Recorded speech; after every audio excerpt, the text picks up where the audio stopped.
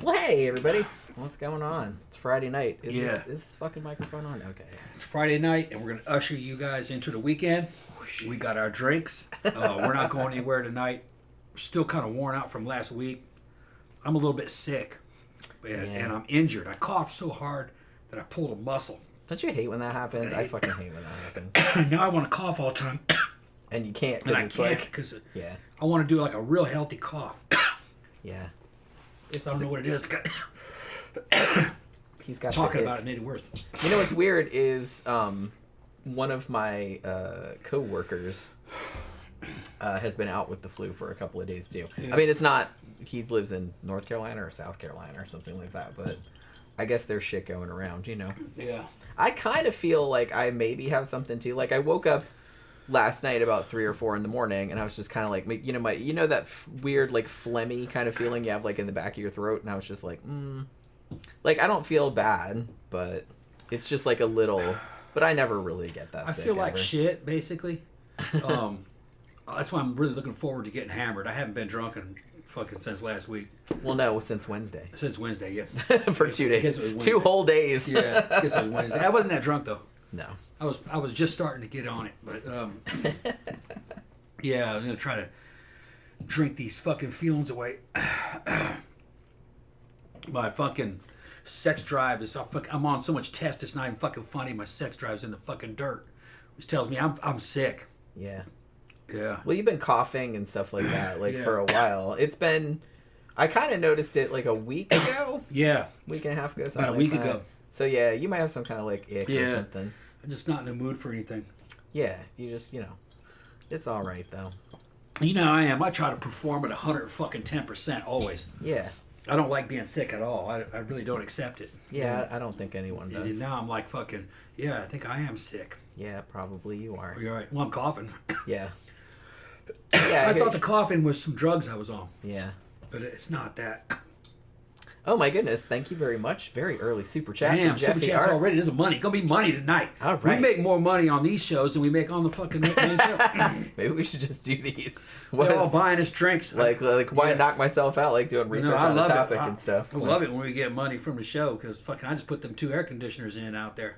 Holy shit, you guys! Air conditioners are in. They were in here all fucking day. We have 2 air conditioning units, one for upstairs and one for downstairs. Yeah, and they came yesterday and completely replaced the outside unit, the inside units, everything, and it took them all day. And they got here at like 8 or 8:30 in the morning, and they were here until like 4 o'clock, 4:30, something like that. By the time 1 o'clock rolled around, it was fucking hot in here. Yeah, it wasn't too bad for the first few hours because it was still cold from like the air being on. It takes a long time for the frame to fucking warm up. But holy crap, yeah, by the time... And I had like 3 meetings yesterday, and it was just like by the time like 2 or 3 was around, I'm like, sorry I'm so shiny, but they're working on my AC, and it is hot as balls in here.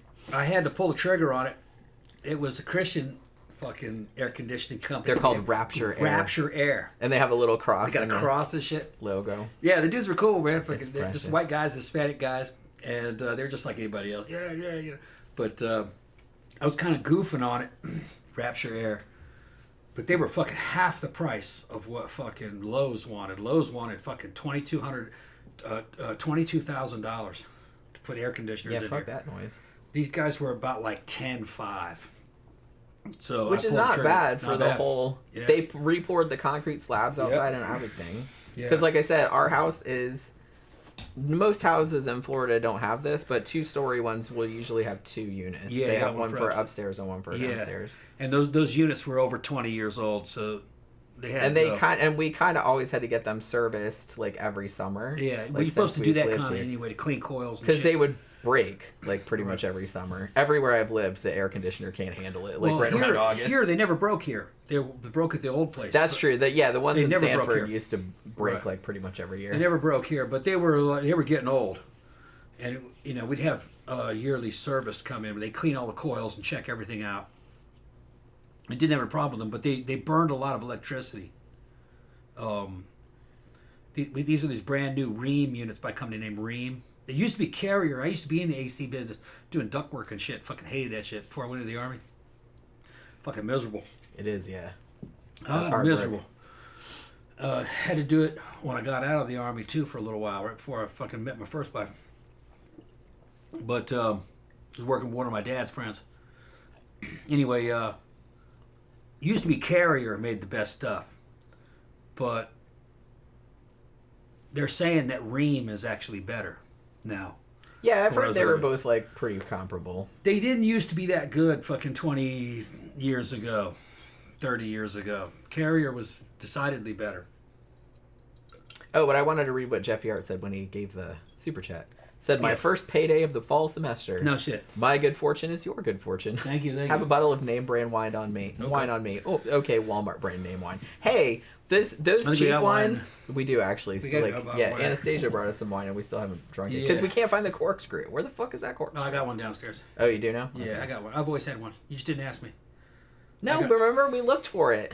And we couldn't find it. Maybe I couldn't find it, yeah. Yeah, remember that's why we never opened it. Because I was like, where's the fucking corkscrew? We had one. Yeah, we had one. Yeah, it was like white. I don't remember what it looked like. Yeah, it was white. I don't know what happened to it. I don't know if maybe it got lost in the move. It probably got lost in the move somehow. Had to have been. Because I don't know where it went otherwise. But yeah. CB said, did the cats give the guys funny looks for being in the house with their... They hid. Pookie mostly hid. Yeah, she Actually, hid. both of the cats... Beijing stays downstairs, but Beijing came up to look and see what they were doing after they were gone. After they were gone, she's like, "What the fuck?" She was like, "What happened up here?" She knew this. They were changing. She could hear them cutting. They were using sawzalls and banging shit. Fucking. She waited till they left and then she came upstairs. Yeah, they left. She came up and looked at us. What the fuck are they doing? Funny. She was trying to see what was different. But you see, the inside units are in their own little closets, so she couldn't tell. She just saw all these boxes. She's just like, "What the fuck? What happened up here?" And then she looked at me and went, "I don't know what the fuck you doing." That cat, she's old now, so she's fucking real wise. It's like dealing with a person.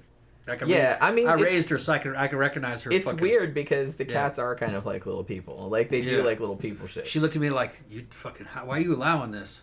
Yeah, she's like, what was all that noise? Yeah, like, all day, fucking noise, and it was hot in here. Yeah, I'm covered with fur in case you didn't notice. She's like, they didn't even do anything.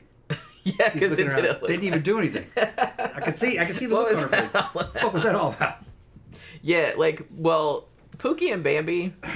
I think Pookie stayed in the room with Daddy some of the time, but then both of them came in here, in my office, because I said, I had 3 meetings yesterday, and it was hot as balls, and there was all kind of noise, so I had to keep turning my microphone off, so the other people in the meeting weren't like, "What the fuck is all that noise?" Pookie mostly laid right next to me on the bed while I was sleeping. But then they both came in, and Pookie's laid under my desk, and then Bambi went way back there in the corner and curled up in the corner. But Bambi was kind of curious, they had all the dudes. Because the air conditioning unit is right there. It's right outside my office door. And so they were fucking around and they're drilling and sawing shit and everything. So it was really loud.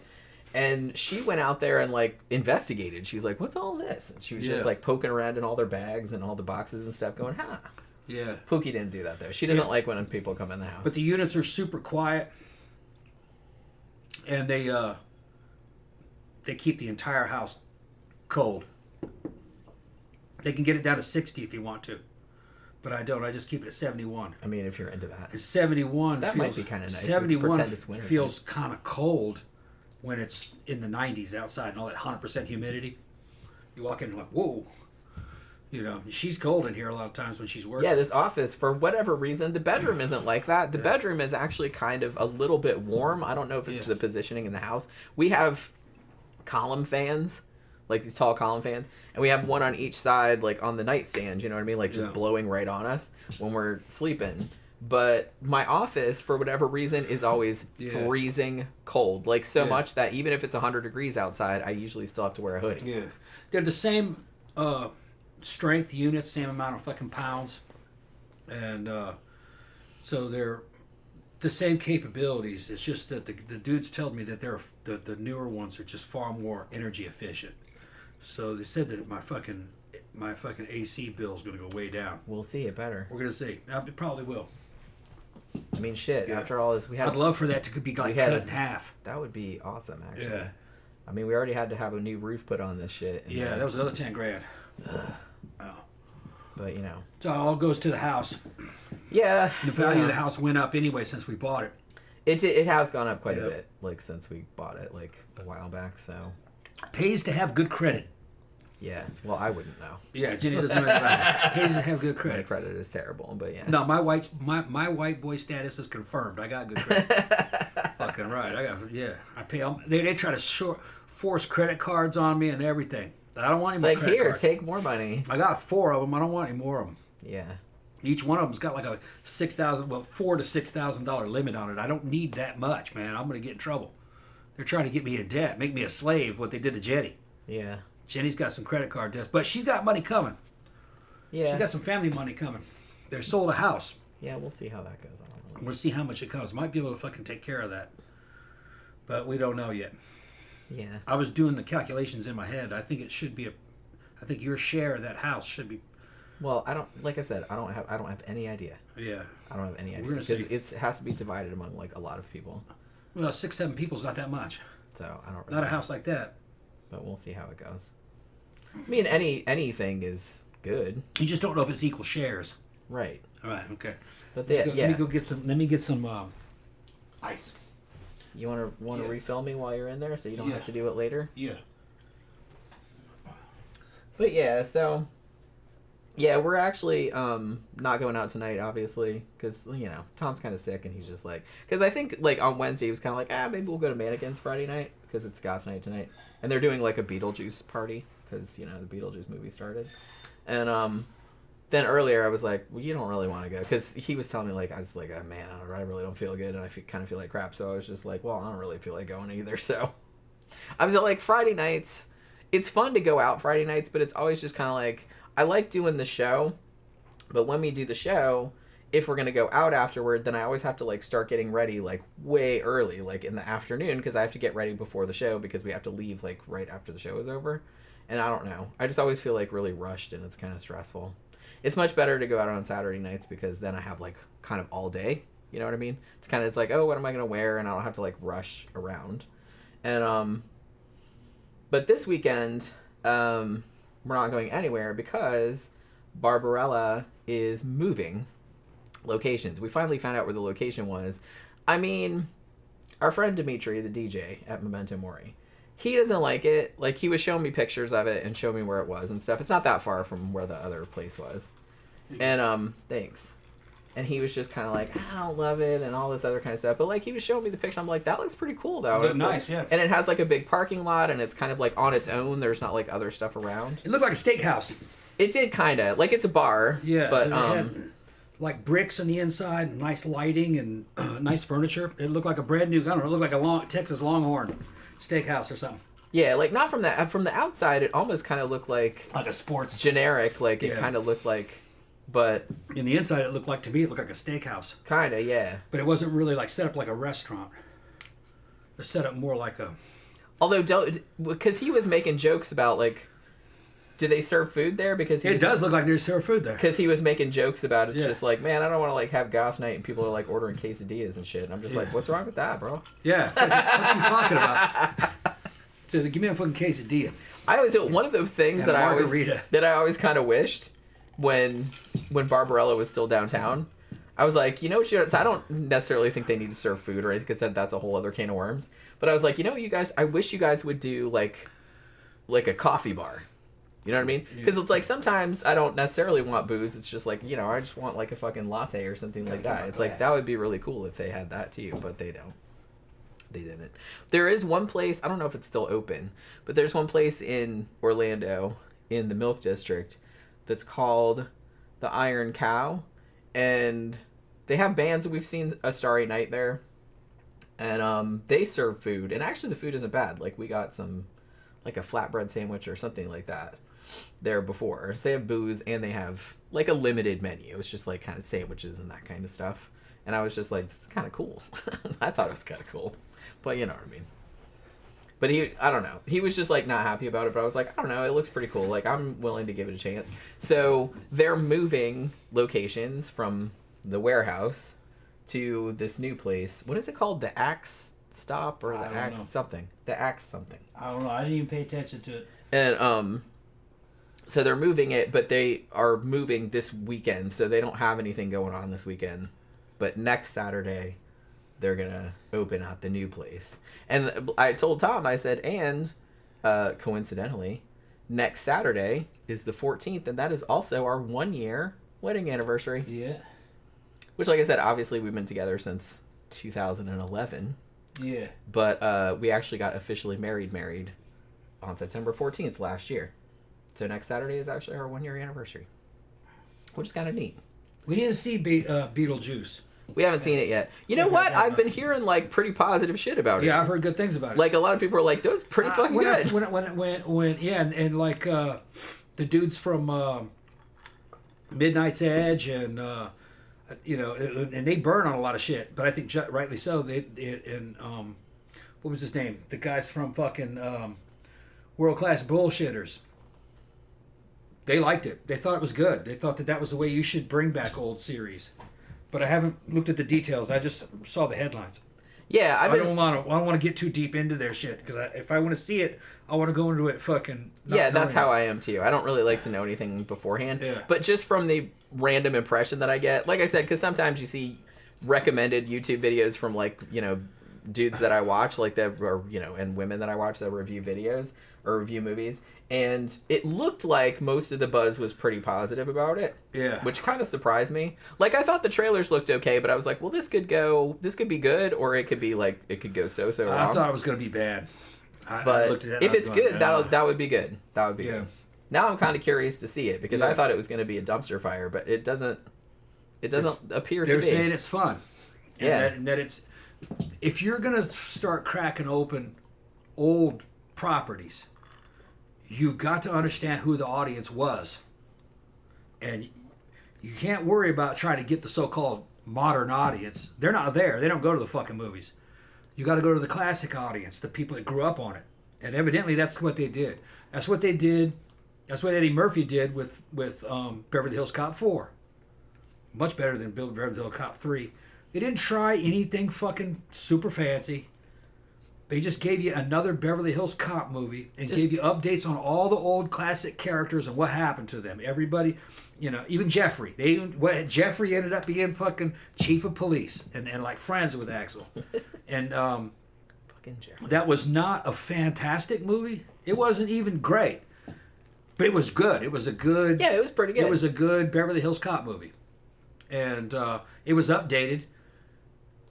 But they didn't try to fucking make it a fully modern story. They made it a traditional story, which is what the fans wanted. That's where that comes from. That was the era of where it came. They played it safe. They played it safe. But I think that was probably the best move on that. Yeah. You don't want to get... it's Beverly Hills Cop. You don't want to get too crazy. Or try stuff that's like too creative. No, you just whatever. want more of the same. Yeah. People that are going to watch that are going to be like, well, I want another Beverly Hills Cop movie that's kind of like the other ones, except like a little bit updated. Right. And they did add different dimensions, you know what I mean? Like complicated Axel Foley's character. He had a daughter who was dating a white guy and fucking she didn't like her dad. They were fucking they were like falling out. Yeah. They were kind of like estranged. And over time he kind of wins his daughter back, and the white guy that she was dating was a good cop. She was an attorney. And he becomes friends with Axel, who is basically going to be his father-in-law, So that was a good angle to that fucking movie about how Axel was cool, but he wasn't really a good dad. Right. You know what I mean? He was only a good cop. But he made up for it later. You know what I mean? Fucking, he kind of, what do you call it? Redeems himself to his kid. Yeah. Which that was a great angle. Yeah, I liked that that aspect of it because it kind of it deepened his character. Yeah, it didn't because so he wasn't just like some smart ass. Yeah. I started, I got into the Beverly Hills Cop movies when I was a kid, living up there with Gramthars in Trenton, Michigan, and I also lived in Detroit later on for a few years, so I know the Detroit, Michigan area, and I know the culture and that movie when those movies came out, 1 and 2. Man, they were so much fucking spot on to the fucking Detroit vibe. And then they end up in Beverly Hills. And so it's a fish out of water story. But it was just great, you know what I mean? Because I had fucking kind of grown up in California too, so it was California, Michigan, Mississippi, before, and Brazil, which is, I had a fucking weird childhood. Yeah, you were all over the place. I was all over the fucking place. But Beverly Hills Cop nailed it. And me and my friend Mike Kowalski, we fucking loved those movies, had them memorized. We'd just watch them over and over again. Axel was like a hero of ours, which young guys are going to like that because he's a smart ass who's actually kind of winning. He's not losing, he's winning. And he's kind of fucking stepping on the toes of older guys. That doesn't happen in real life in a police unit. Yeah, okay? But it's a movie. But he was just supposed to be a very talented cop who wasn't always a cop. He started off as basically a petty criminal. So and they put up with his shit because he gets shit done. Yeah, so he kind of had a mixture of that. So, but all in all, looking back on it, the Axel Foley character, even though Eddie Murphy, I think, fucking did a great job with it, was kind of thin. Mm. He was kind of a thin character. He's like a joke machine. Kind of like a joke machine and a winning machine.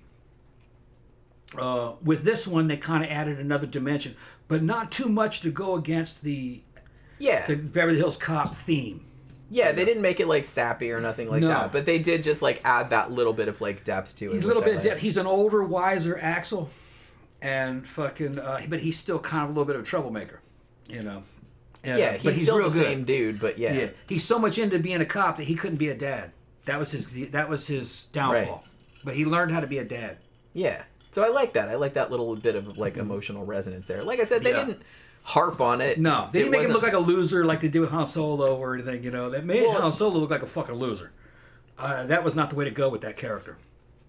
They made him look like a deadbeat dad, and I don't think you should do that with a character that's loved so much. You know what I mean? Fucking, he should have.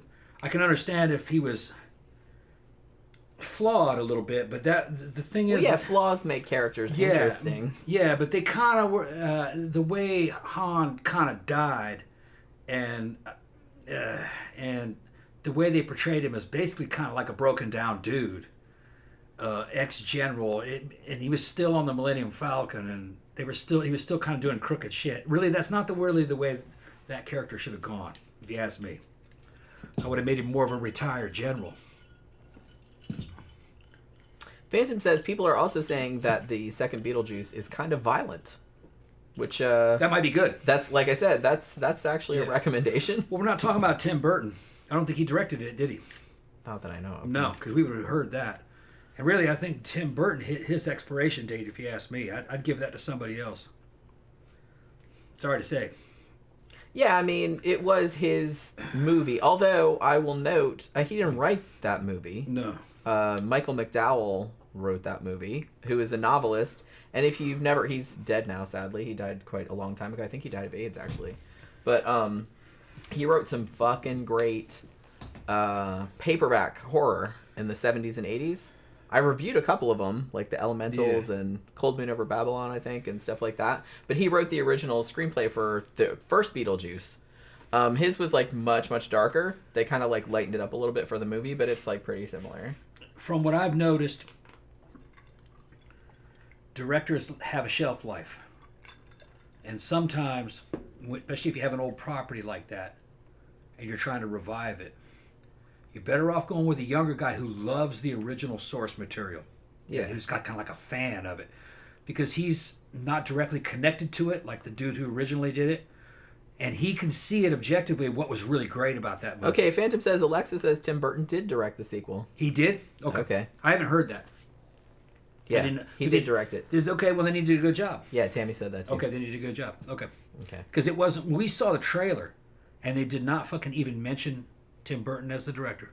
Well, I mean, maybe they did, but I don't even remember. Not in the trailers we saw. I saw two different trailers, but I don't really remember. So I didn't know who directed it. Because I was kind of like... But look, I love Beetlejuice, okay? That's like one of my favorite movies of the 80s. I've seen it a bajillion times. So I was kind of like ambivalent. I was just like, this could be good, but it could also like really suck out loud, and I'm not like really not sure how I feel about it. Yeah. I expected it to just suck. Yeah. But and I'm not usually like that. I'm not the kind of person that's we saw the trailers. The trailers were not confidence inspiring. I mean, the trailers, I was like, well, that looks okay. I mean, I didn't believe that could be okay. I wasn't buying it. Like, I wasn't really sure, like, how it was going to go. I said, well, I don't know. I was like, I'm reserving judgment. But like I said, it does seem like most of the people that I watch, like, on different channels and stuff, do seem to be, like, being like, hey, this is actually really good. So, I don't know. Maybe we'll go see it this weekend. We don't have anything else going on. But I'm going to fucking say, yeah, we can go do that. We can go get some fucking shrimp, too.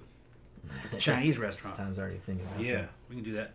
But I'm going to stick to my guns. Sometimes with an older property, hiring a younger director who was a super fan and loved the original material. Sometimes they know the material better than the fucking... Because they're more dispassionate and detached from it. Yeah, because they didn't make it. Because they didn't make it, so they know where the strengths of that material were. Sometimes they can tell a fucking great story. You know? And the thing about it, too, and I don't know if this happens with other people that create things, but, like, you know, I've written some stories and some books in my time. And I have found that sometimes people that have read my stuff remember it, like, way better than I do. Because it affected them more. Yeah, because it's like, for me, it was just kind of like, I wrote the story and I was just kind of like, man, that was pretty good, and I published it or whatever, and it's just like, then I moved on to something else, and I think that's what happens. But like, some people, they read it and it like sticks in their mind, because the same thing happens to me. Like, I read a book and I'm like, holy crap, and like, I remember it like 20 years later. Well, when you're writing it, you're in control, you're in charge of the experience. Right. The reader isn't. They're along for a ride, so they don't know where it's going to go. You know, so it's going to affect them a lot differently because they're not in control. Yeah. They're just like seeing how it like lays out, you know what I mean? Yeah. It's just funny to me sometimes. It's our friend Scott. Yeah. Is weirdly like a huge fan of my writing. Yeah. And every now and then he will even say something like, and he'll bring up like some story that I wrote, and I'm just like, holy crap! Like, I didn't even remember like what happened in that story because it was so long ago that I wrote it. But Scott's it's like the guy who always shows up with the escorts. Yeah. Yeah. But yeah, it's so weird. But like, yeah, he's like super. He's read all my shit. Like, he's super into it, and he's like really reads it because he'll like give me all these details about it and all this other kind of stuff, which is like super funny. I've only read a couple of fucking Jet stories. Yeah. And you really need to. And she's got an audiobook now. I hate reading. After I had my head injury, it's fucking so difficult. I mean, I have all the audio files. If you just want me to send them to you, and you can like listen to them.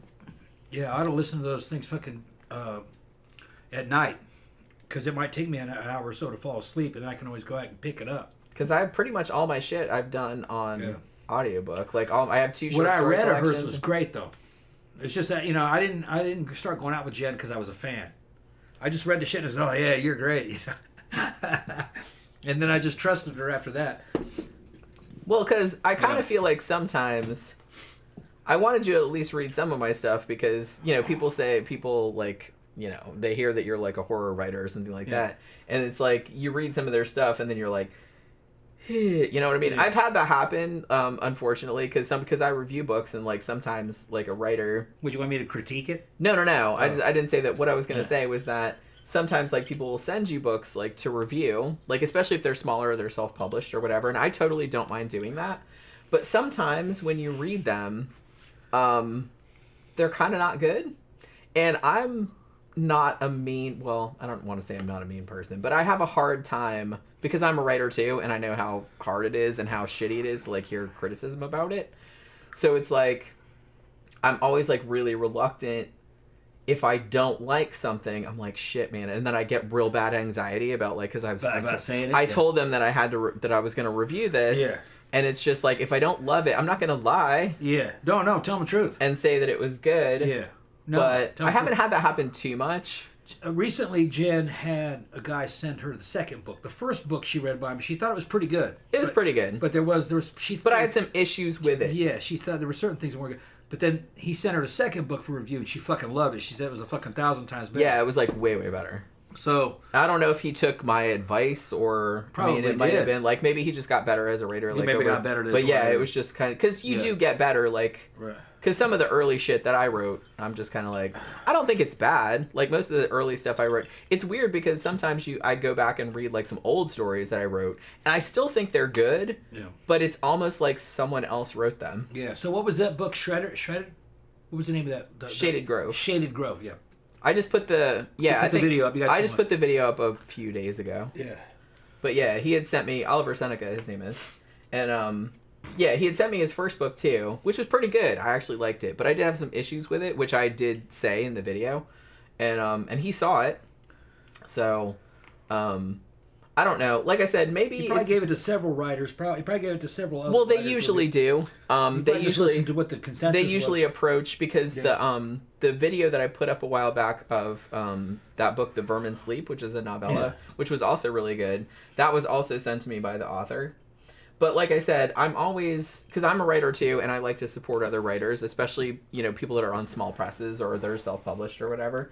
So if they approach me, because it looks like we have, you know, so many.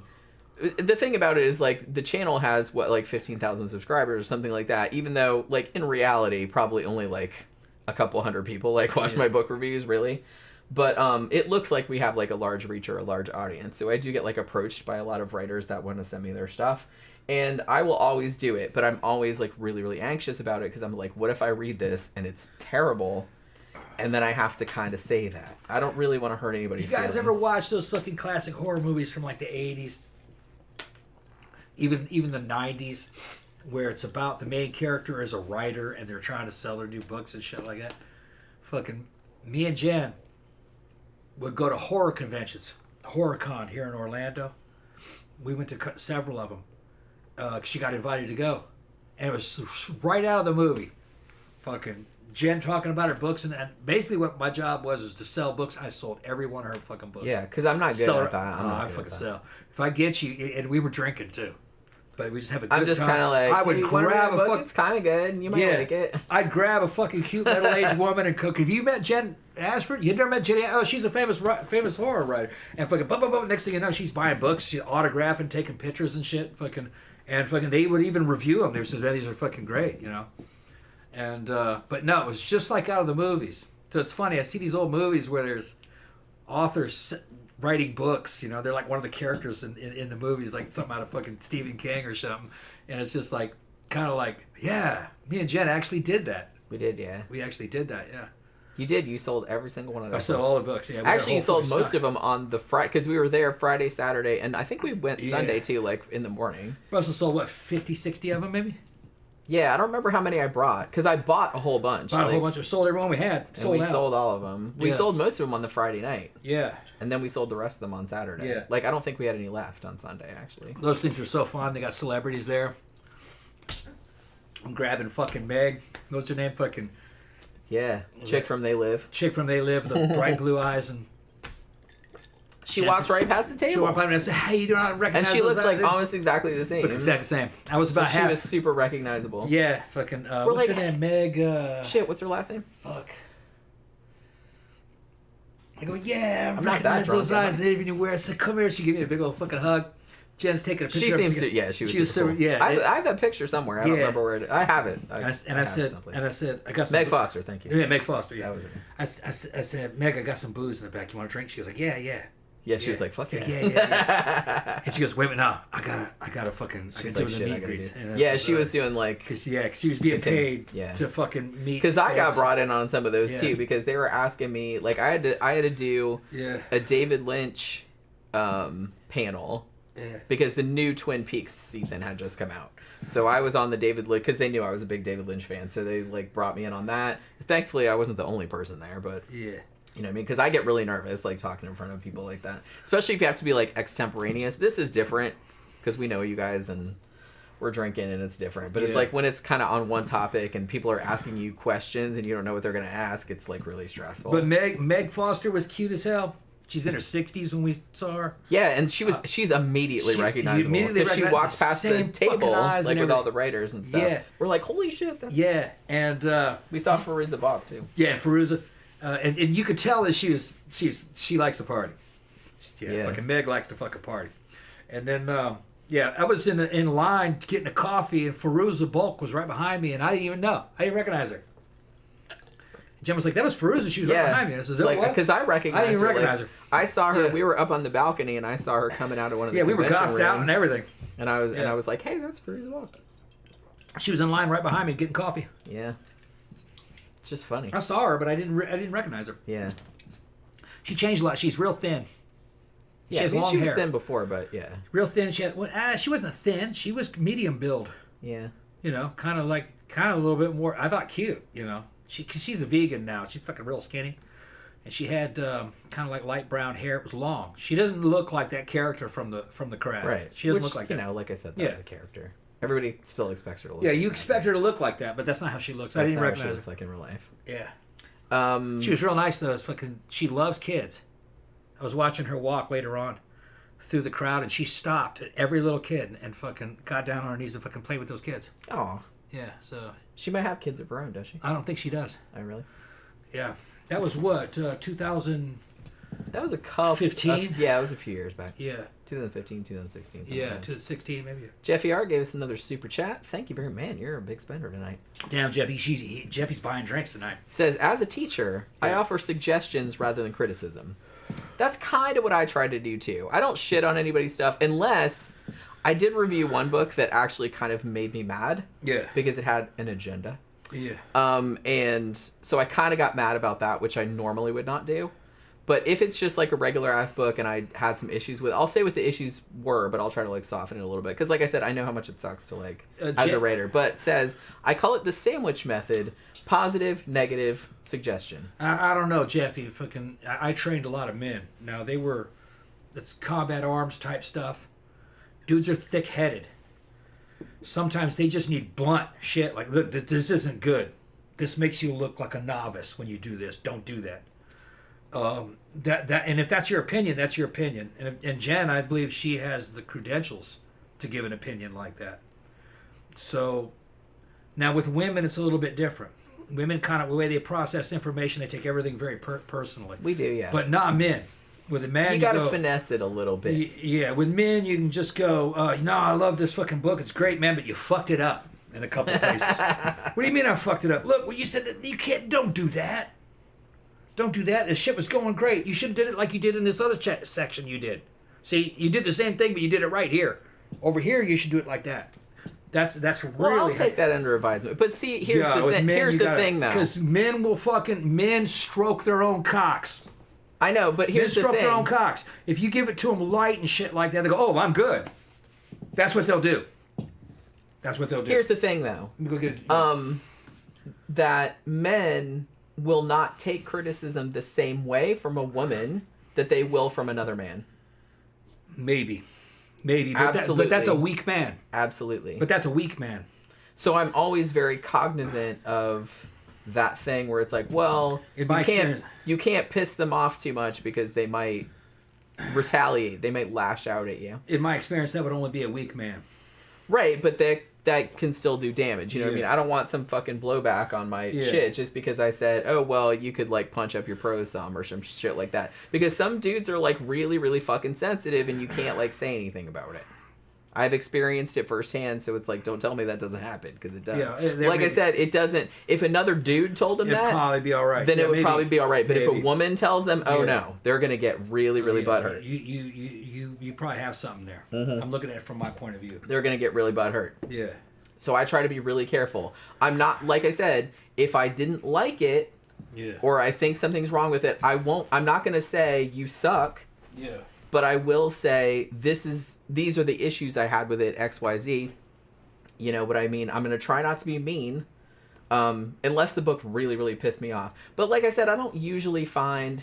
Honestly, like most of the books that I review, if the author doesn't send them to me, because a lot of times they do, if the author doesn't send it to me, then I usually just go... Because I have Kindle Unlimited, like I have a subscription to that. So I just scroll through there and I'm just like, that sounds good. Or I've read this author before and I really liked this, so I'm going to read this new one or whatever. So I'll do that. Honestly, 97% of the time, the books are actually really good. They're either like decently entertaining to excellent. Every now and then I get one that I'm just like, I didn't really care for that. Very rarely do I get one that I can't even finish because it made me so mad. I'm thinking of one... The one that pissed me off, I think, in particular, and this is not usual, I picked this one because a lot of people were talking about it on TikTok, and, you know, it was kind of like there was a lot of buzz about it. And it was kind of like really highly rated and stuff, and so I was like, oh, why not? It was free on Kindle Unlimited, and so I read it, and I kind of liked it at the beginning, and then I thought, as it went on, it was called Hidden Pictures, by the way. I can't remember the name of the author, Jason something. And as it went on, there was a very clear agenda, which I didn't really agree with. And so as it kind of went on, I was just kind of like, man, this book was just making... I did finish it, but it was just making madder and madder. And so I think that was probably my meanest review. I didn't get any blowback from that from the author because, I mean, that was kind of a big selling book. It wasn't like, you know, it wasn't just like some author that only sold like 50 copies of shit or whatever. I mean, it was like a pretty... I think it was it even nominated for like an Edgar or something like that? It was nominated for or a Goodreads Choice Award or something like that. So clearly a lot of people liked it, but I did read some Goodreads reviews after, and a lot of people did have some of the same issues that I had. So I'm like, okay, well, I'm not crazy, you know, like, because I read some shit into it. And I'm just like, okay, that's a little problematic, but okay. But yeah, so I didn't love it, but it was a good premise. I just think he couldn't keep his stupid opinions to himself, and that was to the detriment of the story. That's all I'm going to say. Like I said, if you're curious, go back, and I did a review of it, so about what the specifics of that were, so you should go back and like watch that. Let's see. Bantam says, chance in the future that you'd review the 1979 film The China Syndrome. Yeah, there actually is probably a good chance of that. I remember seeing that when I was a kid, but I haven't seen it in a long time. But I'll write it down, and I will put it on the list, and we will eventually get around to it. Let's see. I think I missed a few things. Yeah, Soundboy said I met Faruza at Monsterpalooza in LA. She was super cool. Yeah, she always seemed like a super cool person, I thought. Most of the people, I'm trying to remember who all was at the one that we were at. I remember Meg Foster because I got a picture of her and Tom together. We saw Faruza Balk, and we saw, well, Tom Savini. He's at all of these. Oh, Cassandra Peterson. Oh, Cassandra Peterson. Yeah, she's there. Beautiful in person. We didn't see. We didn't see the woman from Evil Dead, or not Evil Dead, From Beyond, did we? What was her name? Fucking. She's in From Beyond and Barbara Crampton. Barbara Crampton. We didn't see her. I don't think, did we? Was she at that one? Something's telling me she was there. I don't think she was at that one. Okay. All right. Either they Cassandra announced Peterson her first or and then Elvira. she couldn't show up or something. Yeah. Elvira was there. Cassandra Peterson. That's right, yeah. She was in her 70s then, or late 60s, and that girl's fucking good still looking. Looks awesome. Yeah, she looks great. Tetsuo asked, where do you find the time to read? I can't even find time to eat the PB&J the maid slips in the store. She works from home. I work from home. Yeah. Honestly, you know, I'm largely freelance. So, I mean, I have one big client that I work for, and I have to kind of be on call for them, like, pretty much all the time, like, during the week. Well, you don't have to commute, man. But I don't have to commute. And it's like, look, if I have some downtime, yeah. Like I said, I have a Kindle. I have a 40 bajillion, like, physical books on my shelf. So, I mean, like, today, I had some kind of downtime. I had a couple meetings, and, like, you know, I didn't really have anything pressing that I had to do. So I was like, well, shit, I'm just going to, like, start reading a novel. So I just started reading a novel. And I read really fast, so I can read a book, like, in a day or a couple of hours. Yeah. So we're in a pretty good position. All right. Fucking money's okay, but we got our fingers in a lot of different things. We got a lot of different income streams. There's a couple of main ones, but there's a lot of them like this show, which are the smaller ones. But Jen never worked as an independent contractor, and I really made a living as an independent contractor. I was independently contracting as a salesman. I did independent contract in the security world and stuff with being ex-military. And it's very uncomfortable for a person who's never lived that way to not have a regular job. Well, it's stressful. I prefer it, but it's very, very stressful. Yeah, so I got her to take the plunge several years back, and part of it was to make this show. I mean, I got laid off. I didn't really have, like, a lot of choice. She didn't have a choice. I was saying, you're depending on these other people who don't give a fuck about you, these companies. Well, yeah. You got to make your own income stream. And fucking, she did well. She did well. Well, Yeah. I worked for a place for 3 years. Yeah. And when I left, I actually took some of the clients with me. Yeah. That place closed, like, later on. Yeah. And I still, actually, business. I just did some shit for both of those dudes last week. Independent. 2 of those dudes. Brick and mortar. And they gave me referrals, too. In the graphic design and creation business, brick and mortar companies can't compete against independent contractors because they're not paying for fucking real estate. You know, that's none of that's factored into their prices. So they much rather deal with a hired hand. You know, and that's Jen, and she's just kind of builds her business through referrals and searching for people who are looking for artists, graphic artists, and you know you gotta. It's more emotionally stressful because you got to eat, and you're never sure. And you're never quite like sure. Every single day, you're like, "Am I gonna make enough money today?" Yeah, to, like, pay my bills? You're a damn what I mean? mercenary. I grew up like that. Yeah. Even when I was a salesman, you know what I mean. I was fucking selling fucking Electrolux vacuum cleaners and made a fucking good money at it. All right, Central Systems and everything. But I fucking never was guaranteed to make any money. Yeah, that's. But I thing. knew how to make money with that gig. I knew how to make money. I was making close to 60 grand a year above the table, and probably another 30 grand a year below the table in fucking kind of clandestine cash transactions that I was doing for people. It's not male prostitution. I know you're thinking that. Doing shit like fucking carpet shampooing services. Tom's a gigolo. Selling. Yeah, I'd take fucking old vacuum cleaners in on fucking trade-ins. And then I look at that vacuum cleaner and I says, yeah, I gave him I rebated him $100 for that fucking machine right there.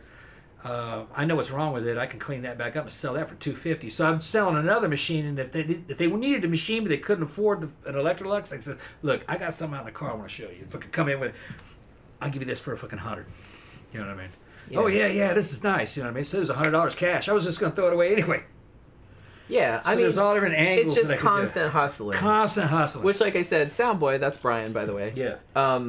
Said, I worked with Barbara Crampton twice. She always seemed like a lovely, lovely person. I hope, please don't dissuade my fantasy about that, because she always seemed like such a charming person. And real cute, man. She's adorable. I follow her on Instagram, and it's like every time I see her little smiling face, I'm like, oh, it just like warms my heart. She's in her 60s, huh? She's adorable. Maybe 60, 65? Yeah. Something? Yeah. And then he says, I did sound for those movies, like, independent contracting for 17 years. Yeah. Unless I had a few films lined up, I was never sure if I had the next month's rent. Yeah, it's very scary. Yeah, and it's kind of the same thing. You're kind of, like I said, you're kind of working without a net. I've kind of been lucky. Like, I worry about it all the time. Like, I try not to. I'm trying to, as I get older, I'm trying to be more zen about stuff. Because honestly, like, I worry about stuff, and most of the time, shit works out. Like, I'm just kind of like, oh my god, I'm not gonna make rent this month or something, and then like one of my clients is like, oh hey, can you do this like big huge job that costs all this money and stuff. So it's just like, so usually the shit works out. I don't think I've come up short or come up that short. Not like short enough you had to worry about it. I could either spot you or we could fucking do something on a credit card. Yeah, that's what I mean. So I've never come up like so short that I was just like, oh my god, like I have no money. Yeah, what that does is it kind of gives you the ability to say fuck you. Also, you don't want to say fuck you to your own clients, but you're not working for the man 24, fucking 7 days, fucking 5 days. And it's a pain to find new clients, but you can. Yeah. I mean, they're out there. Yeah. And like I said, I was kind of lucky to score. Actually, weirdly, it was through Upwork, because I was on Upwork, which is like a freelancer site, if you don't know. And that's where I got contacted by the dudes that I'm working for now, like mainly. Like I said, I have other clients too, but they're like my main one because they're paying me the most. And that's how they contacted me, and like, we'll see. I mean, that might go full time. They're kind of like, I don't want to call them a startup. They've been around for a while, but they're a small company that's like trying to grow and stuff like that. So yeah, but that's all remote. Like, their employees are all over the place. Yeah, I was talking about Elvira or Cassandra. She hooked up with Tom Jones. He had a fucking dick the size of a fucking 40-ounce beer I've heard that. Yeah, and that's sent her, the story. He sent Elvira to the emergency room, fucking to get some stitches put in her, because he fucking went anal on her and fucked her up. She said that. I heard it. Okay, said now that on the animal. She said that on the fucking Howard Stern show, fucking many years ago. Fucking Howard Stern was fucking tripping, and then like. And she was like, yeah, and the motherfucker barely remembered me.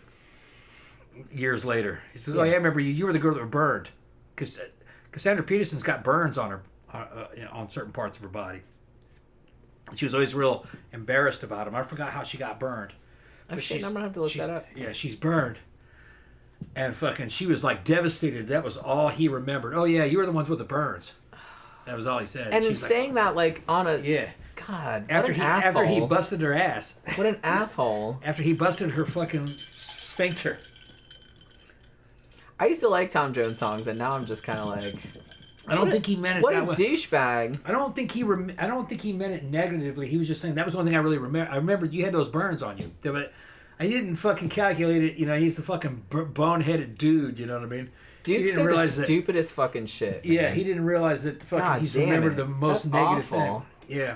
Because, like I said, I mean, women in general, like I said, I would never presume to, like, speak for all women or anything, but women in general, we're pretty down on ourselves. You know, every single flaw that we see, we think everybody else can see it, like, in glaring neon lights. Yeah. And so it's like, if you point it out, we're going to remember that, like, forever. Yeah. So it's just kind of like, please never. I mean, you really have to be careful about what you say to somebody, especially if it's something they're really sensitive about. They're going to remember that forever, and that's just going to make them feel like crap. So it's just kind of like having a dude that you had sex with, and he busted your ass. Like, did they not get ready for anal sex? Did she not, like, stretch the asshole out, or did he not lube it, or what was going on there? Because, I mean, there's a lot of... She said she was just into him, that he just thought that she there's so much prep that goes into anal, and I kind of feel like people don't realize that. She was a showgirl at the time, if I remember correctly. I think she was a Vegas showgirl. And you couldn't really see her little birds because they actually wear like a nylon unitard under all that. Yeah, well, it kind of pulls everything in and makes everything look uniform. She hooked up with him, and she, you know, they hooked up, and she was just like fucking starstruck with this dude. And he always seemed so smarmy to me, though. Vegas singers, man. I like his songs, but it's just like he's a great vocalist. As a person, he's a great entertainer. Well, and like here's the funny thing. Yeah. Like, look, my ex-husband a long time ago was Welsh, so I lived in Wales for a time, and Tom Jones is also from Wales. He's actually from Swansea, where I've been like several times, which is in South Wales, which is kind of near where I was. And if you go to Swansea, they fucking love Tom Jones, man. It's like they're big. Tom Jones and Catherine Zeta-Jones, who is also from there. They're not related, but Jones is a very, very common Welsh last name. So they will, like, every time one of those two, they're so proud of those big worldwide celebrities, like, coming from South Wales, and they're just all about it. You go to any pub in South Wales, they're playing Tom Jones. You know what I mean? Oh, fuck, man. Pulled those muscles in there. I know. Oh. It felt good to sneeze, though. Tom Jones is kind of like the Welsh Frank Sinatra, you know what I mean? He's great. I like his songs. He's a great vocalist. I'm gonna fucking give credit where credit is due. But as a person, and he looked great, and fucking and for a man of his time, he had the right look and the right. He was very much a nightclub singer, and that was to me, he looked like. Like over tanned, with the curly perm. Not really my thing. It was just the thing of the 60s and 70s. Yeah, and nightclubs back then were actually. He looked like a sleaze. Yeah, sleaze. Nightclubs at that time were not what you would know as. You wouldn't recognize them as a nightclub today. No, it's not really. A nightclub of that time was basically a restaurant with a stage in the front of it. Like a dinner club. Like a dinner club, yeah, and they walk around and fucking sing and shit, and fucking cheesy shit, real cheesy by today's standards. But he was really good at that. Sammy Davis Jr. also. Although I would argue that cool, Sammy Davis Jr. was very like cool, a million times cool. cooler. And what was about Sammy is that Sammy was a little skinny black dude who actually ran with fucking real club gangsters, you know, fucking Sinatra and all those. And he was like Dean Martin. He was like the total opposite of all those guys. What did it say? And he was still slinging it. Fucking Sammy was the shit, man. I can see that. Yeah. Well, he was like super charismatic. Super charismatic, super real cool. Funny, everybody like liked super him. Cool. Yeah. So, like I said, if you got like fucking charisma to spare, doesn't necessarily matter what you look like. Yeah, and like he was in the top fucking players. They loved him. They just thought he was great. Remember he was in fucking... He could sing. Him and Dean Martin were in Cannonball Run. Yeah, that's right. That's homage. Weren't they driving the Ferrari? Yeah, they were dressed as priests, right? As priests, satanic priests. Yeah, that had a Baphomets on them. Well, because he was actually in was the satanic. Anton LaVey made. Anton LaVey made Sammy Davis, I believe a bishop. That's right. In the Satanic Church, I think a bishop. Yeah. That's badass. It was just an honorary title. He had had a Baphomet fucking gold chain with a fucking Baphomet's head and shit. He's got that on his fucking priest. I mean, that is so fucking ballsy to like go, especially in that day and age. Yeah. Like nowadays, no one would care, but like back then, that was and back then people were there was no internet, so they didn't know what that was. But it was a good inside joke for Sammy. Sammy's fucking wearing fucking priest fucking outfit, and he's got a fucking Church of Satan fucking head of Baphomet fucking. But the thing is that you have to understand, Anton thought that very creative people who were fucking kind of like Maverick, where they were not generic, they were their own fucking thing, that they had satanic talent, that he called it satanic witchcraft. Sure. And that was Anton's way of saying you had fucking charisma. So you had the it factor. You had the it factor, yeah. So he made him, I believe it was a bishop. Now, you guys can probably look that up. I don't know, but I think it was bishop. And I don't think he gave him that necklace because Anton was broke. Anton was more like a goth dude fucking hanging out in his fucking broken down house. Like fucking Glenn Danzig or something, you know. Buying cat litter. Buying cat litter in his broken down house. Although he sold that house. Danzig I got kind of mad, like, everybody, because I know that became a meme for a little while, like Glenn Danzig walking out of the grocery store, like, with the cat litter. I'm like, what? Everybody got it, but, like, he's got cats. He's taking care of his cats. Why is that bad? Yeah, I saw his photos inside of his old house. I buy cat litter also. I saw the inside of his old California house, and it was $1 million house in California, but here it would be worth about $60,000. You know, it was a fucking dilapidated, and all the fucking furniture was tore up because his cats were doing all the clawing. You said dilapidated like Gordon Ramsay. Dilapidated. Oh, he says dilapidated. It says dilapidated.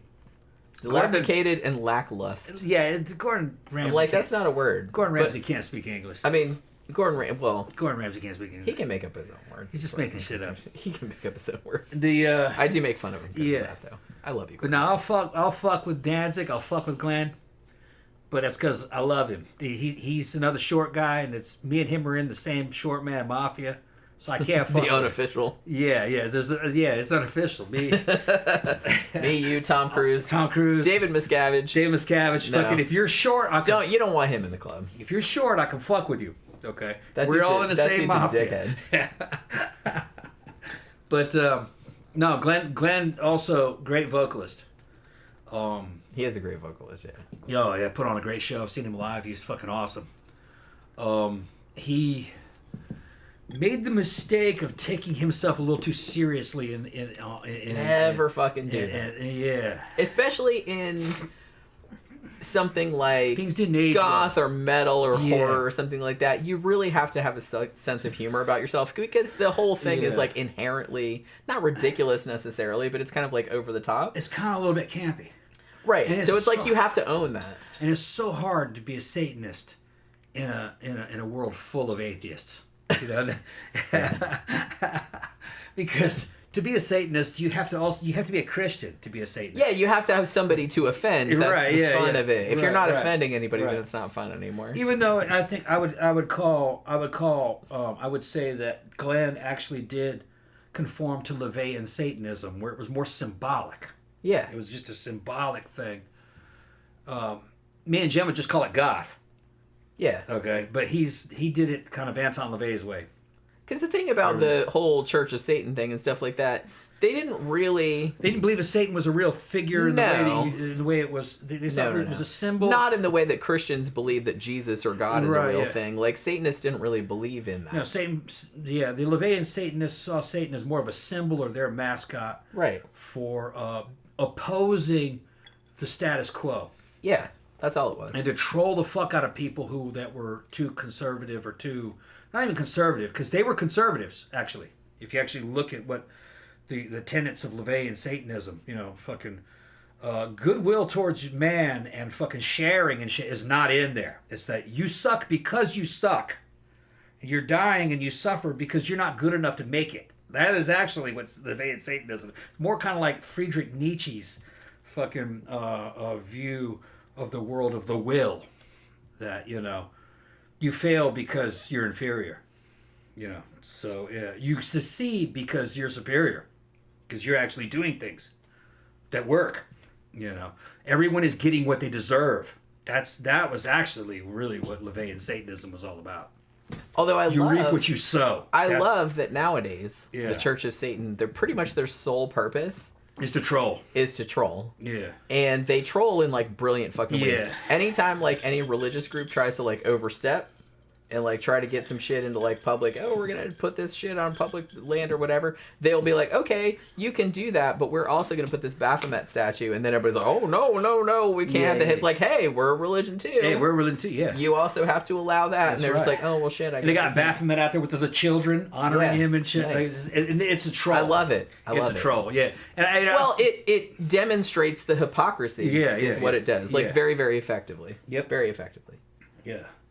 You know what I mean? Yeah, if you actually get down to it, fucking the LaVeyan Satanists were atheists, but they were also hardcore realists too, and they were kind of into they were Darwinian, that everyone reaps what they sow.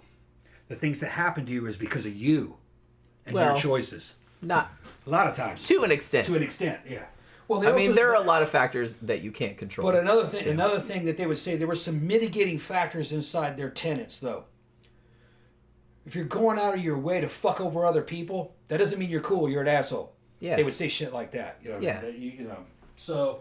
Because it didn't give you free license to victimize people. Yeah, because why would you? Right. I mean, the only person that would do that, like to make themselves feel better, is like you said, an asshole. Yeah, like. American military was asking why Sammy Davis Jr. had a glass eye, and they said, yeah, it was a car accident. Yeah, I remember hearing that about the glass eye. I remember hearing that it was a car accident too, but I think it was like a long time ago, so I think I forgot about it. So Soundboy says that Fairuza Balk is very, very sweet. Oh, good. I'm glad to hear that. It would break my heart if I heard that somebody I really liked was a jerk in real life. That's why I kind of don't like to meet my heroes in real life. I have met very, very few celebrities as far as that goes, because it's just kind of like I don't really want my image of them shattered. Honestly, the only famous people I've ever met, other than at horror conventions, like I met Linnea Quigley, and she was delightful. I met Jane Weedland from the Go-Go's. She was super awesome. Oh my god. She was like so awesome. I met David J. from Bauhaus and Love and Rockets. Delightful.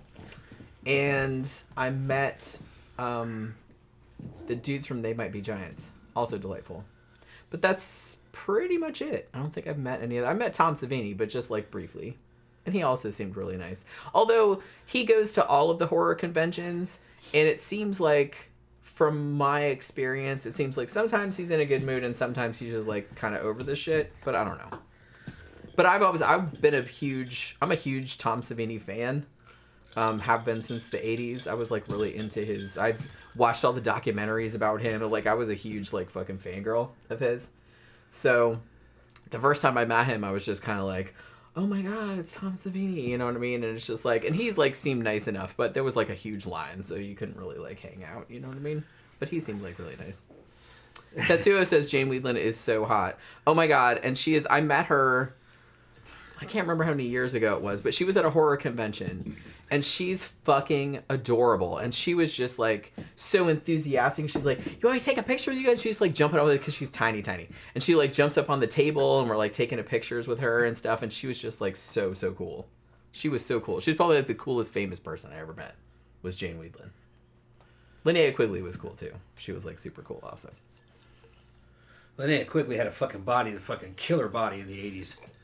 I met her several years ago, and she still looked really good. Her job in the 80s was to be in horror movies and to get naked. And fucking, it was worth it. She was worth everything. Linnea Quigley is like so fucking cool, man. I always thought she was so cool. That was the naked punk rock chick dancing on top of the crypt with the fucking zombies. Return of the Living Dead. That's who that is. She was in a bunch of other movies though. Sorority Babes in the Slimeball Bolorama. Yeah, she had a body that was very similar to Nita Hartley. If you guys knew who that is in the porn world from that time, same perfect ass and legs, just in really good shape. You know. All right, I gotta go to the bathroom. Yeah, Linnea Quigley. Yeah, she's like I said, I met her once and she's like a super nice. Yeah. All right. Soundboy says, Tom, you continue to crack me up. I want a shirt that says it's hard to be Satanist in a world of atheists. Yeah, bro.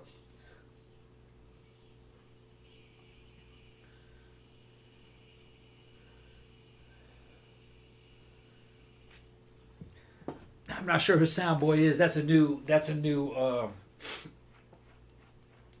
account. But I don't know if that's CB or whatever, because it is orange. Talking about Mel Gibson. That could be my boy from fucking military school, though.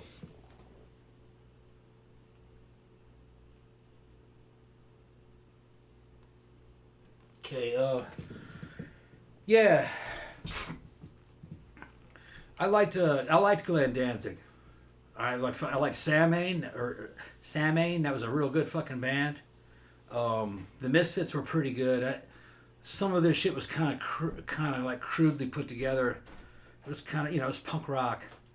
Some of it was better than other stuff, but I didn't really think that when Samhain came out. November's Coming Fire, man, that was a fucking really good album.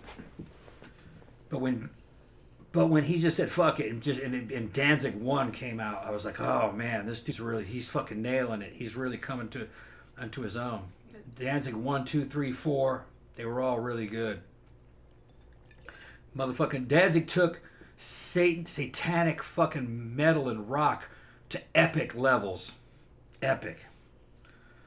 And then later on, he's doing songs with Johnny Cash and shit. They're singing each other's fucking songs and shit. You can't really fuck with Glenn. He was good. He was a great songwriter, great performer. Now, let's talk about the pharmacology. All right. Oh. We're gonna talk about the pharmacology. Tom's favorite topic. Yeah. By the time Danzig 2 came out, Lucifuge, Danzig's looking pretty jacked. All right. He's definitely on something like Nandrolone. Over time, though, he started to get kind of fucking bloated and funny looking. And I was like, what the fuck did that... He did, yeah. Yeah, so what the fuck happened to that dude? I think what happened, this is just my opinion, in the days that Glenn was fucking with gear, they didn't really know about you, that if you're going to take gear, you got to run a testosterone base.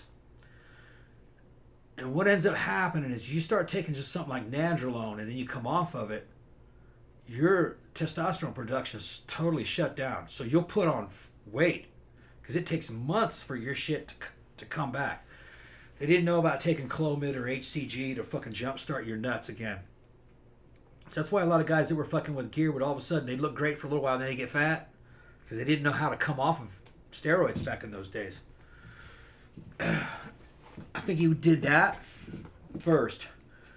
And then I think because it looked like he put on a little bit of bad weight around Danzig 4 time. And then I saw him later, like after that, man, his fucking face was pretty distorted. Which I think what happened was he said, well, I'm not going to go back on steroids. That shit's too fucking dangerous. I'm going to go after this new shit because the dates line up. I'm going to go after this new shit called fucking human growth hormone. Yeah. Same thing that happened to Sylvester Stallone. Same thing that what Sylvester Stallone did. Kind of distorts your face a little bit. Yeah, to give you a fucking weird shaped nose and your lip, you get real liver lipped. And you'll be able to pass steroid tests back in those days. And it does kind of act a little bit like steroids, but it causes everything to grow if you take it for too long. Your nose, your fucking lips, your ears. That's what happened to some porn stars, man. Start looking like Dobby from Harry Potter. Yeah. Oh, what's her name? Fucking Ryan Connor. Good looking fucking blonde. She was on Gear first. If you see her early in her career, you listen to her voice. She's on Nandrolone.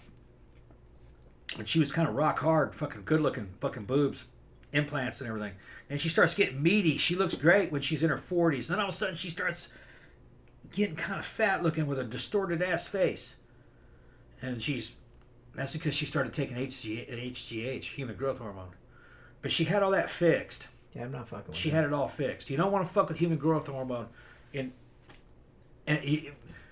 you can take it, but you can only take it in very small amounts, and it is not something to you can't take HGH as a substitute for fucking steroids. You can only take it, you really should only take that shit if you're a professional bodybuilder trying to win some kind of competition. You're already on a shit ton of fucking steroids. A little bit of a little bit of human growth hormone will fucking bump your growth up a little bit. Okay, but you don't want to take a lot. Just a little bit. It's just one of the many things you can put into that stack. But the thing is the average person doesn't have to get that big, so you don't need that. You know? Now, caveat. I've been doing more research. Older people evidently can benefit from human growth hormone. Like me and Jen's age. But it has to be in very small amounts. And you probably wouldn't notice it short term. You would just notice 10 years later you look better than you would have had you not taken it. It'd be like that. Because human growth hormone does help you maintain body tissue. In other words, like, if you built up a good body, you could help you kind of hold it a little bit longer. But you really got to know what you're doing. I'm not a doctor. Don't take my advice. I don't want to get sued. Do your own research. All right, got some stuff I wanted to address. Phantom says, just got done watching 2020's Gretel and Hansel.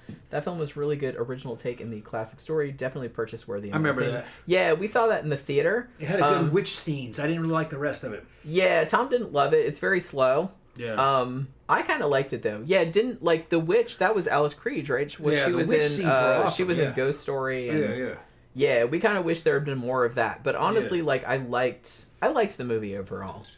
Wasn't my favorite, but it's kind it was of a postmodern, deconstructed kind of. Sure, but like I said, I like weird ass shit like that. I like new takes on old stuff. Yeah. High Desert asks, do you all think we'll ever get a movement like punk again? No. Yeah, I've thought about that. I don't think. I mean, it wouldn't happen the same way because the cultural context is completely different than it was in the 1970s. The music industry doesn't exist like it did. Well, and even just in a wider context, honestly, the doors have been blown open, largely because of punk. So I don't know, is there anything left to explore? Is there any taboos left that we haven't explored? No. I kind of feel like maybe not, but like I said, I don't know what's going to happen in the future, so maybe some new shit will come along that I haven't thought of. All taboos were fucking explored. You can go back and look at Dieform, which was a great... That's what I mean. It just kind of feels like everything's been done. Dieform was a great French gothic industrial band that fucking focused on fetish subculture. And they would just straight up address bestiality. Whole albums of it. With imagery of it. So, and the French will fucking do shit fucking head on. Okay. But, everything's been done. Europeans, in general, have always been a lot more sexually open than Americans. I guess it's like that puritanical thing, because it does seem like it was all the Puritans that came over here. Well, the French just also like to be subversive. That too. They've always been I always love that about them. Yeah. I love French movies. Yeah, the French will just do... For that reason, because they're very, very open about weird sex shit. They're not embarrassed about it, and I think that's awesome. Yeah, just go fucking look at a Dieform song called Animal Fever. Fucking, and it's just...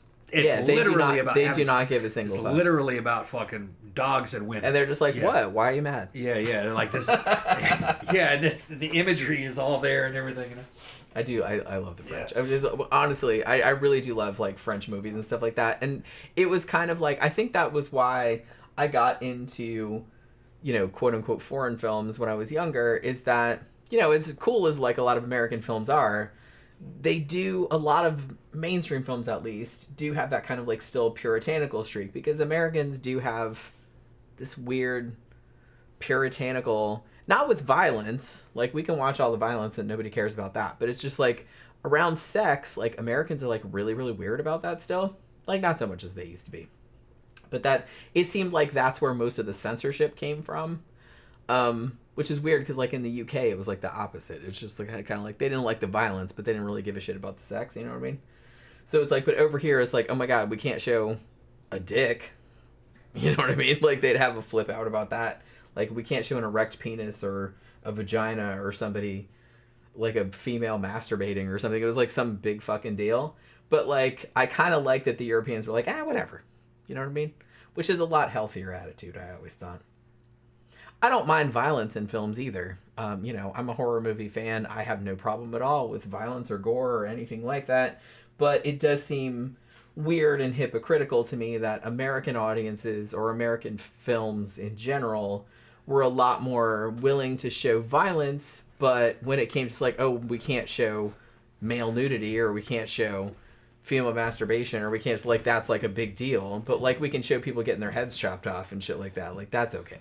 Like, to me, that seems a little weird. You know what I mean? Just show it all or don't show any of it, I kind of feel like. Phantom says, Italian films go hard as fuck. Oh my god, Italians give absolutely no fucks. No fucks. They will kill animals, they will kill children, they'll do whatever. And I think that's kind of what, another thing that sort of, got in my whole love of like Giallo films and stuff like that, but just Italian horror films in general, particularly like Lucio Fulci, who I'm a big fan of. It's just like you see American horror films from the period. Some of them were pretty gory, shit like that. But then you see Italian movies from that time period, they just went all out. They did not give a single fuck. You know what I mean? Yeah. It's like, yeah, here's a 12-year-old girl, we're just going to blow her face right off. In glorious color. You know what I mean? They did not give a single fuck. And I like that about them. Because if you're going to make a movie, man, it's all bets are off. Just fucking do it. I don't like this, like, tiptoeing around. If you're going to make a horror movie, fucking make a horror movie, you know? Yeah, okay. Don't love the real animal cruelty, though. Gonna say that. Yeah, Soundboy, that's my buddy Brian. I know. That's Brian Hackett. I know. We went to military school together out in California. Brian is he's like a sound engineer from Hollywood. He's been on a lot of movies. Worked with fucking Kurt Russell and shit ton of other people. Yeah, because we were talking about Bones. We need to have fucking Brian on as a guest. Yeah, maybe he should come on the show. Yeah, we just got to get the fucking shit set up. Brian, when you're ready, man, fucking what did we use for Aggregate Pope?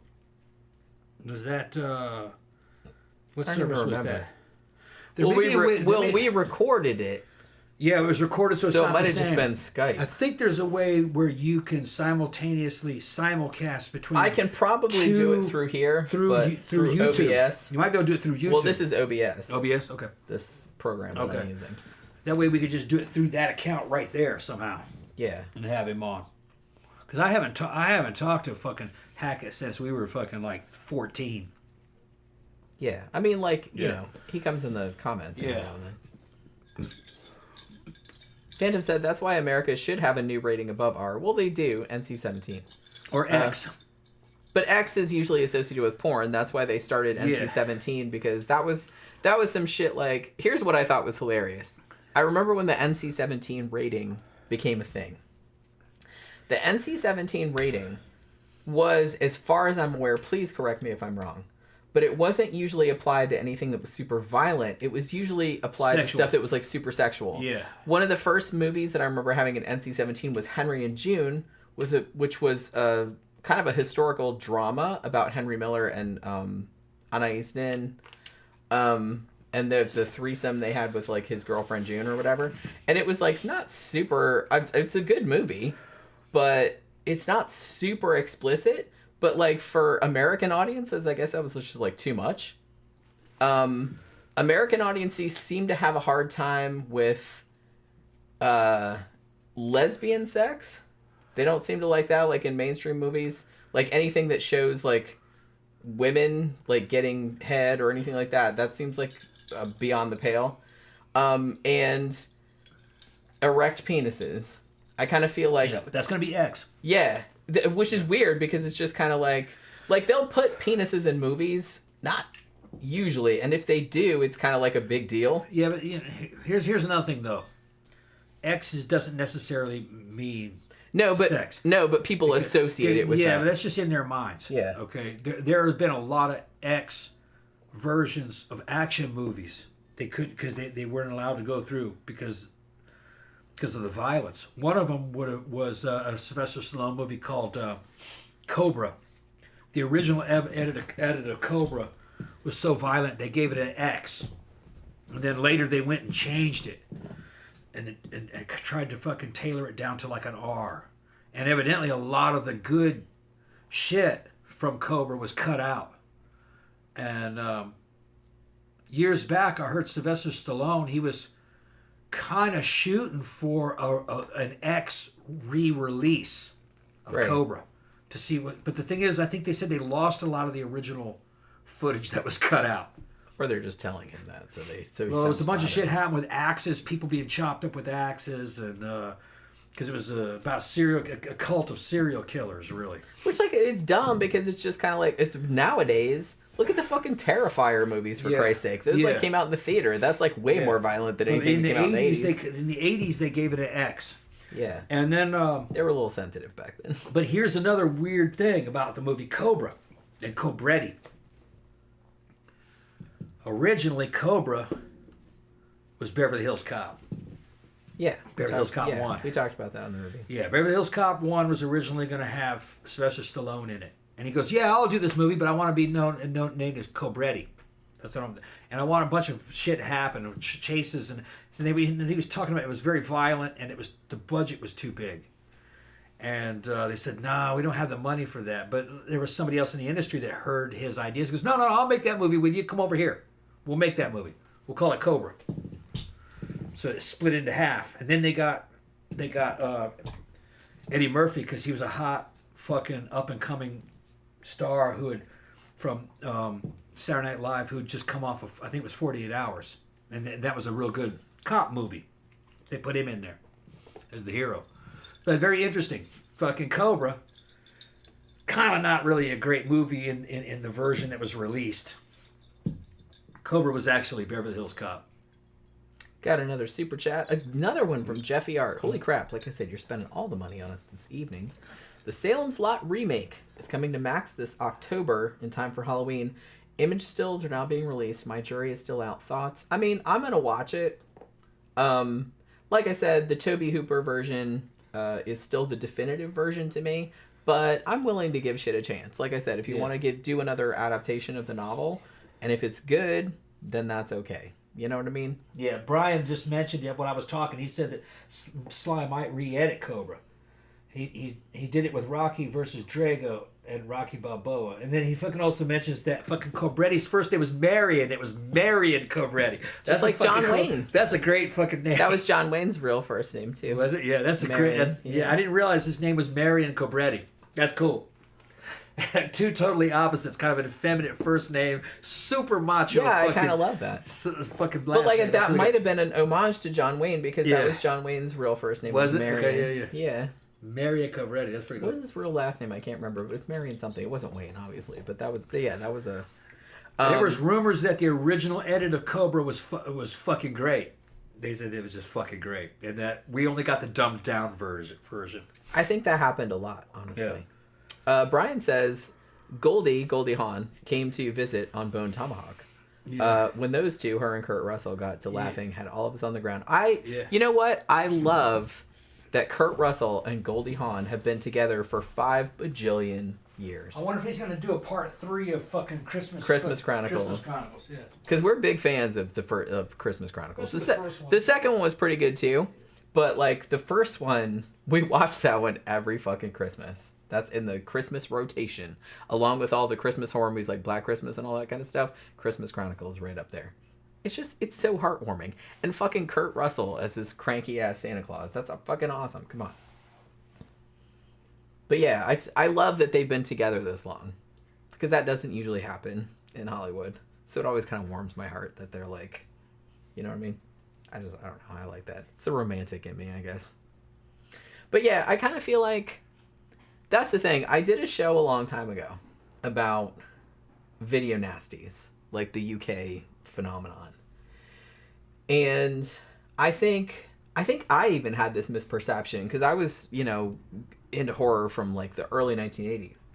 And so we always had this misperception that like the UK, oh my God, they're like such sticks in the mud, and they're just like cutting all this stuff out of movies and all this other kind of stuff. But the US did that too. They just didn't advertise it as much.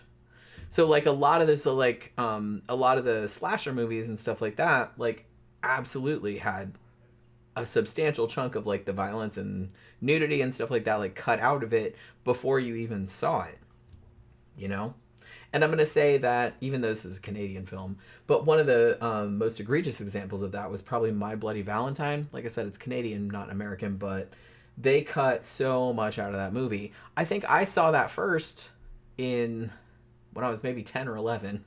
Way too young to be watching it, obviously. But even then, I was like, man, it scared the crap out of me. But then, later on, they were like, yeah, the kills in that were like way more violent than you saw in the finished product, and like only recently have they put all the shit back in. You know what I mean? So I kind of like that nowadays, because here's the thing, like as much as I love horror from the 70s and 80s, some of it is fairly tame by today's standards. Because if you watch more horror movies nowadays, and particularly like foreign horror movies nowadays, the shit from like the 70s is pales in comparison. I mean, they will just show anything nowadays. Yeah. And people are like, all right, like no one's gonna censor it or nothing like that. I mean, shit, man, watch that fucking Asian movie, like The Sadness. Holy crap, that was a fucking bloodbath. You know what I mean? They don't, and that just came out a couple years ago. So, I don't know. I think horror movies are a lot more, as much as people piss and moan about them not being as good or something like that, I will admit that like 70s and 80s movies were like, some of them were like objectively better as movies. But if you're talking about amount of gore and like fucked upness and I don't know, just like fucked up situations in general, like the newer ones that I've seen, there's a lot more fucked up shit in those than there were like back in the old days. Because back in the old days, they kind of had to pull their punches, because there's like, well, shit's gonna get cut out. We can't show this, we can't show that. You know what I mean? So it's not quite the same. Now, there's not really anybody, because they're like, we don't give a shit. We're just going to show it at some horror conventions, and then it's going to go to Shudder. We don't have to cut anything out of it. Yeah. We don't have to go through the MPAA, so they can show whatever the fuck they want. So I've seen way more fucked up shit in newer movies than in most of the old movies. Say, Brian, I don't know if you know, but fucking Sly, he lives here in Florida now. I think you might be able, through your connections, you might find out exactly where he lives. I think he lives in the Orlando area, in the suburbs around it, where we are in the country. He's probably just up the street here. We got huge fucking mansions on a private fucking. He's probably living over there. We live out in like in a rural. Yeah. It's mostly like it's horse farms and blueberry farms and shit like that. We're on a golf course called Black Bear Reserve. Yeah. So this is like it's enclosed, but it doesn't have gates. Yeah, I mean, you can just drive in. You can still drive in. We're not encouraging anyone to stalk us or anything. But... Only thing we're missing, we don't have a gym and we don't have a fucking pool. They ought to build that shit, though. I'd love to have a pool here and a gym. But that would be nice. We have a restaurant, which is actually decent. But I think fucking Sly is out here. And a lot of talent. You gotta try and go find him. A lot of talent. Well, he said he was going to come here and make movies. He says that it's dead over in fucking California. It costs too much to shoot, and man, it'd be great, man. Me and you, Brian, fucking hooked up with fucking Stallone and fucking worked on a movie with him. Yeah, I'll let him beat my ass on film. It'd look great. Phantom asked why he never fucked with horror movies. Yeah, I wonder why. Who? Sly. He did. He had one and it wasn't very good. It was called I See You. I Have It. Oh, that's right. And it's not very good. He just didn't have a good... Sly, if he was to do a horror movie, he'd have to fucking do like a slasher type movie, and I think he'd be best as the villain. As the villain. Yeah. Because he's old enough now where he's old. He's an old guy. He can make a creepy old villain, and he's still very physical. He looks great for his age. I kind of want to see that. Yeah, he'd make a good fucking bad guy. And Arnold makes a good bad guy. I got one of his fucking movies where he fucking plays a dude who's getting revenge on people on an airline company for his family dying. And what was the name of that fucking? Oh yeah. That was actually pretty good. We watched that together. And then he did pretty good in Maggie, which was a zombie flick, but it was like a low key zombie flick. That was the first movie, and we're talking about Arnold Schwarzenegger. Oh yeah, Arnold. Yeah. That was the first movie, Maggie, that I saw. That I was like, wow, that dude can actually act when he wants to. Yeah, Arnold can act now. Yeah, because he wasn't playing like a big muscly superhero. He was just playing a regular ass dad. In the old days, and it worked. In the classic Arnold movies, which are great, he's not so much an actor as he is a performer. Which there's a difference. He's performing a role, and you can tell. But you've paid to see this. In the best of the classic Arnold movies, I'm going to say it's fucking Predator 1. That's his best work. Wouldn't you say? I would say that's his best work. I mean, Conan's great too. Conan's fucking, but I'm talking about his work. Those are like the two. I'm talking about his work as an actor, though. Yeah. As an actor, Conan, his acting is fucking spotty. He doesn't say much in that. That's true. He's very... But he's more like an archetype than a person. But when it comes to actually like selling a character, I can buy Dutch. Yeah. That's a character. A lot of that had to do with the old fucking boy there. Carl Weathers. Weathers had given him a bollocking and just fuck with him about how he couldn't act. And teasing him got him to fucking act. Yeah. Brought it out of fucking... But there should have been more movies with Arnold and Carl Weathers. They were a great team. They were actually. They played really well. They looked great on camera together too. They were fucking... too. Yeah. That was the fucking anti-bromance movie. They were bros and enemies at the same time. Brenemies. They were brenemies. That was a brenemy movie. It's like frenemies, but bros. It was a brenemy movie. They were all good warriors. They were just different. And fucking... Dylan was the dark side. He was a CIA guy. I kind of feel he lied. But he redeemed himself. There are some platonic ideals of 80s movies. Yeah. And I think Predator is one of those. Yeah. Back to the Future is one of those. Yeah. Predator 1. Ghostbusters is one of those. Like there's like the perfect movie. There's like nothing. There's absolutely nothing that I would change. Yeah, you wouldn't change much about them. Yeah. You know what I mean? Yeah. And there's not a lot of those. Fucking Raiders of the Lost Ark. That was another I wouldn't change a fucking single frame. Nope, me neither. A single fucking frame, I wouldn't change it. Yeah, I mean, those movies, they're like the perfect fucking movies. Yeah. And you can go back a little bit further and fucking Close Encounters of the Third Kind was a fucking good movie, too. I wouldn't change much. When you know what's happening, it's not as mysterious. But when you first saw it in its day... Close Encounters was good. And if we're going back to the 70s, I'm going to say going back to the 70s, you could Jaws. Say Jaws. You could say Jaws, yeah. I would never change a single frame of that. And honestly, Jaws is one of the very few examples of the time that the movie was like miles better than the book. Because I read the book. Book's good too. I read a couple of Peter Benchley's books, actually. I read that one and I read The Deep and a couple of other ones. But Jaws was like... The movie was like way, way better. And that hardly ever happens. I think I've talked about that. I don't remember if it was on this channel or if it was over my Scare Salon channel. Because I was rereading some of my old shit earlier today. And I did a book to movie comparison of Stir of Echoes. Side quest hero, my fucking army buddy, she says fucking... The Shining. You don't change a fucking frame of The Shining. No, I would never. That's a holy relic. The Shining... The Shining is a holy relic. Okay, The Shining and The Thing are probably my two favorite. Yeah. Well, that and The Haunting from 1963. Those are probably my three favorite horror movies ever. Like, they switch places, like, from which one's number one, like, depending on whatever my mood is that day. But honestly, The Shining is the movie that I've watched the most times. Yeah. And it's one of those movies that every time I watch it, I see something new in it.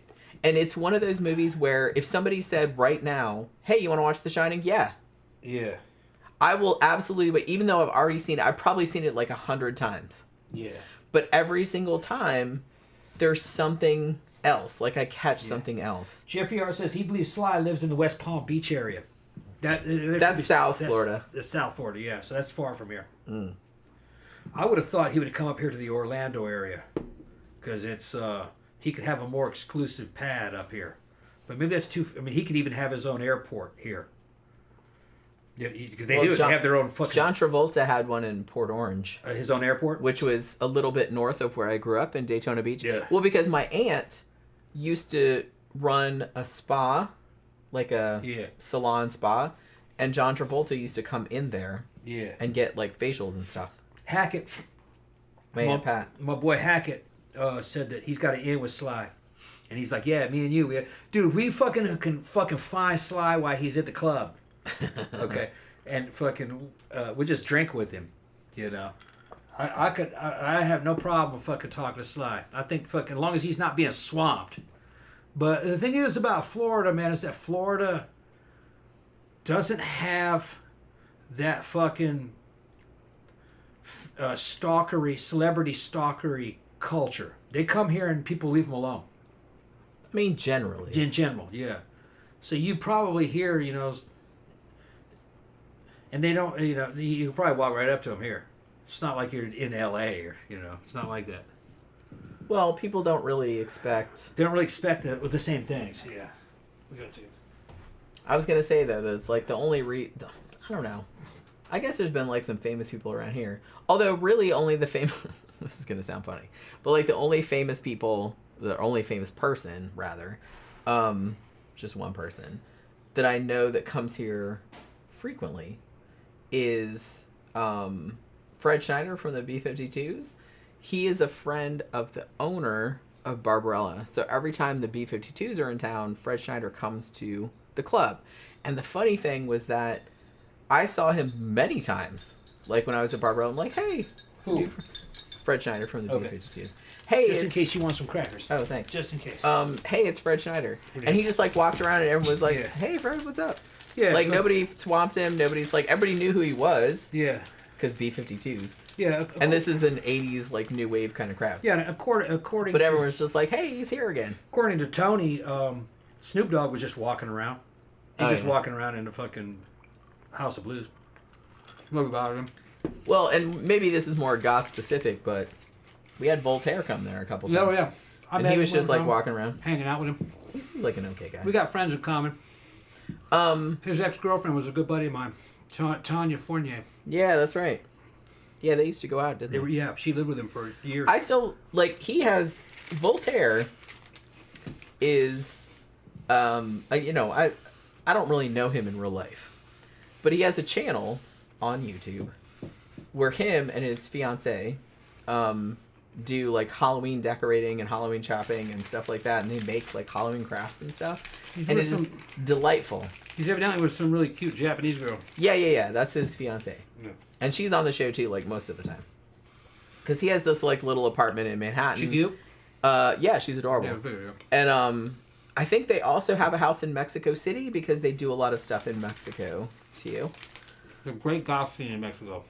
Yeah. They did a whole, like, video about that. Yeah. But he just seems... He's so fucking funny. He's probably our age or maybe a little bit older. He's my age. And so, yeah. So he does, like, all the dad jokes and he just, like, leans into it and it's, like, super funny. If you don't know, like, Voltaire... He's known as Aurelio Voltaire. He's half Cuban, actually. But, he's a goth musician, but he's also, like, really funny. Like, he's a good lyricist. Like, his songs are, like, super, super funny. But they're still, like, really gothy. You know what I mean? It's almost kind of like Weird Al. Yeah, he's like the goth Weird Al. Yeah. That's a good way of putting it. But yeah. It's a Weird Al. Imagine if Weird Al was kind of like the gothic Morrissey. Yeah, it's kind of like that. Yeah. It's kind of like that. And, yeah, he just seems like... He just played here not too long ago, actually, because I did the flyers. But... Tetsuya says, I drove from Daytona to Richmond in one night. Holy crap, that's far. I was born in Daytona, actually. I grew up there. I drove from Daytona to Baltimore in one time. It was good to get a little bit of crackers in my stomach. Yeah. Yeah, I'm not going to eat them. I don't like to eat on them. You got to have little munchies while you're drinking. Okay. But like I said, I don't like eating on camera. That's gross. American Military 100 said, Jaws had a scene edited out where a boy was killed by the shark. They should have left several of those frames in. I mean, at least they showed the suggestion of it. You know what I mean? Maybe it didn't look good. Or they thought they would get a different rating because it was a little boy that was being eaten. The American fucking rating system at the time was real sensitive about They're real weird children. about, like, yeah. Like I said, and that was kind of one of the refreshing things about European Italians cinema. didn't give a shit. They absolutely did not give a shit. The Italians they would kill they kill all kinds of little children. They would kill the children. Children and animals. They didn't give a crap. Yeah. And I kind of respect that. That was their thing. Well, because here's the thing. Shit, on some of those movies, they actually did kill the animals, though. I was like, which, like I said, I'm not a big fan of. Yeah, Cannibal Ferox and weird shit like that. Yeah. Well, Cannibal Holocaust absolutely did kill, like, a bunch of animals. For real. Yeah, as soon as I saw that dude stick that stick in that quad of money, I turned that shit off. I said, I can't watch this shit. Yeah. And the turtle, like, they beheaded the turtle. Yeah, I want nothing to do with that shit. Yeah, no, I don't like that. I don't like that. It's a great movie. Yeah. But, yeah, I'm not a big fan of the... No. Of the real animal cruelty. It's not for a movie. Come on now. Just for a movie, you're going to do animal cruelty and shit? Fucking terrible. Yeah. I can't even, like, these days, I have a hard time watching even fake animal deaths in movies. Like, kill all the people and children you want. I don't give a crap about that. But it's like, don't kill the kitties and don't kill the doggies. Yeah. And I'm not fucking lily-livered about any of that shit. Fucking, I'm a hunter. I've fucking bow hunted fucking deer and fucking killed a bunch of them fucking with muzzle loaders and rifles. But those are quick kills, you know what I mean? Fucking, when you have a dude who's just got a defenseless quad of mundi in his hand and he fucking sticks... With a stick. A stick that isn't even sharp. Yeah, I have a hard time. And that thing's fighting and like, no. Yeah. No, you don't do that. It's just like in Islam, you have halal slaughter. If you're going to slaughter an animal, it's just got to be painless, Because you're going to eat it. You're going to eat that animal. You're not trying to make that animal I eat meat, okay? So it's just kind of like, but if you're going to, like, kill an animal for meat... Yeah. Let them, like, not know about it. I got turned off by the Chinese, man. I saw fucking films of this dog meat festival that they had, and a Chinese dude grabbed a fucking domestic dog and put it in a pot, and that pot, at the bottom of that pot was red hot. He put it in it dry in that pot and was holding it down in there to try to sear that dog alive. And I was like, no, fuck that shit. Yeah, see, no, I can't watch it. I turned out, and that dog is just begging, no. Like I said, I have a much harder time watching that than I do watching, like, torture of humans. Because this animal doesn't know what the fuck is going on. No, they don't know. And they're like, you were taking care of me a few minutes ago, now you're fucking what the fuck is this about? Right, like, you betrayed them. Like, I can't take it. I can't watch that. So, now, I've even heard some Chinese people saying that they're trying to get rid of that damn festival because, good, at least the younger ones are. Yeah, please. Because the Chinese have this fucking, a bunch of... The older Chinese generations have a bunch of fucking what do you call it? Superstitions and fucking magical thinking. They think that if an animal suffers during the slaughtering process, that they're more tender. That they makes it taste better. Yeah, it doesn't. I've heard that. Yeah. No, I'm a cook. I'm a trained cook. No, the slow cooking things and pressure cooking things makes it different. All right, they're full of shit. So I've seen videos of Chinese dogs being found here in the United States with a fucking 8-inch by fucking 24-inch fucking swath of fucking skin cut off their backs, and they're walking around like that in pain because they're trying to tenderize that dog. And it's a domestic dog. I'd get mad if I saw that. I'm just saying, I'd get real fucking mad. That's the thing. I'm kind of like, look, man, I'm like a non-violent person, okay? Yeah, not me. I'm violent. People that do shit like that, I'd do that to that woman that y'all, did that. Y'all need to have all your skin pared off. Yeah. And then you need to be peppered with salt. Yeah. And then, like, I'm not about it. I can field dress deer, fucking fish, any kind of animal. I'd fucking read all my research of what fucking on how fucking Native Americans scalped people and fucking what the technique was. I've watched fucking Mexican mafia fucking cartel videos of them cutting girls' arms off at the elbow. Murder Hornet sent me a video where fucking dude banged another dude up with fucking fentanyl, so he was about half high, and took a little 3-inch skinning knife and skinned that entire dude in just a minute, and then put his fucking skin on. You know, I've seen that shit done. You don't want that shit done to you. Okay? Well, don't do that to an animal. Why would you want to do that to an animal? Something that where it's giving you the gift of life. It's meat. If you're gonna eat that animal, it better die fucking painlessly and quick. So it doesn't know what's coming. It doesn't know, yeah. And you know, why make it suffer? Right. And I don't believe in killing shit like pet animals. You know, that's not a food animal. Cats and dogs and shit. No. And honestly, like I said, I know this is maybe messed up, but honestly, I get madder about that. Yeah. Than I do about well, here's the thing.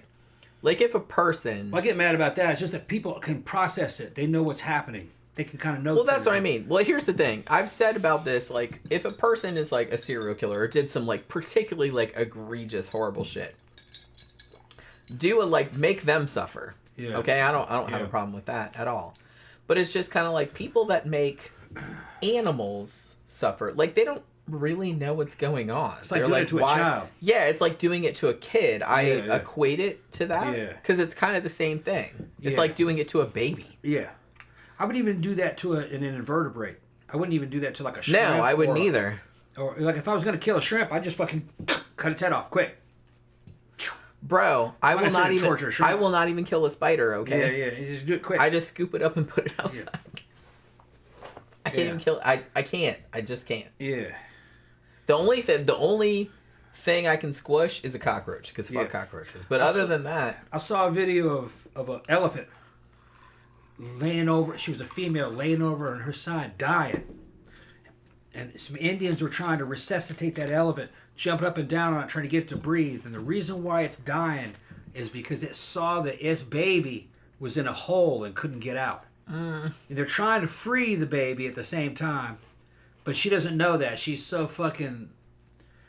She's under so much stress that her baby can't get out of that hole that she starts willing herself to die. And you tell me that sophisticated animals don't have empathy? Of course they do. They have empathy. Yeah. Now, not all animals, but mammals have empathy. Yeah. Even the little small ones. Yep. Birds have empathy. I've seen videos of birds trying to save turtles from getting run over. Yep. Yeah. Get out of the road, you get run over. Yeah. Yeah.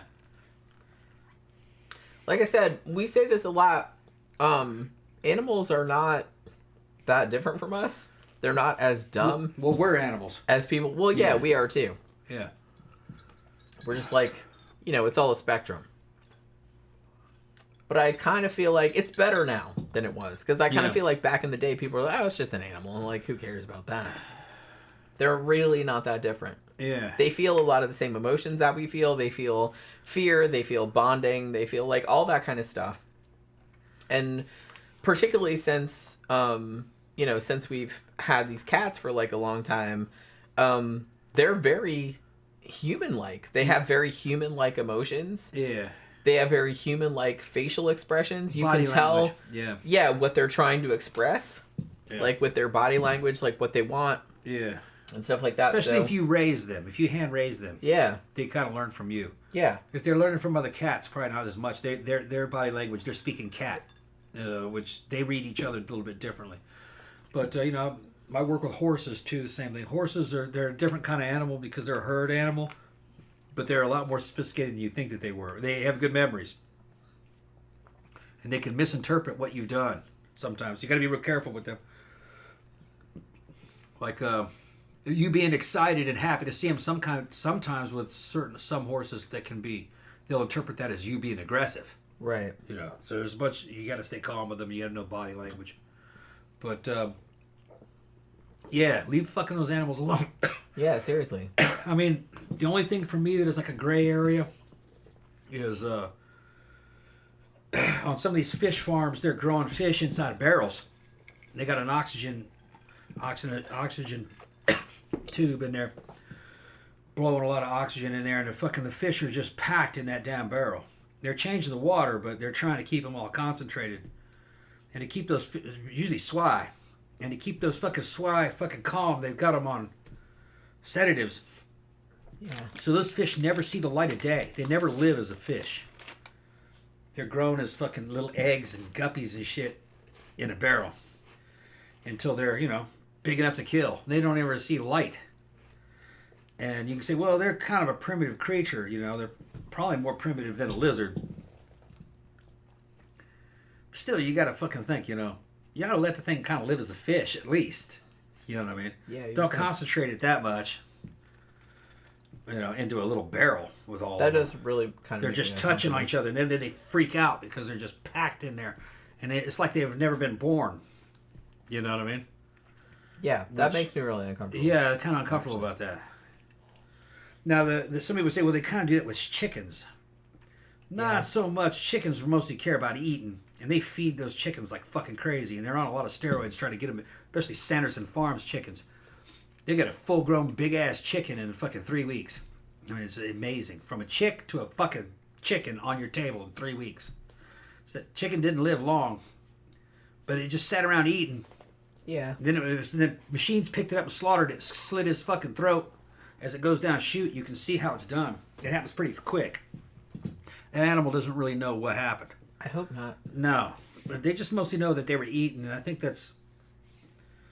A chicken under that circumstances probably is not real unhappy. They don't know anything else, really, But what I found was funny is that the reason why they keep them concentrated in those little bitty pens is because they're growing so quickly. If they had free range and would run around, they'd break their own legs because they weigh so much in the bones. Yeah. They're so young. They're growing so quickly, they'd break their own legs running around. Yeah. They're not a normal chicken. Food chicken from day one. Food chicken. They're just a food chicken, yeah. Band name. Tetsuo says animals are devoid of self-awareness. I don't believe so. I don't think that's true. They know that they exist. I don't think that's true. Some people would say, well, they don't. Most of them can't recognize themselves in the mirror. I still don't think that that's real. That's a good test of higher awareness, but I think just basic animal awareness. They know. They're a point of view. They can see things and they're experiencing things. They know that they exist. Well, like I said, one thing they just can't recognize themselves. They don't know what they are. I don't know if, because we have cats. I don't know if Pookie recognizes herself in the mirror. They ignore themselves in the mirror. She kind of looks in the mirror and she's like, whatever. Yeah. But it's just kind of like, the weird thing about it is that we've had Pookie since she was a tiny, tiny kitten. And then we got Bambi like about a year and a half ago. No, it's about a year ago. Bambi is much more, because she grew up, she was 18 months old when we got her. And so she was, I don't know what the background was that she came from. But she seems more like cat-like. In a way, she's still intelligent, but she seems like a cat. Pookie, because we raised her from a tiny, tiny baby, seems a lot more like a human. And I kind of feel like Pookie perceives herself... She thinks she's a person. As a human, and perceives Bambi as a cat. Yeah. Like, I kind of feel like she's like, well, I'm a baby. She gets mad. I'm a human baby, and this is a cat. Yeah, she sees me petting Bambi. She's like, you leave that cat alone. You belong to me. Yeah. And I'm a baby. I'm a baby. Yeah, that's what she thinks. She thinks she's a human. Yeah. And honestly, like, Pookie can deceive. Yeah, definitely. She's very deceptive. She can lie. Yeah. Which is pretty higher thinking. Like, we've seen, evidence of her trying to deceive us. Yeah, she'll sit on food that she hasn't eaten because it's been a little too old. She doesn't want to eat it. She wants a new one. She wants a new one. So she'll just like, hey, like, and she'll sit right on it. Yeah. And then she'll sit there and be like, hey, can I have a new one? Yeah. And then you push her back and you go, what about this one? And she goes, oh, you caught me. Yeah. And she knows she's caught. And she goes, okay, I'll eat it. She knows she has to eat that one to get a new one. And then she's just kind of like resigned. And then she eats it. And then she's like, okay, now? And now can I have the new one? Right. She's like, well, I tried. Yeah. It's just little treats and shit that you put on the ground. Which, like I said, Bambi doesn't do that. But like I said, we haven't had her since she was a kitten. We got her when she was 18 months old. She had already had a litter by the time we got her. Yeah. And we don't know what kind of house she came from. Yeah, we don't know where she came from. Seemed to be pretty normal, though. She's chilled out. She's very real affectionate kind of chill. She's a very affectionate cat. She's probably the most affectionate cat that I've ever She loves looking out the windows. Yeah, she loves looking out the windows, and honestly, she will just, if you let her, like, if I didn't have to work, she would just kind of, like, just flop and let me pet her all day long. She would just be perfectly happy to just lay there and let me pet her belly and just purr. They like looking out the windows, and if you try to let them out, the heat and humidity hits them, and they go, oh, no. No thanks. No, oh. Just like I do. Yeah, like, oh. It's like, no, I don't like that. I'm going back inside. Yeah. Into the air condition. All right, so... Jeff Harrod says, I just watched a podcast on Travis the Chimp. I came out of it realizing animals have a lot of personality. Believe me, they're very self-aware. Yeah. Yeah, I think they are too. Yeah, and then SideQuest Harrier says, I thought to determine that cats and dogs have the intelligence and the processing of a 2-year-old. I would say that. Yeah, that seems about right. That seems about right. They might exceed that in certain areas because they have a lot better hand, a lot better physical coordination than a 2-year-old. They're real adept at doing things. But they're chase machines. They're mostly about chasing things. That's where most of their brain power is focused on. It's not like a human. Humans aren't. We're similar. It's just different proportions. You know. But like I said, I think Pookie in particular, because we've had her since she was tiny, and she was, as far as we know, abandoned by her mother when she was maybe 6 weeks old, and we got her not long after that. So we essentially like raised her. So she thinks of us as her parents. She is a daddy's girl for sure. She loves me, but she loves Tom most of all. And she also knows how to manipulate Daddy. Big time. So like pretty much all day, it's funny because like I'm in the office down the hall, and from the bedroom I can hear him yelling at her.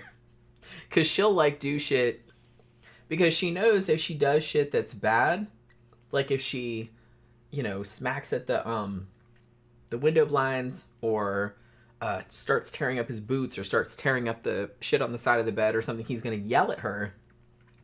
And so she'll do that for a minute, and then she'll look at him to see how he's reacting. It's like, is he noticing? Does he notice that I'm doing this? And then like he'll be like, Pookie, no. And then she'll be like, oh no, please don't punish. You know what I mean? And then he's like, oh my God. And then he'll start wrestling, and she fucking loves it. She loves it. She does it on purpose because she wants the interaction. You know what I mean? So it's like she has like these all little rituals that she does. And when we like lay down in bed at night, like Tom will lay there, it's like we turn all the lights off or whatever, and then Pookie will jump up on the bed and she'll come over and see me, hey mama, or whatever, and then she goes over and like climbs up on Tom's chest and just lays there. She just lays on his chest like half on and half off and just like looks at him like it just sits there. It's so fucking funny. Like the two of them are just so fucking funny. I kind of feel like Pookie is daddy's girl and Bambi is like mommy's girl. Because Bambi follows me around everywhere. Okay, I brought another redneck staple. Oh, what'd you get? Lance's Necot. Fucking. These are lemon cookies. Creme. Yeah, creme, yeah. It's French. So it's only like $1.50 for those at the fucking Dollar General store. These are so good. They're little vanilla type cookies, like Madonna Land cookies with lemon frosting in the middle of them. They're good. They make about 10 different flavors of these. I'm gonna stock up on them tomorrow. Okay. I love the fucking lemon ones. They got chocolate ones over there I want to try. I haven't They're pretty good, though, but like I said, last night, we were kind of sampling some different ones. And we ate some cheese ones. Yeah. Or no, we ate the lemon ones first. Yeah. And then I ate cheese ones. Yeah. And the cheese ones tasted kind of gross after the lemon ones. They taste good on their own, but... They also got sour cream and chive. Those are like my favorite. Well, those are like the, what do they call it? The Lance, like the captain's wafers? Yeah, I like those. I like those. These are great. Casey and Lee said, if an animal grows up with humans, it develops kind of self-awareness, I guess. Yeah, like I said, that is something that we've seen. We have 3 cats. They have very, very different personalities. Very different. Yeah. Interestingly, well, Beijing, who's, a senior cat now, Tom actually had her before I met him. Like, he got her as a kitten. Yeah. And they brought her to the barn. They go, they're going to kill it. You got to take it. They're going to kill it. So, okay, I'll take it. Yeah. She's a rag doll. Yeah, ragdoll kitty. She's like, she's beautiful. She's a beautiful. She knows she's beautiful too. Walks around. Look how beautiful I am. She does certainly know how beautiful. Because she's like super. She looks like a Persian a little bit. Yeah, she's real skinny. She has like all this beautiful fur and this big fluffy tail, and she's just like, that's right. And you pick her up and she doesn't weigh anything. Yeah. And she's real airhead. She thinks she's just beautiful and she doesn't need to know anything. Tom's like, she's like the Paris Hilton. She's like Paris Hilton. Yeah, she's so dumb. Just dumb. She's not. I don't think she's dumb. But she's just kind of like, well, I'm pretty. She's kind of vapid. Yeah. A little bit. You're supposed to take care of her because she's pretty. Yeah. She's whereas Pookie, who we got when she was tiny, she's very much like, she's like a tomboy. Yeah. A little bit. She's like a tough girl. She kind of, she likes to wrestle. Yep. She's super intelligent. She's super manipulative. Yep. She knows how to push daddy's buttons. Oh, yeah. She fucks with me constantly. And she just like... fight and wrestle constantly. Yeah, and she's just like, I know, like, I'm going to do bad stuff because that'll make daddy pay attention to me. Well. She'll run right past me and go to the fucking window where the shades are pulled down and go smack the shade like that and then run. Because she knows I'll chase her. Yeah. Yeah. Yeah, she's very, very calculated. Yeah. Like, in what she does. And she has a thing where her favorite thing is these Sheba tuna meat sticks. Yeah. We ran out of them yesterday, and I wasn't aware. So I had to quickly, like, order some from Amazon, and we just, like, got them a couple hours ago. So she was happy about that. So we had to, like, because Tom was like, well, shit, I'll go to the dollar store and see if they have anything. But they didn't have anything like that, so we got, like, some different treats. She liked those. She liked those, too, but it wasn't quite the same. So... She knows that if she parks herself in a particular place and stares at you intently with these big, because she has these big owl eyes, and just like looks at you. She doesn't cry. She doesn't complain. Sometimes if you wait, doesn't vocalize. If you wait too long, like she'll start knocking shit off the nightstand, or she'll start trying to get in there herself, like trying to open the package herself. But usually she just sits there, like, and just waits very patiently, like just staring at you, trying to like psychically get you to do what she wants, which is very funny.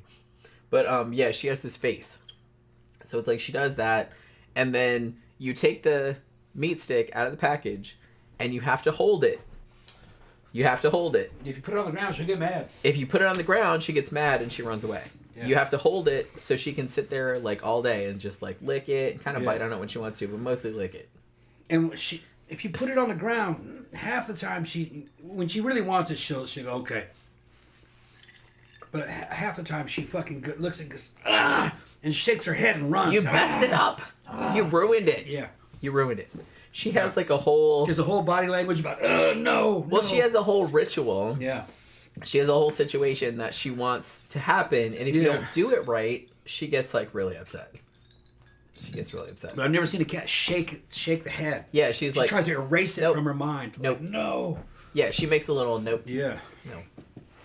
I guess she got that from us. If you do something she doesn't like. She shakes her head like, nope. Yeah. Nope. Like I said, Bambi doesn't do that, but we got her when she was 1.5 years old. Yeah. So, she's more cat-like. Tom, can you get Ariel into that Tom Hardy? Yeah, we can. Back arch pose. Oh yeah. Ariel's got Ariel's the sex doll. In case you don't know. Ariel's got that damn deluxe skeleton. You can put her in any pose you want, and she won't even complain. Yeah. That's kind of the nice thing about it. Yeah. You know what the hilarious thing is? When the AC guys were here yesterday. Yeah, I had to put the doll away. I had a doll in the bed with me. Because normally, she's in the. We have like a little chair next to the TV, like next to the TV, and she's usually in there in various poses or whatever, watching TV, watching the TV with you and stuff like that. So it's like Tom's like, oh shit, like all of these people are coming here and they're gonna be trooping all through the house. Yeah, and they might think that's weird. Yeah, we forget about it because it's like, look, we got fucking dildos everywhere. We got like all this kind of shit. Like I didn't put like vibrators. They're not out, but you know. Yeah, but it's just kind of like you're like, well, you don't want people going through shit. You know what I mean? Yeah, it was for our job. Our whole job.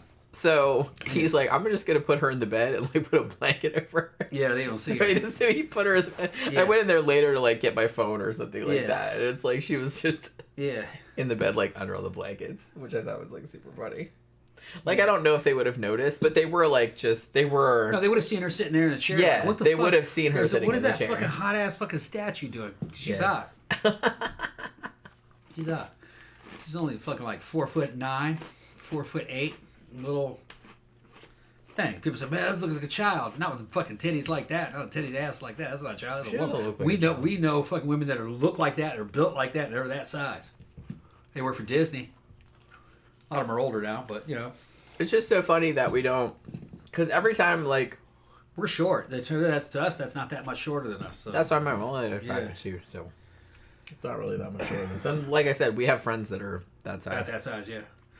So... But the funny thing is that we don't really think about it. That size. That's right. Yeah, Cady was about that size. She was about 4'10", 4'11". Yeah. 4'9", 4'10", something like that. Yeah, maybe even shorter. She was little. She was a little bitty, yeah. Because like I said, I'm little, and she was like way littler than me. Yeah. I got pictures of us all together, and she's like way down here. Yeah. Yeah, she looked like a little kid. Looked like a little kid next to us. She wasn't, though. Yeah, she was 30. She was in her 30s. Yeah. But, I mean, some people are just small. Yeah. But that's the funny thing is that whenever... We don't really have a lot of people in the house, usually. But whenever they come over, I'm always just kind of like, oh shit, like what all shit have we got out here that we have to like fucking hide, you know what I mean? Because we don't think about it usually, because we're the only ones in here. Yeah. So, yeah, we got sex dolls, like I said, we got fucking dildos and lube and shit like that, like all over it's just like laying around everywhere. All kinds of artwork and shit in here. It looks like a nightclub in here. Yeah, so it's just kind of like, oh, we have to remember to like put all this stuff away. Yeah, show them the ceiling. Here, you get it. Pull it off there. I'm always kind of wondering if like, because my mom wants to come over, and I'm just like, oh shit, what's all the shit we gotta hide like when my mom comes over? Look at the ceiling. Yeah, we got like a galaxy thing. It's a galaxy going. You can't. It's kind of like. Well, hey, Tom. Because of the lighting, it's kind of deceptive, but it's got stars and shit swirling. Got another nebula. There's my Profondo Rosso poster. Yeah, it's being projected from there. And my cool Shining poster. Show that again. Where is it? Yeah. Right there. That's a Shining poster. Can't see the bottom of it, probably. Yeah. And then it goes over here. Jen's stuff. My stuff. Yeah. Spock. Mirror Universe Spock. And then there's you guys. Hey, there's me. There's Jen. There's my back. Yeah. Look at Jen's legs. And he's like... Yeah. Close up on my calves or whatever. Yeah, calves are right. Sorry for making everybody seasick. It's alright. Also, sorry I'm eating. I hate eating on the show, but I am kind of hungry. Mention it. Yeah, we don't want to drink on an empty stomach. We're kind of on an empty stomach a little bit. So. That's true. We did eat, but it was like a long time ago. It was a long time ago. I got a whole chicken down there, too. Oh, shit. We're going to have to eat some of that later. Still early, though. Go down there and cut a leg off of it for you. I get a breast. There's a Publix fucking rotisserie chicken. I got breasts. Yeah, of course. I got 2 of them. Got 2 of them. Yeah. Don't eat them, though. That would be weird. Yeah, Victor is talking to Tammy. Victor showed up, so hey. Victor showed up. There he goes. Eddie Izzard is in the new Netflix show Chaos. It's pretty good, too. Yeah, I'm going to have to watch that because I fucking love Eddie Izzard.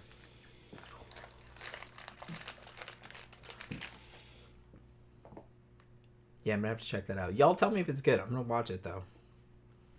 Also, I've been hearing a lot about this show on Netflix called... It's a true crime show. So I'm kind of like reluctant to watch it when Tom is around because it's always like depressing, but I love them though. There's one called like... what is it called? Worst Ex Ever? I didn't know that one. I didn't see that one. Yeah, well, I think it's new. So I was just like, oh man, I kind of want to watch that. Honestly, like the last couple nights, we just been watching on Hulu. They have the Toys That Built America, like the new season of that, from History Channel. So we've been watching that like the last few days because it's just kind of fun. But I do kind of want to get more into like some true crime shit. But I know Tom doesn't like it, so I don't watch it. Yeah, I get kind of depressed watching that shit. I never get enough of it. I can't get enough of it. I don't know why. No, I'm like, man, I can't believe that he did. You know, that dude did that shit. Or one of them that's fucking with me now. Oh, I believe it. Is they had a woman who's videotaped her boyfriend. Was here in Florida. Her boyfriend sealed up into a suitcase, and he's begging, "Let me out, let me out. I can't breathe." And she's laughing at him. And then she drunk a bottle of wine and fell asleep. She said she fell asleep. Woke up hours later and he was dead in there. Well, yeah. She wouldn't let him out of the suitcase. White girl did it to a Hispanic dude. And fucking, she was like, well, that was like when you choke me. He's like, I can't breathe. And you can see the fucking suitcase on its side. Revenge. I think it was bullshit. Her story was that they were playing hide and seek and he went in there and fucking, she zipped it closed all the way, you know what I mean? And wouldn't let him out. She thought it was funny. She was drunk. Right. And fell asleep with him in there after that. But she's recording it with her phone, fucking with him. Well, you shouldn't have done that kind of shit. He goes, let me out, baby. You know, he wouldn't let her out. And you can see the suitcase fucking getting bigger and smaller. He's kind of trying to push at it. You know, I'm kind of claustrophobic. I was like, man, that poor dude. And it took him like... Yeah, that would suck. He was in... And during the time where he's saying, let me out, he'd been in there for 3 hours already. He had been in there for 3 hours, fucking in low oxygen conditions. Right. So he was in there for a long time. And she said she woke up, he was dead. She called he was all purple and everything. Yeah. Why are you gonna make somebody suffer like that? I'd go fucking cartel on that bitch, man. I'd fucking skin her alive. I mean, yeah, that's fucked up. Yeah. I don't give a shit about the white man's justice. I don't believe in any of that shit. Did you see that shit? I would fucking skin her alive. Did you see that shit that came out recently about that French dude that for many years had been drugging his wife and letting all of these people come over and rape her? No, I didn't know about that. Boy, man. She didn't know? No. She was knocked out. Well, she was knocked out. And he'd been doing it for years. And he would advertise it like on, I don't know if it was Craigslist or whatever it was, but all these dudes would like come over and nobody narked on him. Yeah. All that time. They must have thought it was some kind of fetish. And it had been going on. I mean, she was old. How old were you? So it had been going on for like decades. Okay. Like she was in her 60s or 70s. Damn. It had been going on for like years and years. And who was paying to have sex with this? A lot of people. Yeah. That was kind of what the scariest thing about it. It was some kind of a fucking unconscious fetish. Yeah, he would like advertise for it. Yeah, if you want to have sex with an unconscious woman. Yeah. Yeah. Weird. And he would like, and she didn't really know what was going on because obviously she was drugged. How'd she find out? I don't remember. But yeah, it's like, it was kind of a big story like lately. And she didn't know she was being drugged, so how was she explaining it? She just thought she was asleep? I guess. I imagine he told the clients that, no, this is our thing. This is well, of course, that's what he's going to have a story. Probably. It's fine. She gave her consent. Well, it's probably what he told her is that she's pretended. Right. It's probably what he told her. She's pretending. To have an out. Yeah. Yeah, she didn't know about it like all this time. That's horrifying. Hell yeah. I skinned that motherfucker alive. Yeah, big time. So I wonder how she reacted to it when she figured out what was going on. Where she had hundreds of dudes running through her, and she didn't know. Yeah, she didn't know. Yeah. Well, he got arrested. Well, fuck that. That's not enough. But I know. You skin that motherfucker alive. You do some cartel action. Cut his arms and legs off at the fucking knees and elbows. Can you imagine? Like, let him walk around like that for a little bit. So that's your wife, man. Yeah. Why would you fucking do that? Go in there with a knife and not remove his bottom jaw. Like, I understand, like, people are into wear, like, weird kinks or something like that. I'm not kink shaming or something like that. But, like, consent but she's not consent. Is a big fucking issue. Particularly in kink, like, maybe even more than in, Muggle kind of life. Yeah. So it's just kind of like, kink... if you're into that, you really have to know like what the boundaries are, and it's like what everybody's okay with, and you're just like, is this okay to do, and is this okay to do, and shit like that. Like people are really cognizant of that. So I kind of feel like that kind of shit, that is like doubly messed up. Yeah, messed up. There's this high-end hooker on fucking X. She's on fucking Twitter. Her name's Aella.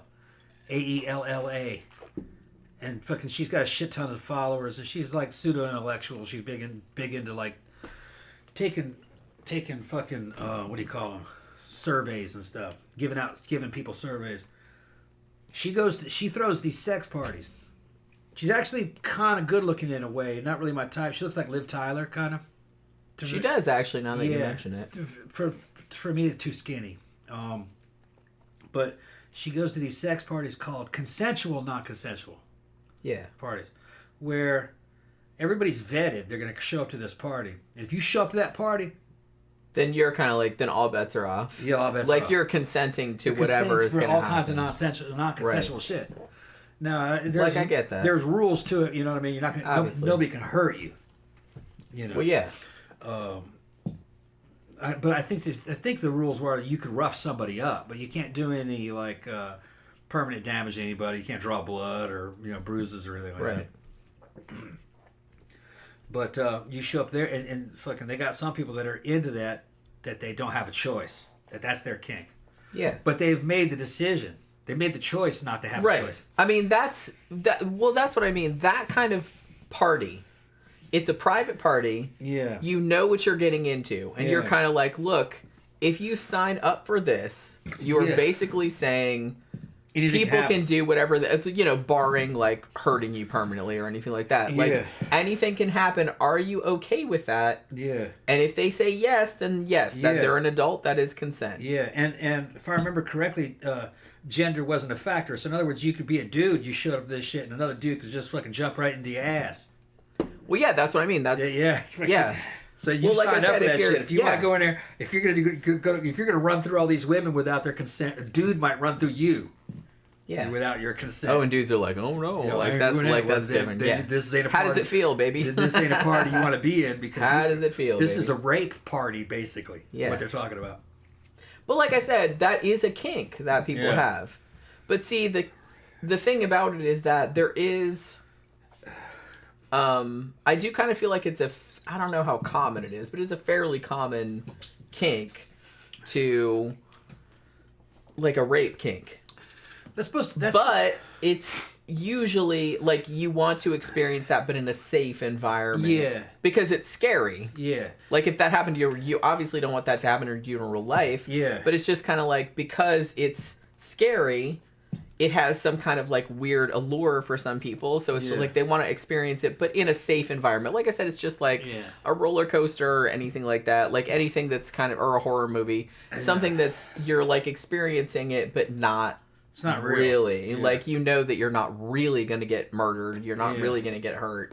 You know what I mean? But you're kind of experiencing what that would be like. It was my interpretation based upon what they said about the parties on X is that it wasn't so much like they were using violence towards the women. It was all like strong arming. You know what I mean? Like, we're going to do this, that kind of shit. You know what I mean? Right. So it wasn't like they were threatening to kill them or anything like that. It was just that's like a different thing. And like I said, some women do submit type of deal. Do like that submission kink. They do really like that. Yeah. So like I said, if you've consented to that and you're going to a party where that that's going to be a thing, then that's fine. I mean, you're just exploring that in a safe environment. Some dudes are like, I'd do that. But the thing is I think I remember them saying that fucking a dude could do that to another dude there. Well, see, that's what I mean. That's part of. So you better be fucking sure. I'm glad that they made that distinction though, because I kind of feel like some dudes that would be like all head up to, oh yeah, all right, I'll do that. They're like, yeah, but other dudes that go there can also do that to you. Right. And like some dudes would be like, nah, I don't want to do it then. Yeah. Oh, well, you're willing to do it to a woman, but you won't let it be done to you. Yeah, right. Yeah. Okay, I see how it is. Like I said, any of that fucked up shit you're going to do to a girl, you should be willing to have that done to you also. I kind of feel. I remember that was from what I remember. Fair. That's fair. From what I remember, that was on the table. Well, I hope it was. Because like I said, it's not fair otherwise. I want to cough so hard. Can I go to the bathroom? Go ahead. Okay. Are you all right to carry on in my absence? Go ahead. Okay. Because I really do kind of have to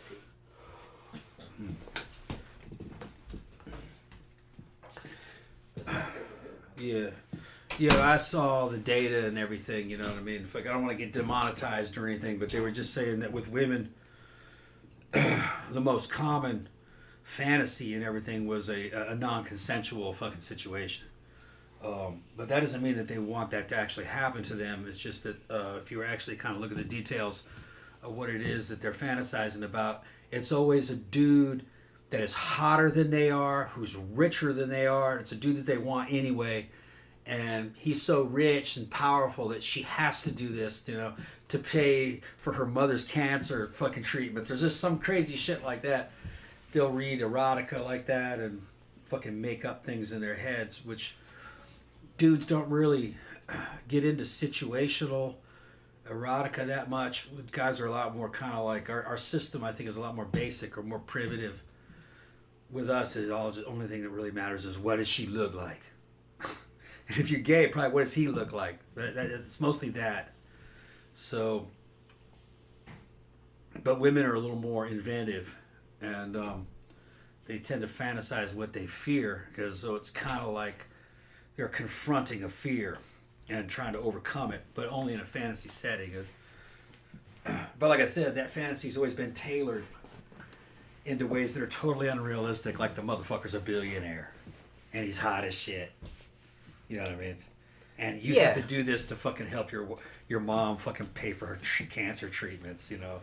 And you're on the airplane flying to France when this shit happens. It's a very, and you don't have a choice, you know, that kind of shit, you know. Yeah, I kind of feel like the fantasy aspect of it is more like it's some rich, it's handsome a hot dude, motherfucker. Yeah, it's not like some like fucking homeless bum in an alley. Yeah, right. Like it probably would be in real life, or somebody that looks like the Green River Killer or something. Like that. That's not what it is. So it's Robert Redford and shit in a fucking in his own private Learjet. And like his own 747, it's got a hot tub in it. Yeah, that kind of shit. And in a lot of ways, it's like a lot of women have that fear. I have that fear. A lot of women have that fear. So it's just kind of like some women kind of change that into a fetish or like a kink or something like that, because you're thinking of like, you're trying to like overcome it, like you said. Yeah. You're trying to confront it, overcome it, control in that way. Yeah. But it not in a way that it's like I said, you wouldn't want that to actually happen in real life, because in real life, it's not sexy, it's not fun, it's not anything like that. Evidently, in real life, serial assaulters, see, that's when I put them, guys that fucking crawl into people's windows, a lot of them see themselves as some kind of the ones that aren't killing people, which they start off pretty simple, then they might kill people later after they do prison time. But evidently, they see themselves as very much like Romeo, or that he's a real fucking nice guy. It's just some weird thing, but that's his fantasy. Everybody sees themselves as a good guy. Yeah, he sees himself as a good guy. And that a woman has to have deniability to protect her honor, so he's going to get around that. And this is going to be That's the only reason she's saying no, bro. Yeah, she's just trying to protect it. Trying to protect. But really, she wants it. But she really wants. That's what they're thinking, right? Yeah. So, they had a dude who did that to some chick, and I remember seeing her testimony on television. This was a long time ago. She was just a overweight, kind of average-looking white chick, you know. And it was the dude that they got he was a good-looking black dude, and he was doing this pretty regularly to women. He wasn't the only one, but he thought he was so much Romeo that she did the right thing. She was smart. She played into it. She's like, that was fantastic. Fucking, can you come back? Yeah. And he's like, yeah. He says, what's your name? He gave him the name. He says, what's your phone number? Dumbass. And he gave the phone number and everything because These are so stupid. because that fed into his fantasy. He thought they were willing, or he really wanted to believe they were willing and that they loved him. That's kind of hilarious. He leaves and she calls the cops. Yeah, this dude right here. Here's his number. Here's his name. Yeah, here's his name and his number. He fucking can't. They fucking got his ass. Yeah. He thought he was some fucking He thought he was stud. He thought he was a fucking mega stud. Dudes like that are really stupid. Yeah, really stupid. From his point of view, he probably thought that because he was actually better looking than she was. You know what I mean? He probably thought he was doing her a favor. He was doing her a favor, right? No, man, that's fucking rape. You're fucking, and you're tripping. That's not how anybody's gonna see it. Yeah, and you're tripping. Yeah, that's not how anybody's gonna see it. Right. So that's some delusional bullshit right there. Yeah, really. That's only a delusion that a man could have. Yeah. Only I said, dudes in general, not everybody obviously, but like dudes in general tend to be like way overconfident. Yeah.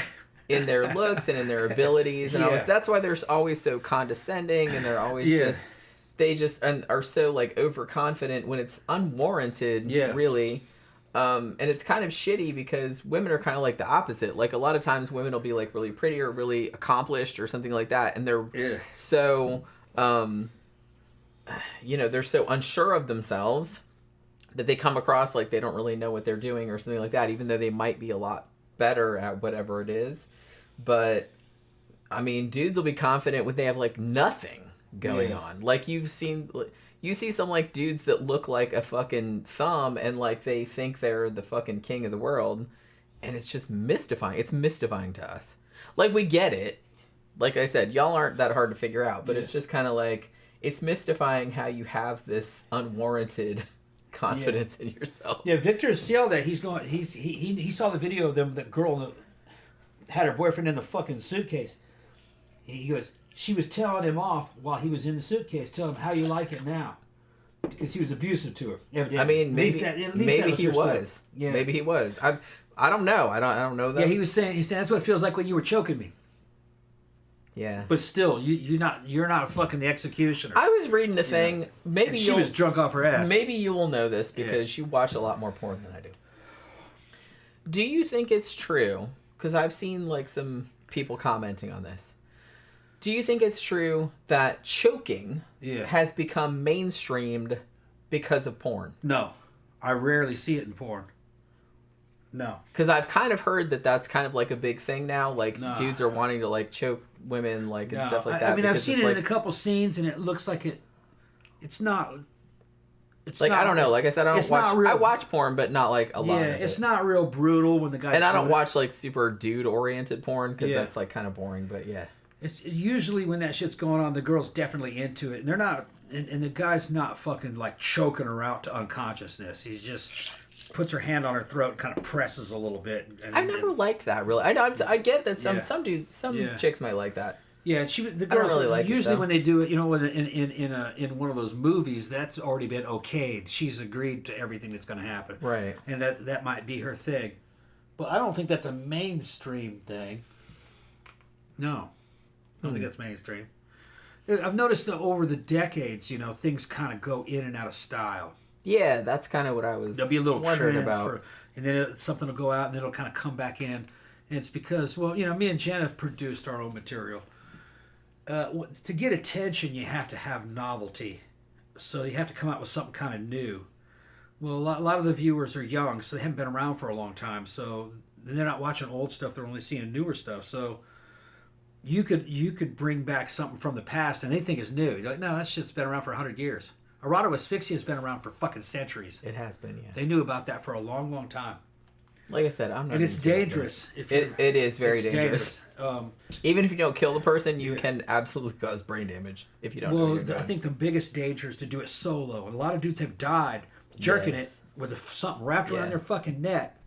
And as they're busting a nut, they're going off into la la land, and then they pass out, and then they die because the pressures never gets released. Yeah. Don't fucking jerk off with something around your fucking neck, man. I mean, unless somebody's somebody there watching you.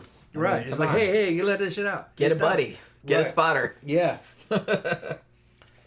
So, but I think just the manual erotic asphyxia, I think from what I've seen, just and like I said, I've only seen a little bit of it in some of the videos. It was very kind of mild. And to choke somebody out, it takes a long time. You have to want to kill them to do it. You can't do it on accident. What's his name? Shabiznes? That chick who fucking... Taylor Shabiznes, yeah. Taylor Shabiznes. She knew she was killing her boyfriend when she did that. So you can't do it by accident. Yeah, that was a weird... She just says, well, I just want to see what's going to happen. Well, he's going to die. I mean, and it did. She goes, yeah, he died. Spoiler alert. She ate him and fucking was eating his dick and doing. She's crazy. Yeah, Taylor she was jerking him off while she was cutting his dick off. Yeah. Taylor should business. Very rare instance of like a woman being completely batshit crazy and like doing that shit crazy. Shit. That is. And she didn't. And she thought it was normal. She didn't really seem to have like a. I mean, she has some like real something wrong with that chick. There's something very wrong with her. She was delusional. Very. Which. Like I said, kind of unusual. You don't usually see women doing that kind of stuff. My take on serial sex offenders of any type are suffering from all kinds of delusions. They're deluding themselves about the way the victim's going to react to all this. They do all kinds of weird shit that's delusional. Power trips too, you know. Yeah. Like Gary Ridgway strangled all those prostitutes. They used the Green River Killer, and his delusion was that he was powerful. No, he was a weakling. All right, he was a weak little. Well, he was trying to overcompensate. Man. All right, him killing those women didn't make him any bigger or better. You know, the police said when he was in custody, he would just cower before men. He would just. Well, yeah, he was picking on someone weaker than much him. Smaller than him. Yeah. Which, like I said, that's what a lot of bullies do. Yeah. He was overcompensating for the fact that he was a worm, basically. And those girls really wanted nothing to do with him. That was just money, you know. He knew that, and he was married though too. He was married, but that didn't help him. It didn't fucking bring up his self-esteem. He had self-esteem issues, and fucking delusions of grandeur. He wanted to be more than what he actually was, and he wasn't really much, you know. Here's the thing. A lot of women have self-esteem issues too. Yeah.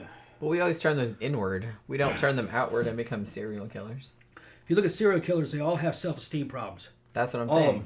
Yep. The best one would have been Ted Bundy in terms of quality. Probably Ted Bundy, and he was a wreck. He was a loser. He was a loser pretending to be a winner. They're all losers. They're all losers. Yeah. If they weren't, he went to college, but he was a shitty student. He fucking tried to become a lawyer, but he really couldn't handle being a lawyer. He couldn't hack it. Couldn't really hack it. Tried to join. He joined the Republican Party to try to have some kind of an authority, but it was all a facade. He was ashamed of himself because he couldn't live up to what his own. He couldn't live up to his own expectations of himself. He wanted to be like a fucking perfect fucking alpha fucking dude. All right, and that wasn't going to happen in his mind. Because of the way he was born. Okay, he was an illegitimate child. His sister turned out to be his mom. And his mom turned out to be his grandmother. So he was kind of realized that he was a thing of shame, actually. That happened to my ex-husband's family, too. Yeah. So he thought he was a thing of shame. And he didn't see himself as being a legitimate person. Probably because he wasn't treated that way either. You know, I'm not going to say it's all on him. He was probably treated. Yeah, I'm sure. Because there's always going to be, and kids pick up on that shit too. Yeah. Like absolutely. Yeah, I think from early age. Not excusing it. Once he figured that out, he realized that his family saw him as kind of like a second-rate accident. Yeah, like subpar. Yeah, that he would never. And then his own self-doubt ends up fucking feeding and turning into a big ball. You know, you get like it starts to snowball as it rolls downhill, where his self-doubt actually gets in the way of his own success. Yeah. And then the failure causes more self-doubt. So yeah, it's a vicious cycle. So it's a vicious cycle. Sure. And then he's trying to put forth the image of this successful guy that he has in his mind, but he can't do that. One of the things that a successful man is supposed to do is be able to get beautiful women. He could get them, but he had to kill them. Because it's not like he could get beautiful women, although he did have a girlfriend. Well, the thing is that he couldn't keep that shit going for very long because he would be defrocked eventually as a fraud. Well, they would notice. That there was something wrong with him. So instead of saying like, well, this girl's because women aren't dumb, man. Yeah, like, say, like these women. If there's something wrong with you. Yeah, these women are gonna, so instead of fucking blaming himself for his own inadequacies and trying to combat them directly, he's like, well, the problem isn't me, it's these women. Yeah. So then he starts fucking killing the women because they're noticing that he ain't shit. That he's... And he feels like he ain't shit. You know. Well, he wasn't shit. No. No. But instead of working on his own self, trying to improve himself, which would have been the move. Well, first thing is he should have got rid of his complexes. He couldn't control how he was born. No one can. Yeah, that's what I mean. Right. I kind of feel like here's the thing, and this is very general. Like I said, this is why there are a lot more dude serial killers than there are women serial killers. Dudes tend to, their weaknesses, they tend to project those outwards. Like it's always somebody else's fault. They always have like some excuse. Somebody else caused this, because they're not very like self-reflective. They don't really want to work on themselves. Women are like the opposite. If there's something, even if women had shit done to them when they were kids, like if they were sexually abused or whatever, they will blame themselves pretty much 100% of the time. And they will always think it was something I did. I did something wrong to deserve this, and they will just put that on themselves. That's why you don't see women, shooting up shopping malls or being serial killers generally or stuff like that, because women tend to their failings, they tend to blame themselves, even if it's not their fault. Men tend to blame others. That's why they lash out at other people that have nothing to do with what happened to them. Yeah, and there's also kind of and this is a cultural thing, where dudes are kind of like not so much nowadays, but maybe back in the day, were kind of like dissuaded from seeking any kind of like therapy or help or anything like that to deal with their issues, because it was seen as like weak or feminine to get help for psychological issues. Let me interject. A lot of dudes didn't do that, didn't want that kind of help, because it's been fucking documented, basically, that talk therapy does not help on men. It doesn't help them. Dudes have to go through trials. In other words, kind of like Indian spirit walks, and fucking you got to do weird shit. You got to go out into the fucking wilderness. You have to suffer.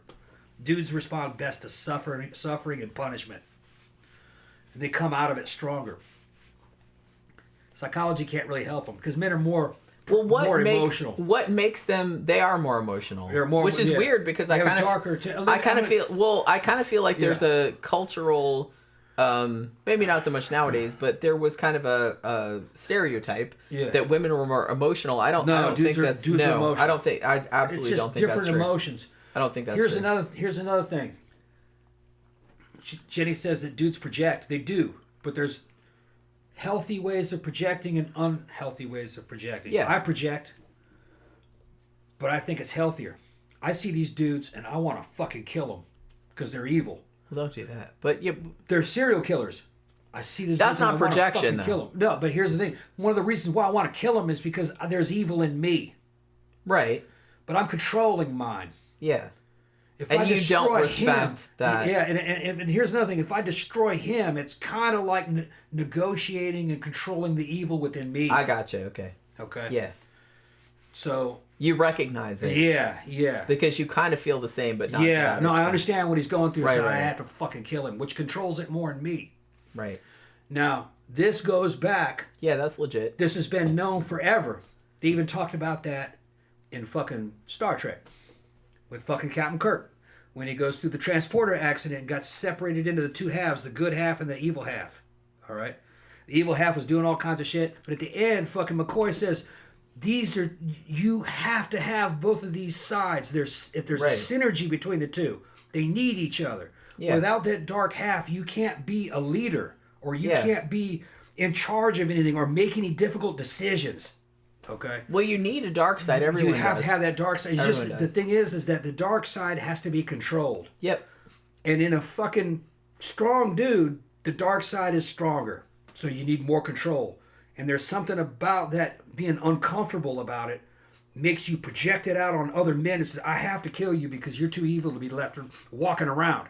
I know what you're fucking thinking. Because you you know what I mean? Fucking, so there's kind of I don't want to say like a brotherhood, because it's not a brother, it's a recognition. You recognize what I recognize what it is. Because like I said, I'm not a man. It's different. So I don't, like intellectually, I understand how they think. And I guarantee you, most of the dudes listening to me understand exactly what I'm talking about. Yeah. When they see those dudes, they fucking want to kill them. I do also, it's the normal thing. And I am a woman.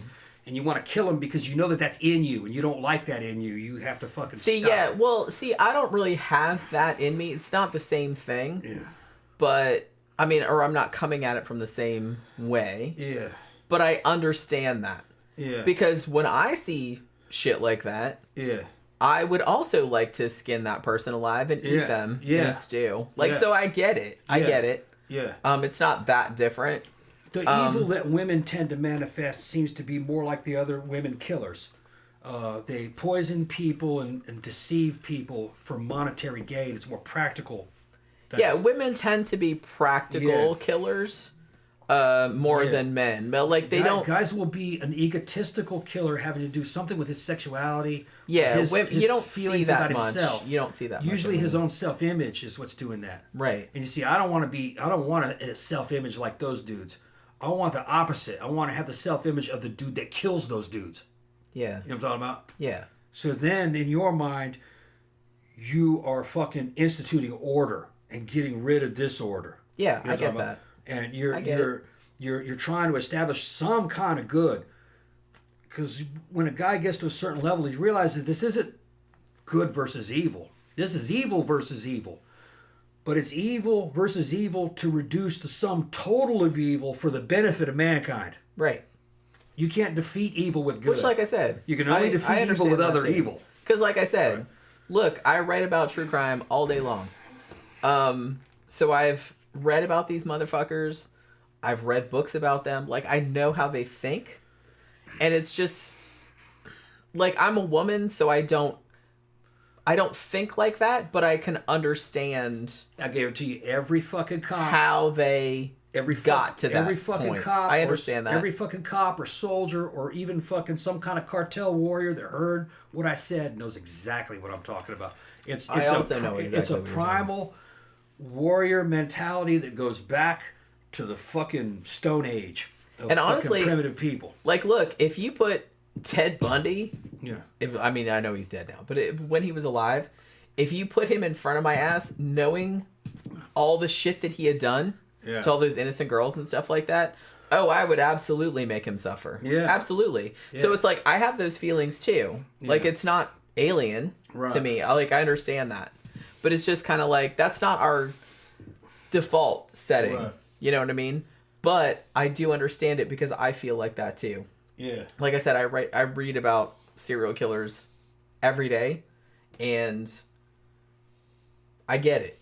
Like, if I had access to one of them and I knew I would get away with it, oh my god. The shit I would do to those motherfuckers, the shit I would do. And I wouldn't feel bad about it either. But doing that to just like a regular... See, the thing about it is that the only reason I wouldn't feel bad is because they did not feel bad doing that to completely innocent people, which I would never do in a million years. Says he likes how I think. He does exactly the same way. Yeah. Because I do not understand wanting to somebody that did nothing to anybody. Yeah. But if you're somebody like Ted Bundy or something like that, oh yeah, you have that shit coming. You have that coming. You should suffer because you made your victims suffer. And maybe, if we let you suffer, maybe before you die, you'll have some little glimmer of understanding of what it was like.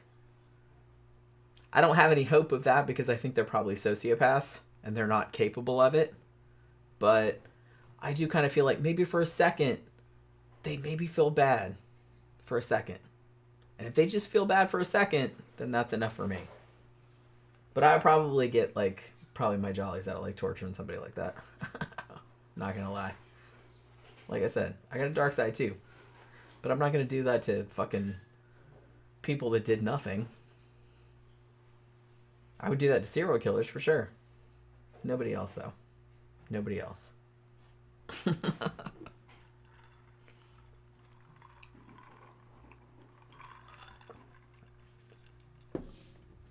Yeah, it's just Victor. I have premature projection. Okay.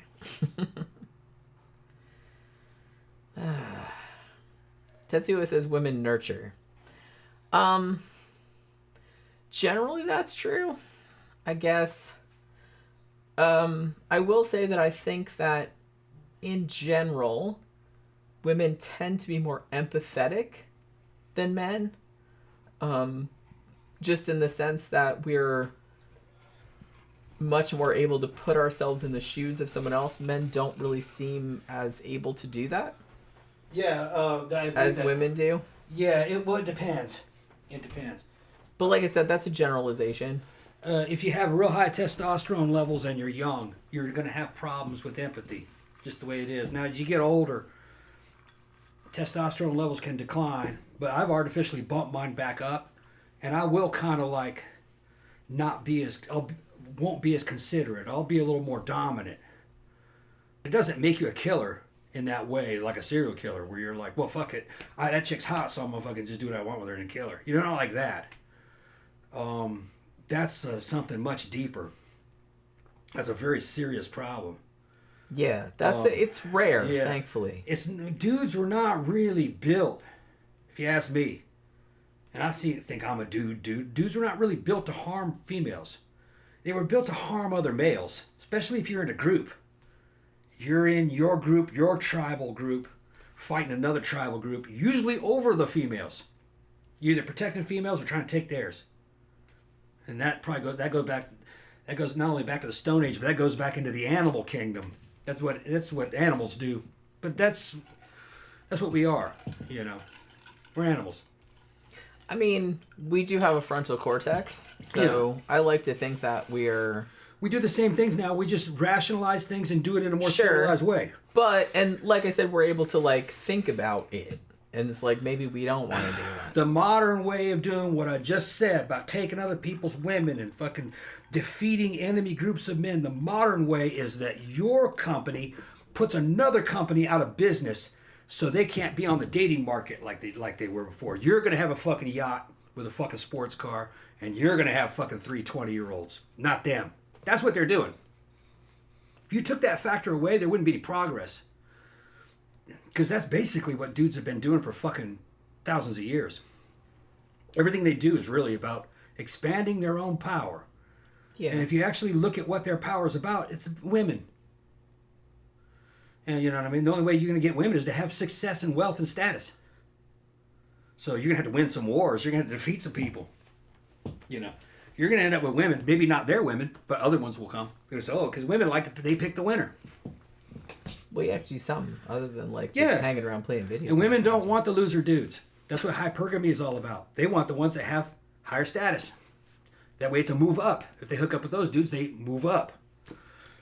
So it's always somebody above them in their minds. That's why these girls that make all this fucking $200,000 a year in these fucking high-end corporate jobs have a problem finding men. Because there are no men above them.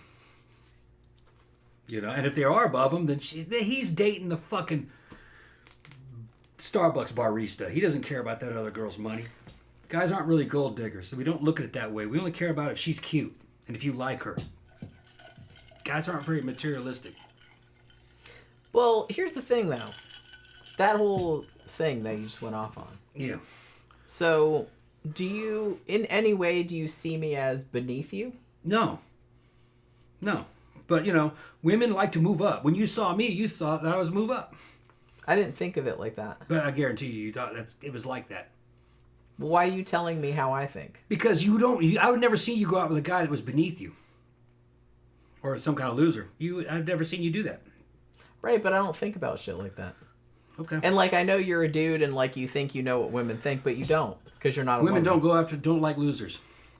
Well, nobody likes losers. Yeah. Nobody likes to hang out with somebody who's just crying about shit all the time and is always wanting to borrow money from you and sleep on your couch and stuff. Well, me and you hooked up. We got shit done. We both moved up. Well, yeah. But like I said, I didn't really think about it like that. Yeah, I'm talking about the fucking bare bones minimum fucking materialistic way of looking at it.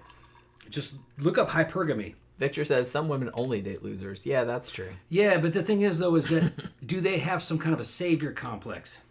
Because there's that kind of shit, too. I have seen women that will only date losers because they think they can fix them, and they kind of fucking... That's kind of... a lot of women do kind of feel like they can fix people. Yeah, but in my experience, those women don't last long in terms of fucking... By the time they're in their 30s, they're not doing that. The only ones I remember that were doing that were in their 20s. And then there was something else. They didn't go out with a fucking loser that sucked. They were going out with losers that they thought were hot. So well, like I said, women are not. We're not. I know, like this. You watch all that manosphere crap, so it's just kind of like it's not all crap. Some of it is. Oh, it's not it's all crap. No, it is not. Yeah, Some of it's true. Some of it isn't. It just depends on who's talking. It is crap. No, it is not. But like I said, it's a bunch of dudes that don't have much experience talking about women, and they've never been a woman, and they think that they know what women think, and they don't. And they don't.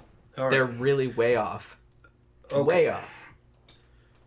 Here's let me amend some of that. Some of those dudes are like that. The younger ones are like that. But they do have older ones, all right, that are my age that can adjust a little bit what they're talking about. The problem with the manosphere dudes in general, like you said, they're young, they're in their 20s. They're only looking at the point of view of what the priorities of a guy in his 20s is. Yeah. You know talking about? So the viewpoint is already skewed. Yeah.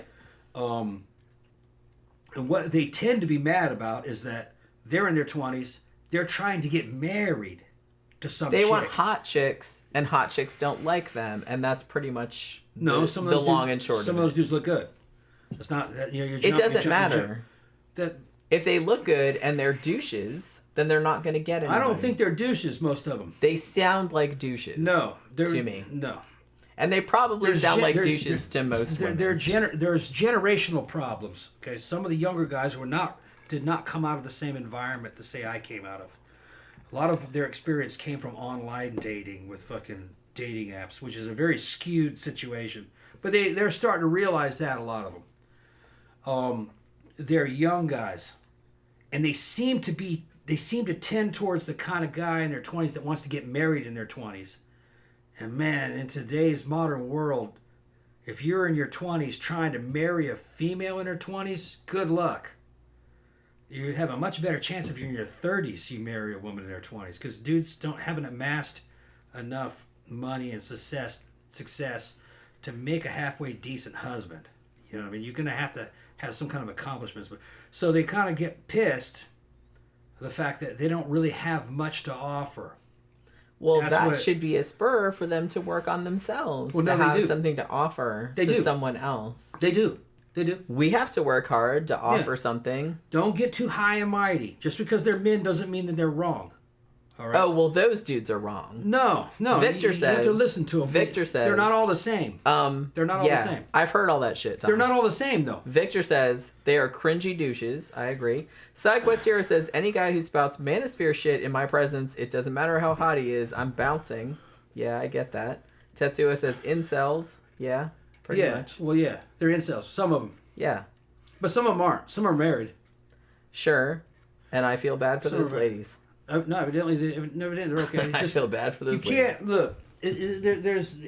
Look, any dude that has a YouTube show that is talking about how women think, they have no fucking idea. They've never been a woman. They're not really... They don't know how women operate. They don't know how women... And they are on there like very... No. They seem like they're very certainly like... Which guy were you watching? Which channel were you watching? All of the shit you watch, I can hear it all the way down the hall. Yeah, but I don't believe half of the shit that I watch. Hopefully you don't. No. Because that shit is some bullshit. It depends on who it is. It is some bullshit. It depends what it is. I find it amusing. I find all of it amusing. It rots your brain, though. But don't watch that too much. No. Fucking dudes like conflict and controversy. You know what I mean? I don't want to be in a bubble. I like to hear different ideas. You know, it's not like I'm not religious, you know what I mean? Like, I don't feel that if I hear something that's different, it's going to soil me or it's like a sin or anything, you know? I don't think that either. Well, a lot of people do.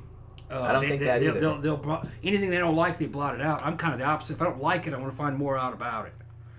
But, no, it all depends on which dude it is that is talking and what he's talking about.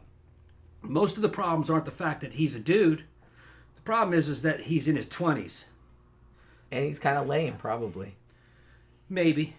But you know what I mean? Fucking, if you look at how it works, most women find 80% of the dudes fucking unacceptable.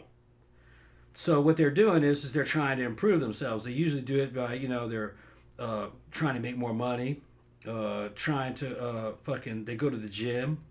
Look, if dudes try to improve themselves... Yeah, they're doing that. They're doing that.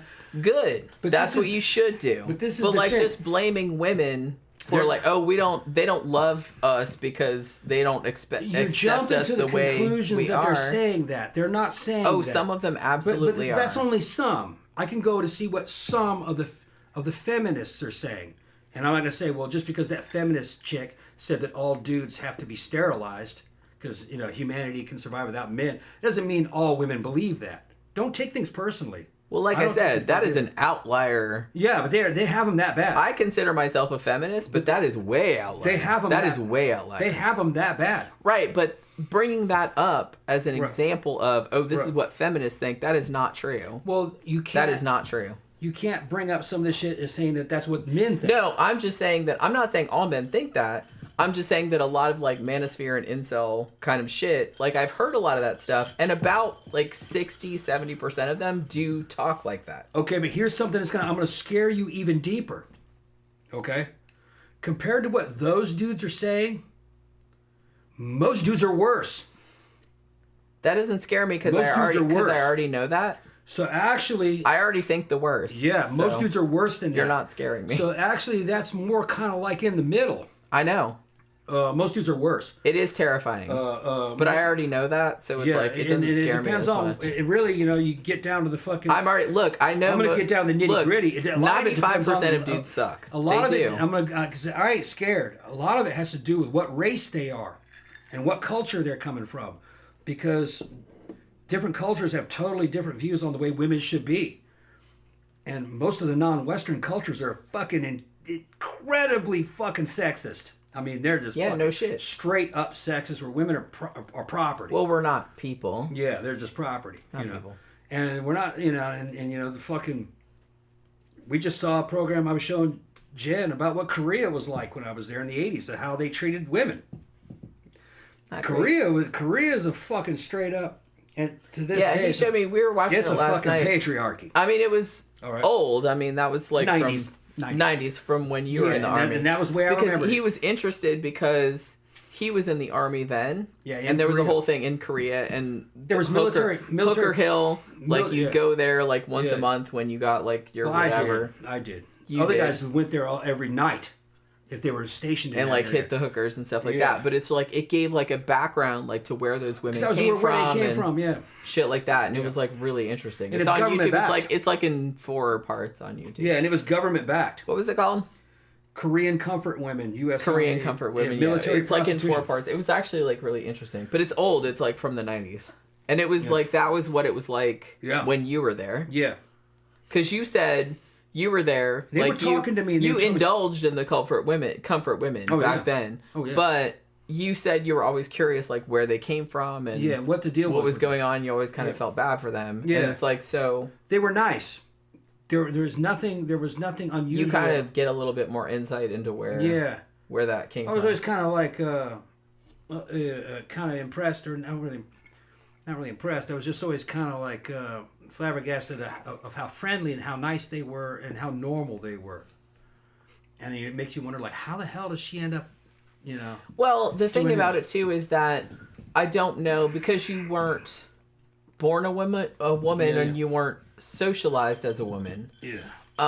Women are really socialized to, what's the word I'm looking for? You're supposed to accommodate dudes. Yeah. Whatever they want. You don't want to upset them, because you don't know what they're going to do. So you're kind of like, whatever you want to do, that's kind of cool, because you don't know what they're going to do. So you have to kind of like go along with whatever if you don't really want to do it, you kind of have to still go along with it. And a lot of women are kind of socialized like that. Yeah, but that's not how the Korean women ended up in. No, I'm just saying that's kind of how... That's kind of how you grow up. To in case anybody's wondering how Korean girls ended up in basically military prostitution, it's because in Korea at that time, I don't think it's as bad as it was. All right, the younger generations. I've been watching those same areas. What Itaewon is like now, it's night and day different. Okay, it's like a modern fucking Western that people are fucking making out, Koreans of both sexes making out and good-looking people and having fun and showing affection towards each other, you know, more so like Americans, more so than say Japanese. You know, the Koreans are fucking spicy, and the dudes have game, and the girls are looking good, and there's not prostitution going on, at least in the areas that I saw, and it's all new now. But way it used to be in Korea in the 90s is that there was no social mobility at all. If you were a girl and you were born in a lower class family, like say you were going to either be working in rice paddies or sweeping up in some factory for the rest of your fucking life. There was no chance of any kind of upward mobility. Yeah. If you were cute, you could go to work in one of these clubs. And usually they were recruited through the newspaper, according to that one girl. And she thought... Some of them got kidnapped, though. Yeah, well, she got kidnapped, too. But she answered an ad in the newspaper that was hiring girls to work at a coffee house. What a coffee house. It was what in that's Japan. what that one woman said. She was like, I thought I was applying for a job at a coffee house. It was a bar. Yeah. And behind the bar, part of the bar was hotels. Right. Well, she went there and they got pissed at her because they couldn't work with her. And evidently they had fronted her money or something. And somehow or another she signed into a contract. And fucking the Korean contract law, I've heard all kinds of weird shit like that where they were trying to trick Western actresses into doing porn movies and shit, and also prostitution through these weird contracts, because that's somehow legal in Korea. They don't have the same situations. You can sign on the dotted line, and next thing you know, you're an indentured servant working in a brothel. Yep. And if you break that deal, you can go to jail. That kind of shit. Yeah. Okay. That happened to like a lot of those chicks. Right. So she didn't want to do it, and they got pissed, and evidently transferred, or she said sold her contract to another place. Yep. And that was a straight up brothel. Yeah. She was working in there. And an American college student, she'd been there for 3 months, and an American college student met her and tried to help her. She needed $6,000 to get free. So he buy her out of the contract. Yeah, so he bought her out of the contract, and she was free. She tried to go back home, her parents didn't want her. She was soiled. She couldn't go back home. Yeah. And then she had no job skills or anything. So what did she do? She goes back to the club. Yeah. Goes back to the club to work. Like I said, what choice? Because she had no other choice. We talked about this on our Magdalene Laundry show. Right, yeah. It's just kind of like women back then. Right. You didn't have any options. Right. Like, especially if you were poor. Yeah. Like, what are you going to do? Yeah. And honestly, like, particularly in Asian societies, Korean societies, stuff like that, once you've already been recruited or tricked into being a prostitute, essentially. Yeah. You don't want to do that. Yeah. Like, if you escape, your family won't want you back. Yeah. No one will marry you. Yeah. Like, so what are you supposed to? You don't have any job skills. What are you supposed to do? Now, I also heard it didn't cover it in that program, but when I was there, I had heard that if they were from a farming village, the father would sell them off into the contract. Yeah, that happened a couple times with the women that were in that right. document. So the dad would get the $6,000, and he would tell the daughter, "We need this money to feed your brothers and sisters." So you just go bang so you go dudes. Yeah. And here's the weird thing though: when they go to that club, they have to pay rent, and then they have to have their own food and everything. They hook them up with a nice apartment thing in there, and it's kind of set up kind of like the old company stores back in the olden days, where if you worked at that company and you lived in the apartment, you would never fucking get yourself out of debt, so you're in there forever. And that's kind of what happened to a lot of them. So they're trying to get somebody to pay their debt so they can get the fuck out of there. But then some of them did get the debt paid, but they end up right back in there.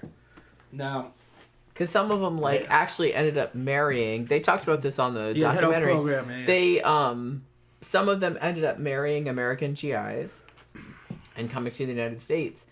But as the program points out, 80% of those marriages end in divorce. Yeah. And so, like, after the divorce, the women are in a foreign country. With no skills. Sometimes they don't, like, the couple of girls they talked to on there could speak English, but not great. Yeah. And it's like they didn't really have a lot of options. Like, what are they gonna do? So it's like a lot of them ended up working in like massage parlors and shit like that. Because Korean run massage parlors. That's like all they knew how to do. Mm-hmm. And it's like that's kind of sad. Yeah, that was like all they knew how to do. Yeah, they had a USO had a program where they were taking them and they were training them how to cook and how know all about the healthcare systems and the AFI system and everything how to run. And they needed to know all the stuff about the military system, and they were making them wives. They were all bar girls. It's got like an American Bride class or something. Yeah, right. And to make them military wives. But the thing is, though, is that the dudes, I didn't know any dude that married them when I was there. We were in a unit that was constantly working, and they only let us go maybe like once a month. And when they sit you down range, you were only with 3 or 4 other dudes. And a lot of times you scattered because you don't know those dudes. Because you can't know everybody in your unit. So anyway, because there were 3 companies, 4 including headquarters, but what ended up happening would be like, oh shit, what was I getting at? Anyway, what was that? Man, I got fucking sidetracked. I forgot what I was talking about. I don't know. I can't help it. Yeah. Why they would get divorced? What would happen is the guys would marry these. They're young. The dudes that marry them. A lot of them were kind of abusive. Yeah. They were young dudes, and they're in the military. And there were a couple stories where the guys were kind of abusive to them. In that era, and I was in the Army at that time, they had shitbags in the Army. There were shitbags in there. A lot of them were alkies. A lot of the shitbags were. So I could see how a dude like that would go, hey, you know what? She's pretty cute. I can't get a girl this cute back in the States. So I'm just going to marry this one. But his military career may not be going that good.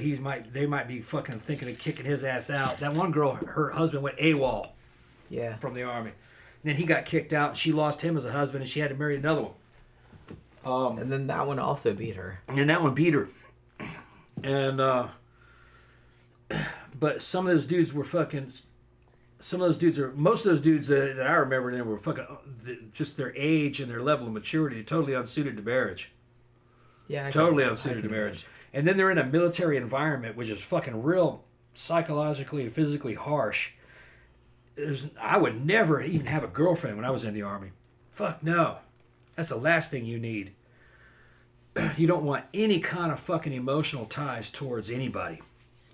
Other than your fucking team buddies, That's really the only people I cared about. Yeah, because you were single when you were in the Army. I was single. Yeah. I was single. I'd get hooked up. I was going to clubs when I was back in the States, But I was not looking for a girlfriend, Only a fool would have a girlfriend and get married in the Army, if you ask me. You get married her, you're going to bring her back to fucking Fort Campbell and put her up in fucking what? Enlisted housing for the married friend? You've just moved her into the fucking ghetto, okay? Every time you deploy, man, she's going to be on a fucking post, her and her fucking female friends with fucking hundreds of thousands of fucking dudes, all right? And most of them looking good. They're going to run through your wife. Usually they do. There's a fucking great fucking video. There's a great photograph on the Army recruitment fucking site. I don't know if that poster's still there. And when it gets to your military rights, it's like marriage. And it says, your military family. It shows a white guy with his white wife and the black baby. That's what the fucking... And that's exactly what a lot of the fucking families look like. Wait a minute, hold on. How did this happen? Well, I was deployed. Yeah. Yeah. And the fucking Army was fucking straight up smart for putting that photo up. Because they hate married people. They hate married couples. Well... They don't want them. It's just an expenditure. They want people to be in there 4 years at a time slinging bullets and fucking working. Well, they want people that don't have any attachments. No attachments, right, yeah. Right. Somebody that has a wife and children is an obligation. I got my buddy SideQuest Hero in here. She's the Army girl. She's multisexual and shit. She can tell you about those Army girls. When I was in, Army girls were fucking the worst. They're probably better than they were. They're probably better now than they were. But when I was in, every girl I knew in the Army who was a military female was also a hooker. Every one of them. They would sell it.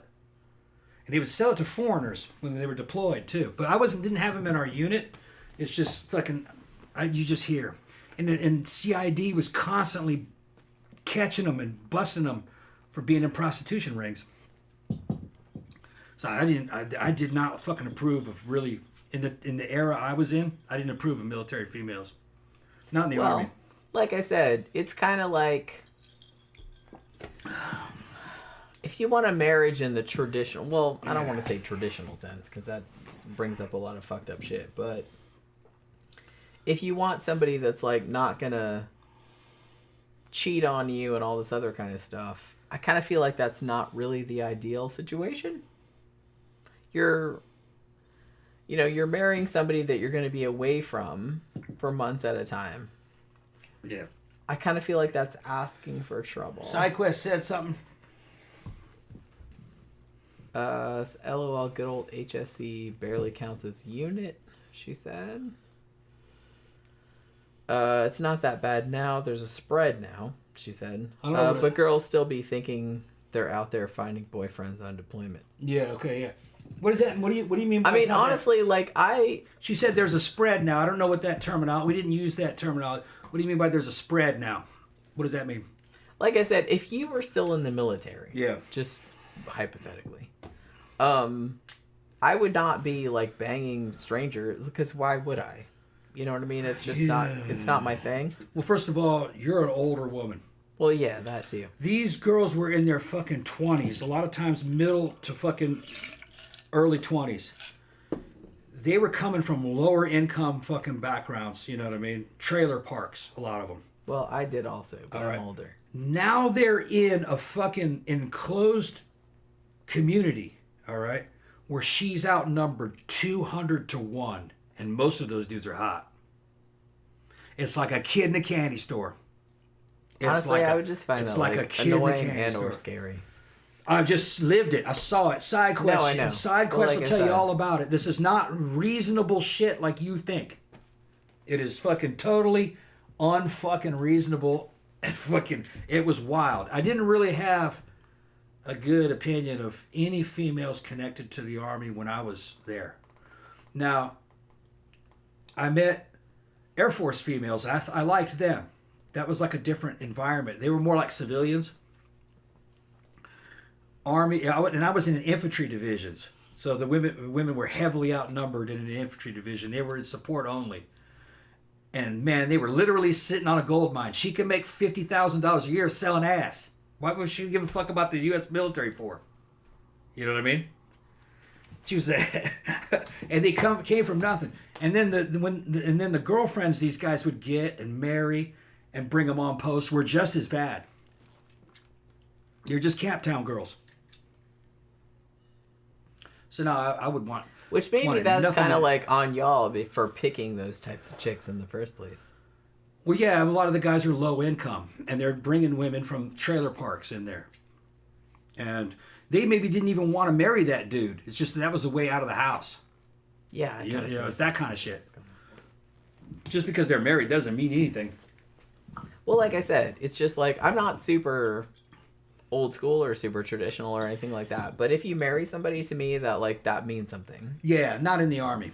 But yeah. Not in the Army. But like I said, that's why I never joined that. You had enlisted people who were male and female getting married just for the benefits. They weren't even sleeping with each other. You know? I know.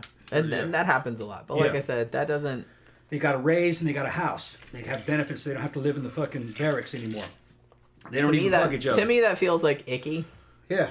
That feels icky. Yeah. I was done with a girl who was doing that. Yeah. I was in her house. How'd you get this house? Well, I got married to a guy. What? He goes, he's just a friend of mine. Right. You know, so you sleep with him? She goes, every now and then, fuck him. You know, and he wasn't even there. Right. Yeah. I said, I'm not... Yeah. I said... The whole system was corrupt when I was in there. Well, like I said, I'm not a super traditional person or anything like that. But it's just kind of like... If you're going to, like, go through all the trouble to, like, legally marry somebody and something like that, it's just kind of like... You should at least... Okay. I kind of feel like that should be, like, something that matters. Okay, SideQuest Hero, she says, it means you got to split between girls who are there for career or girls that are just there to be there, and a significant portion of them are sleeping around. And she says, once you hit deployment, it goes wild. Yeah, the shakeup is unpredictable. Yeah, once deployment happens, most of them get pregnant because they don't want to deploy. And then she goes, I think Army wives had a worse reputation than the female soldiers by the time I got in. Okay. And then she went, or gay people back during the gay people back during the don't ask, don't tell period. The lesbians and the gays married each other. Okay. To hide. Okay, yeah, all right. Yeah. I know what you're talking about. Right. Back in the don't ask, don't... I was in during the don't ask, don't tell era, which that was good. Because the don't ask, don't tell era stopped the era of witch hunting, where they would witch hunt for gays. And you see, and that was all trying to get rid of your competition. If you had guys in your unit that you thought were political or fucking career competition from you, like they might make NCO before you could start putting out rumors, hey, I think that dude's gay. And then a witch hunt would fucking break out if the LT heard about it, and they would try to prove this dude gay.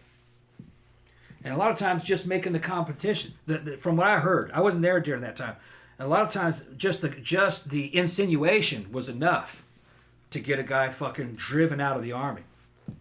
So the don't ask, don't tell policy put that all to rest. They didn't care if you were gay or not. They just didn't want you to be openly gay. They didn't care if you were fucking anybody either. They didn't care. Just as long as it wasn't out there on the street. Yeah, as long as you don't like advertising. Yeah, and that everybody was happy with that. You know, I served with gay dudes. I knew they were gay. Leather daddy type motherfuckers. They were cool. They were all right. They weren't gonna bother you. But it was very professional. You know, you just didn't. Now, some of them were obvious, but a lot of them, like there was one of them who's in recon platoon with me. His name was, well, I'm not gonna name his name. He was a big old fucking white dude. He was cool as shit. I realized over time that he was dropping hints, but I didn't take the bait. But and he was a super soldier. A fucking super soldier. He was an Army Ranger and everything. Just a big old fucking leather daddy. Well. Yeah. Super macho.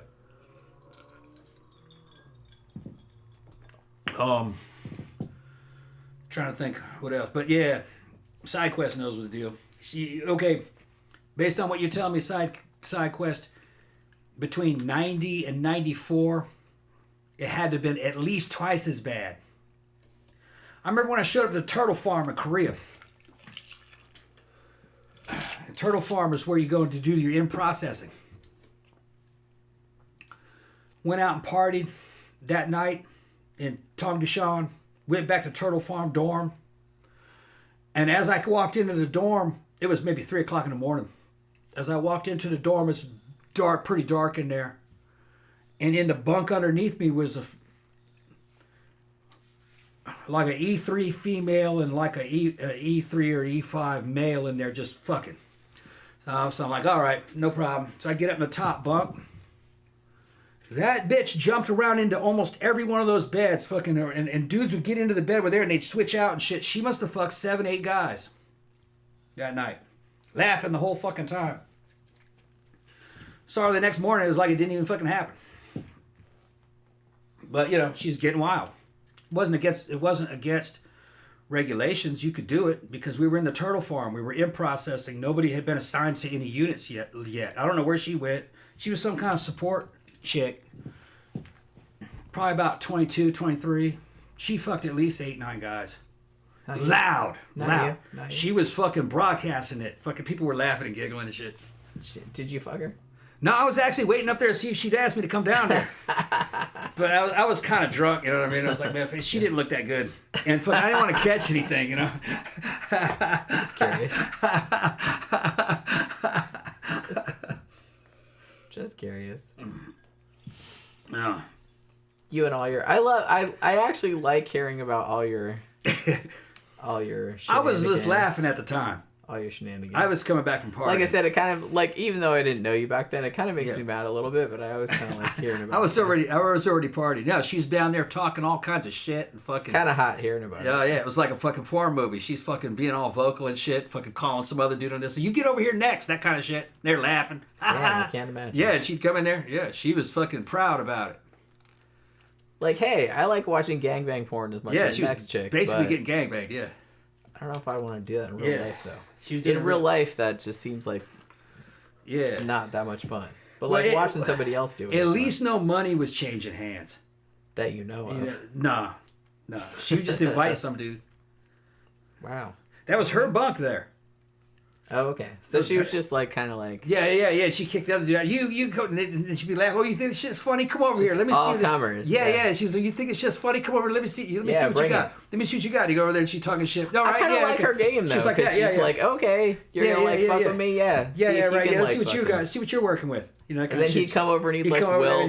She's like, okay, come over here. Yeah, come over. Yeah. All right. It's like dudes fucking or something. Yeah. Yeah. SideQuest here said in real life it seems exhausting. Yeah, it's like I said, that's kind of why I like to watch porn of it, but it's like in real life, I think that would just be like not much fun at all. Not much fun at all. Most of porn is well, it seems like you wouldn't really have much fun because you'd be like the whole time you'd just be like, work. Yeah, I gotta. If you look at the way the girls hand job this dude and hand job this dude, and it's like a dude is in my pussy and a dude's in my ass, and it's just like you got this all of this shit. Yeah. You wouldn't have any time to like have any pleasure. It would just you'd just be you're like working. Yeah, you'd just be working. And then like the camera angles, you're not comfortable in a comfortable position. But it's all a show. You know what I mean? It's fun to watch, but putting myself in that situation, I'm just like that would not be any fun in real life at all. The appeal of shit like that is not that it's happening to you; it's happening to some other chick. Right. That's the appeal. Well, the appeal of it, I think, because like one of the things that I kind of like is I like watching that kind of shit, but like in public. So I kind of like the public aspect of it, like you might almost get caught. Yeah. You know what I mean? So I kind of like that transgressive aspect of it. But like I said, in real life, it would not be any fun at all, I don't think. Victor said, "Don't ask, don't tell made me gay." That's a good one, fucking Victor. Yeah, I see that. Now, SideQuest is chiming in. She's just saying in the time that she was in there, the males and the females were heavily segregated. No, not in the time I was in. All right, I gotta pee and the dorms at Fort Campbell for just regular enlisted. The girls and the guys were all living on the same floor. All right, and there might be 3 to a room with a common bathroom, and I think it was like they had the females together, living in the same room, but they were all on the same floor. All I do is open the door and go into another door. It was kind of like a college dorm, and if she was dating a dude in her unit, she'd just get in bed with him. She'd just go over to his place, get in bed with him. It happened to me. I'd fucking hook up and stuff, and I'd be in the dorm fucking knocking some chick down with my 2 buddies in the room with me. But we had wall lockers in between the beds, so you couldn't really see. And fucking, that was when I was dating Kim, and Kim would be fucking. I'd be fucking with my buddies. Fucking, I says, "Would you not asleep yet?" He goes, "No, I'm still awake." And I'd be like, "Kim, talk to him," and I'd be fucking hitting. Kim would be fucking talking shit to him and everything while I was hitting. It was fun, but Kim wasn't military though. She was a civilian. Kim was my buddy's wife's friend. Yeah. And they all lived together in a trailer park outside Fort Campbell. She's a trailer park girl. Skinny, long hair, fucking frizzy. 90s looking chick. Long skinny legs, fucking flat chested. She was fun though. Bad skin. I was with her for maybe about 6 months, 7 months. Bitch cheated on me. Broke it off with her. And then I got deployed to Egypt. While I was in Egypt, she started writing me, and I said, "Don't fucking write me, man." She goes, "Oh no," because she became a construction worker. She was working on a construction zone. We'd write fucking letters back and forth. I was fucking with her, and I said, "How many of them dudes on a construction zone are you fucking?" You know what I mean? It was just another time, man. People were harder back then.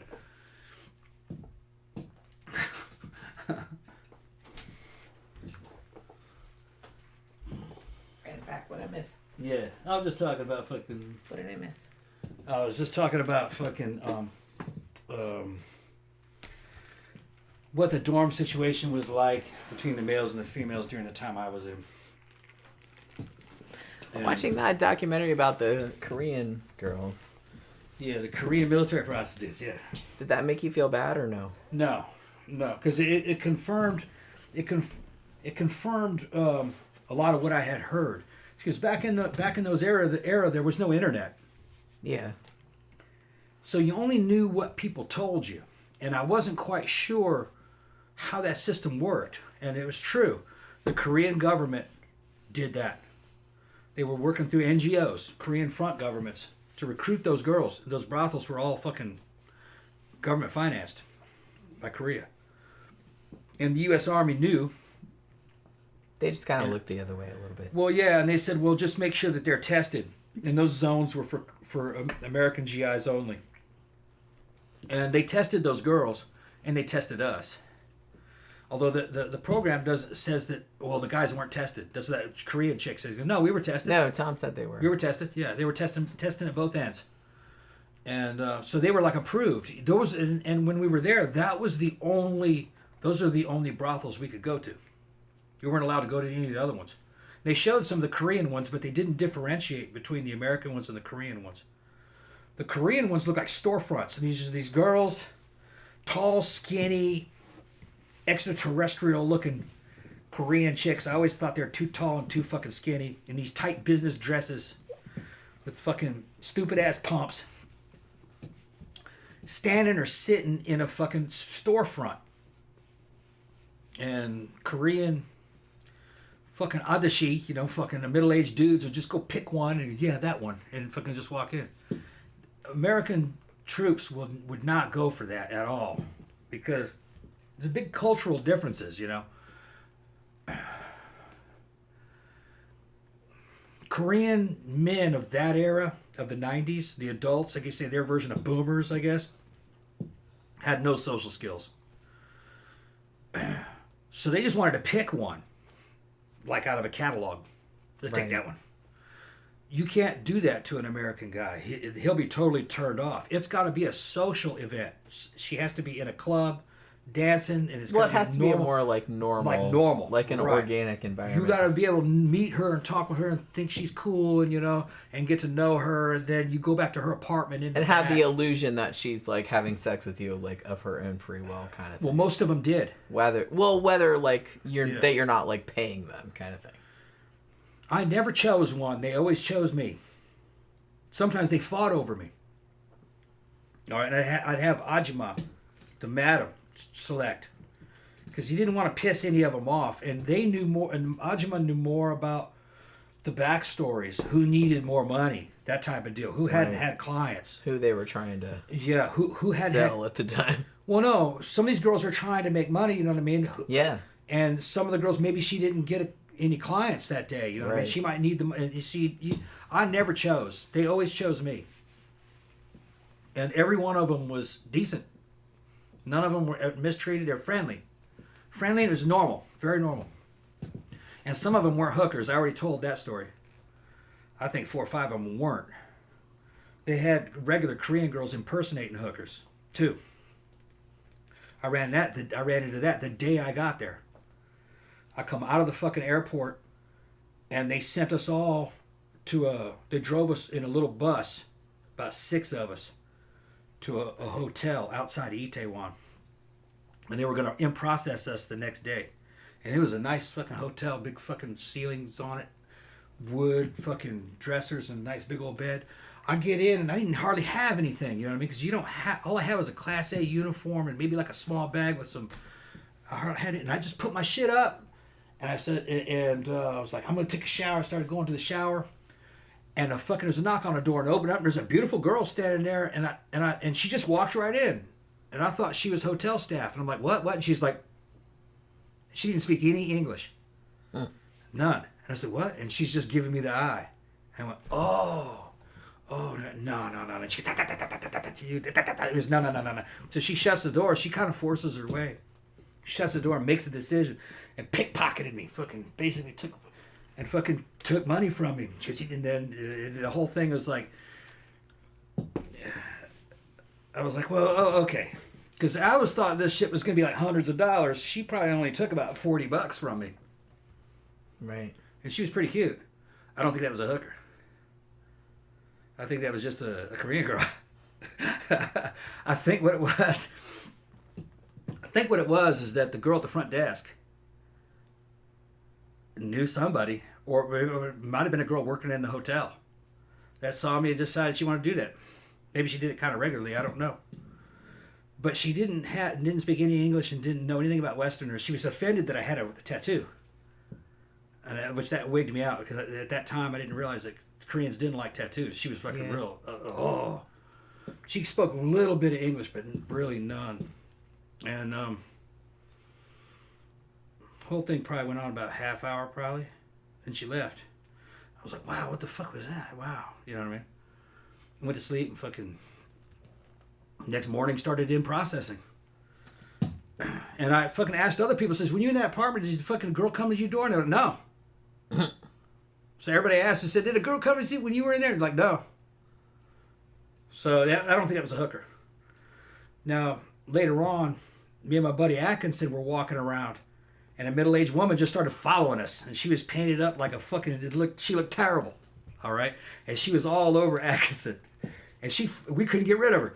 Followed her back to the fucking, she followed us back to the hotel that me and him got together. And he ran through it, but I didn't want anything to do with her. So it wasn't just me. Other dudes were getting sniped on by Korean civilians, and that was not a hooker. No. She tried to hit both. But she didn't hardly take any money from him, and she wouldn't leave. Hooker's supposed to stick and move. She didn't want to go. She wanted to stay there all night. Interesting. Yeah. Maybe she's trying to get the fuck out of there. No, I think what it is just foreigner fetish. Yeah, it could have been that. Yeah, I think that's what it was. She was not looking good. She was probably about 40. Bitch, I'm 52. Yeah, but this was a little short Korean dumpy 40-year-old fucking with fucking fucked up hair and really fucked up makeup. Trying to dress up as seductive as she possibly could with that little fucking teddy bear looking body. She was funny, you know what I mean? Fucking, I felt sorry for that. I wasn't turned on. But Atkinson, he's like, okay, whatever. Atkinson didn't give a shit. Yeah, he was like some a fucking dudes ranger. will just some dudes just he's like, hey man, hey, whatever. You know, hey, yeah, she's fun. And they rolled around and she was fucking off. She rolled around all fucking night. Says, man, I gotta get out of here. And I went out fucking out front while he was fucking the shit out of her. And I'm in front of the hotel, and I was pretty wasted at that time. And the dude running the hotel, he's back playing cards and shit, fucking smoking. He's got the fucking black and white TV going next to him like that. And I look over him and I'm like, yeah, he's in there. And he's just like, yeah, fuck you.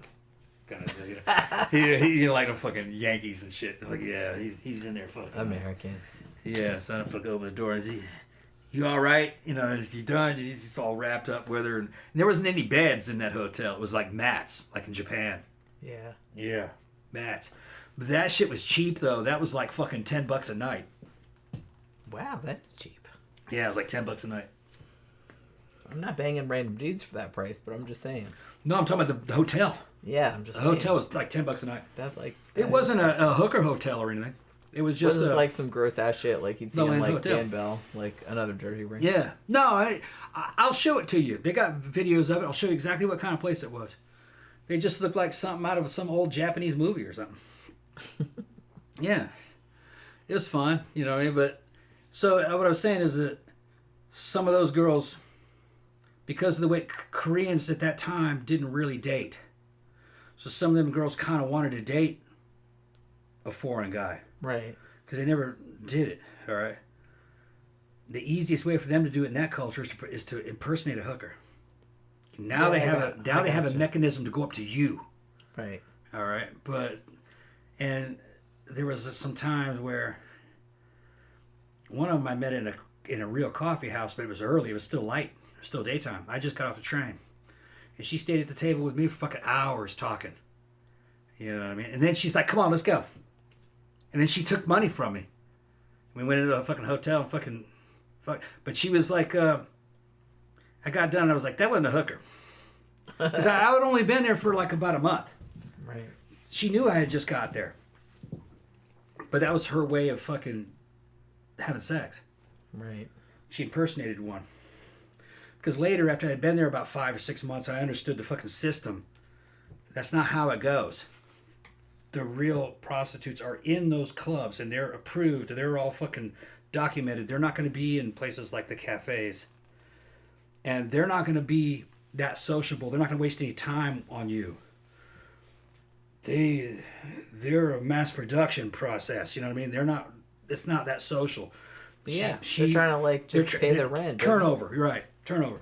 If it's too much personal talking and she's fucking already been talking to you for a couple hours, that is not a hooker. That's just some chick that likes you. And then another thing is the hookers don't ask for your phone number afterwards. Because he would ask for a phone number. I don't have a phone number. You called. Did she try to give me her phone number? You're such a stud, Tom. I was young and cute. You're still young and cute. Yeah, I was only like 22 and cute though, man. And that girl was about the same age, probably. I think you're still young. Yeah. No, I'm not as cute as I was. I'm mean looking now. Mean and scary. That's okay. I wouldn't be a hit in Korea the way You're I look now. not scary though. In Korea, if I went in Korea, I'd You're be mean. You're a lovely person. In Korea, I would be mean and scary because I'm bald and I got a fucking beard. And I'm fucking muscular. So in Korea, I'd be like, you're fucking, ooh, you're like something out of prison. Right, I get it. Yeah. I met you when you had hair. Yeah. You didn't have your facial hair. At that time, they were treating me like I was Tom Cruise. But I got pictures to prove, people. I ain't lying. I look pretty cute. Yeah, I'd have gone gay for it. You're like Rick Springfield. Yeah, like Springfield. I didn't have that hair, though. I had a military haircut at that time. Yeah. You did have like some kind of feathery hair like later, though. Before that. Before that, yeah. But like I said, I kind of like this. I like this look, though. I like this look. Well, you can't play that look when you get to be 55. You have to have an age-appropriate look. Yeah. Yeah. Jenny likes when I fucking tell these war stories and shit. I do. About these other women.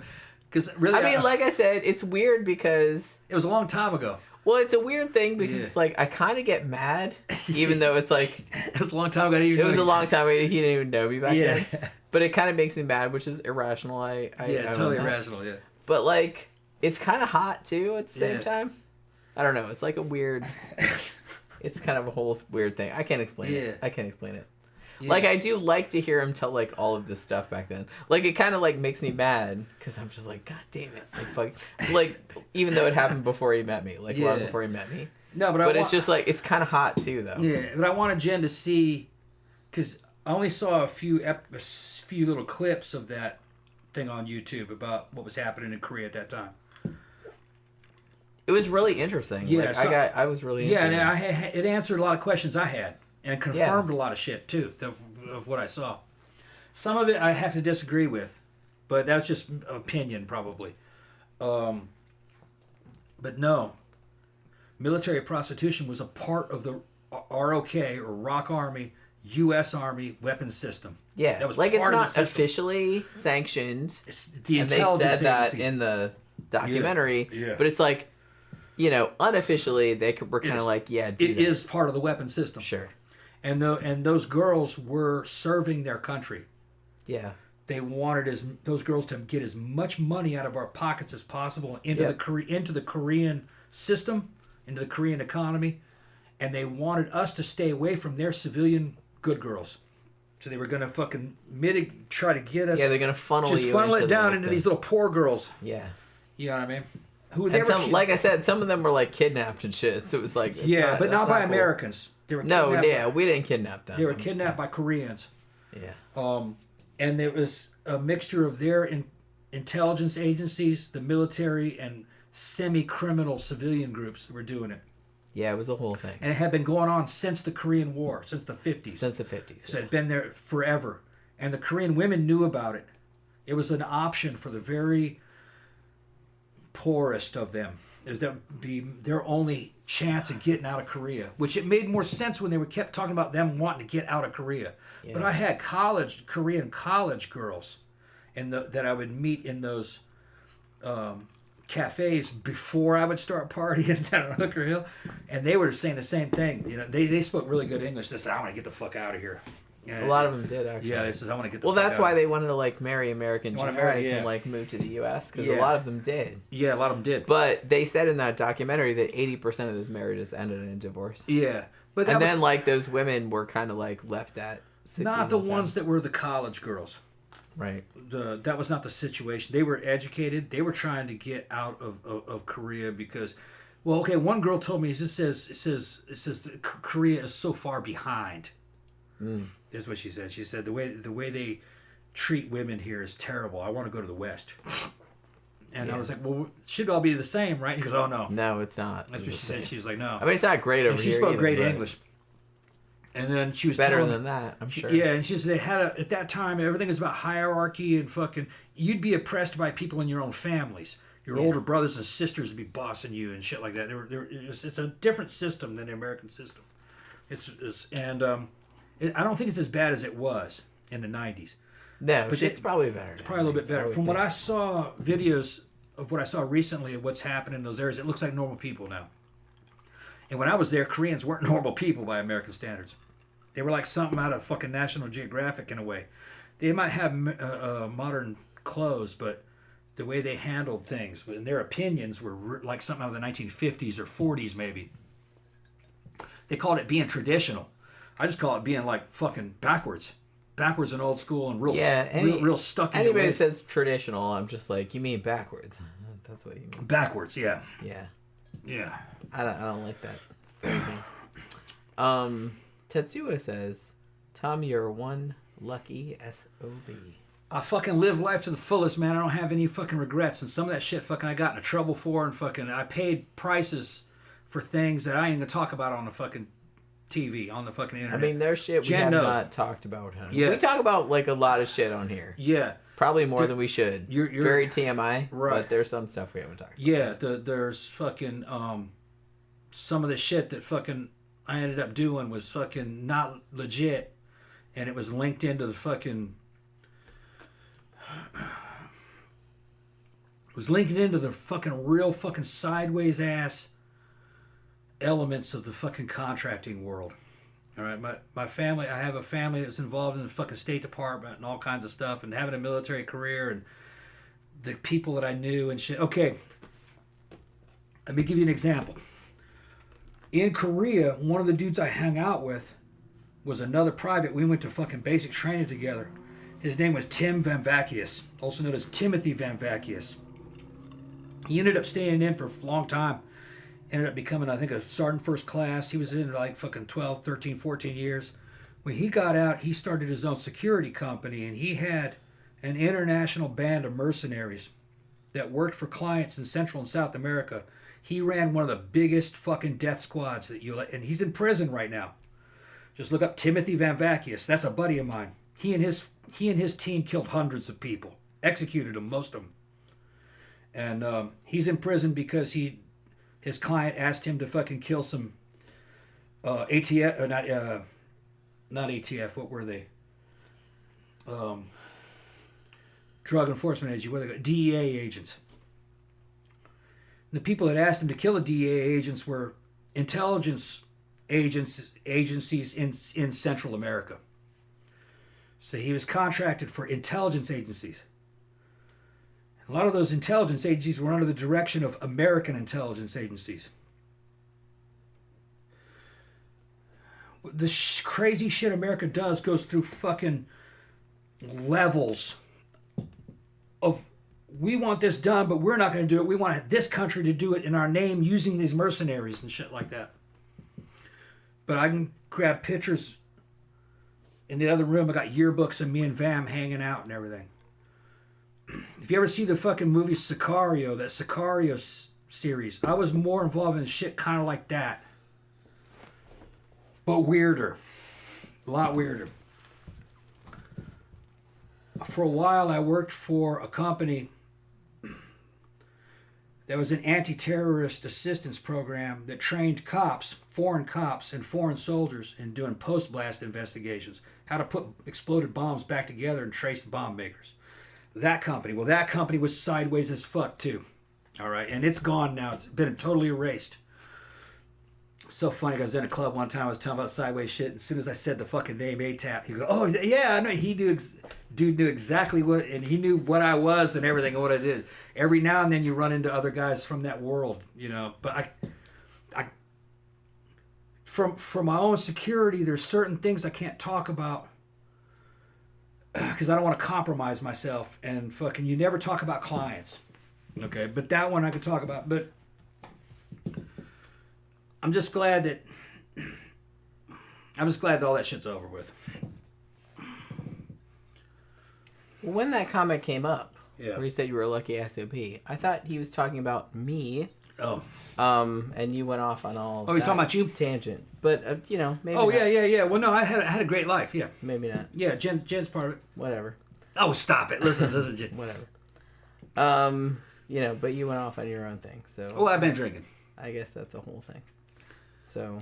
No, just everything. I'm not. Everything in totality worked out. Everything did. I thought he was talking about all this bullshit that I went through. No. Okay. I'm pretty sure that wasn't what he was talking about. Okay. All right, yeah. Okay. I mean, maybe. No, I'm fucking lucky that I got the idea. I was lucky in general to fucking live the life that I lived, I thought. Usually dudes that bring that up are not talking about that. Okay. They're usually talking about me. Okay. But yeah, I'm lucky. Yeah, we're lucky to be together. We're talking. Listen to her. Well, no, I'm just saying. I'm gonna go to the bathroom. Hold on. I'm just saying.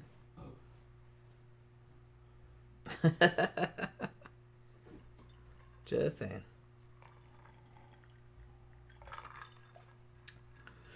All right, let me see. Someone Tetsu is like, are you doing like fucking lyrics and stuff? I see that. That's what I felt when I first saw Jen. What exactly are you talking about? I don't know. Tammy says, we all know the world revolves around Tom. It does kind of. You know, he can't help himself, but I kind of do feel like he thinks the world revolves around him. He's the center of the universe. Yeah. You know, it's a little frustrating, but I get it. I do love the motherfucker, I know. But it's just kind of like, yeah. Tetsu with his soulmates. Honestly, we've been together since 2011. Tammy said, we all know the world revolves around Tom. Shut the fuck up, Tammy. No, that's true. Shut the fuck up, Tammy. You I just misunderstood what you said. No, I know. But like I said, your default is to think everything's about you, but it's not. Fuck, man, I'm coming off the show now. It's not.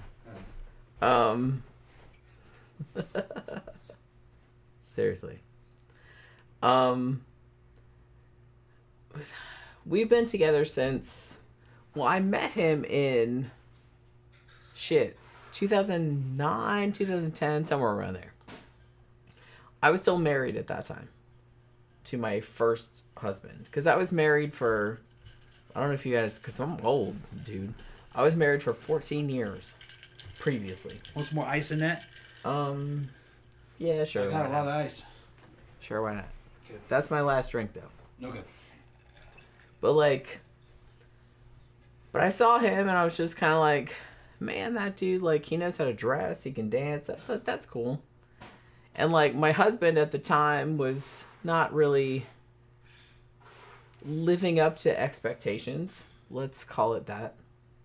I was married for 14 years, okay? So, and for 11 or 12 years, the first marriage was awesome. But the last couple years, not so much. And he wasn't real inclined to listen to my point of view on a lot of things. You know, it was a whole thing. So it's like I started to look elsewhere after all that time. Because I was just kind of like, look, if you're not going to fucking do this shit, I'm going to branch out. You know, you're talking about your first husband. Yes. Say what you will. That marriage actually lasted a lot longer than... Look, I'm not shitting on my first husband. He's a good dude. He's a good dude. Yeah, that marriage lasted longer I would never than shit average. on him. He's a good dude. I don't... Like, he was, okay, he was inexperienced. He didn't... How am I going to put this without it sounding shitty? He wasn't real, he wasn't real experienced in women's pleasure. Can I put it that way? Damn, now you're putting a man's fucking business out online. Okay. No, I'm just saying it's like it wasn't really that. Like he didn't have a lot of sexual experience. Okay, I'm gonna say that. But I was willing to look past that because he was a good dude otherwise, and he's still a good dude. I haven't talked to him for a long time, so I don't know. But like, you know, I'm not gonna shit on him. He wasn't a shitty person at all. At all. Yeah. So it's just kind of like, I'm not being like that. But he wasn't real... What? Tammy's threatening to fucking get the pegging toys out. Oh. One of these days. You're going to fucking make her fucking... Tammy. You're going to fucking... If you pay, man. I will absolutely do a video of that. Ain't that some shit? Absolutely. God damn. Like these I said, women, hey. these fucking women, man. You want to do anal on a chick? Because look, we've done some anal. Yeah. But like, man, you gotta be willing to receive that shit too. See what it feels like. Don't fucking men. Do not let women talk you into that shit. Don't let women talk you into that shit. Well, here's the thing. I kind of feel like if a dude is like, well, chicks gotta do anal because I want to do it. Well, you also I have never to demand that. You also have to receive it. I never demanded that. Well, no, I'm just saying if you want it that bad, you should also be willing to receive it to see what it feels like. I don't even think I've ever asked for that. No, we've done it. Yeah, but I don't think I asked for it. It's just kind of happened. No, you didn't. It just kind of happened. Yeah. Yeah, you're kind of cool that way. Yeah. Like, you didn't really... I'm not fixated. We've I don't done have the anal fixation. I really we've done it a couple times. Yeah, I really don't care that much. And it was fun, but it's like, it's not really a big thing. But like I said... If you are really, like, dudes that are really into, because I kind of feel like dudes that are, like, watch a lot of porn and stuff, it's like, oh, we got to do anal, baby, and stuff. And she's like, yeah, well, if you want her to do that, then you should also be willing to get it, to see what it feels like. I kind of feel like. I think that's fair. Well, I feel like that's fair. I don't fucking go that way. Fair. I don't go that way. Fucking, like I said, I don't care that much about anal. I like anal, okay. But it's not. I don't really care. It's not usually like worth it. Yeah. It's a lot of trouble. A woman's got to prepare for it. It's a lot of trouble. And it's not, and it's fun, but it's not worth the trouble. I must say, and I'm not usually. I'm not gonna fucking quote Jen, but I will fucking say that my first wife said that sometimes there's an itch that scratches. That's sometimes. Well, like I said. But that was her. I don't know if all women are like that. I guess I take it they might be. Well, okay. I'm going to tell you, like I said, every woman's different. You can't just like blanket whatever. Because I know you have a tendency to be like, well, other women like this, so you might say, but like, I'm not other women. I'm me. Women always personalize things. Well, no, but well, dudes do that too. You kind of feel like, oh, well, this one woman like that, so you must also like that. All right. Okay. But that's not how shit works. Stereotyping a bitch. No, that's how dudes do. All right. So, I'm just saying, like, I like anal. I'm not saying that. I do. Okay. Sometimes. Yeah. But like I said, most of the time, you gotta prepare for it. Yeah. And it's kind of like, usually it's more trouble than it's worth.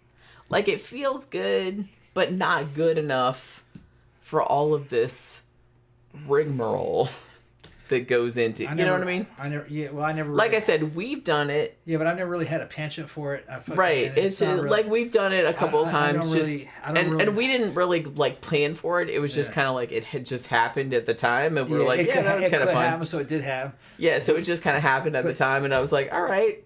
But it's just kind of like... personally, for me and the way I'm experiencing that is not a big difference. And it's it's not really not... It's not enough a difference for me to ask for it. That's what I'm saying. Now, you know, if I kind of feel like a lot of dudes that are inexperienced are into it because it's taboo and it's like a big thing in porn. Like a big deal, yeah. So it's just kind of like they ask for it, but it's just like we've done it. And it's just kind of like it's not. It's just a thing. It's a different thing. Yeah. And like I said, you need a lot of preparation for it. Otherwise, it's kind of gross, and it's just kind of like. Yeah, it's fun. Yeah, from a man's point of view, you got to make sure that everything's all right. Yeah. And like I said, and some it does feel good, kind of. Look. Here's some. A lot of dudes who are not in the entertainment industry, they'll see these videos and they think that a woman at any time you can just dive in and fucking do all that shit. Oh no, no. Those chicks are fucking totally prepared for that shit. All right, they fucking a gallon of shit has gone in and out of those girls fucking to be cleaned and shit. Yeah, I know. And especially when you start talking about that real weird deep stuff where they're going up to the elbow and the girls are doing all that kind of weird shit.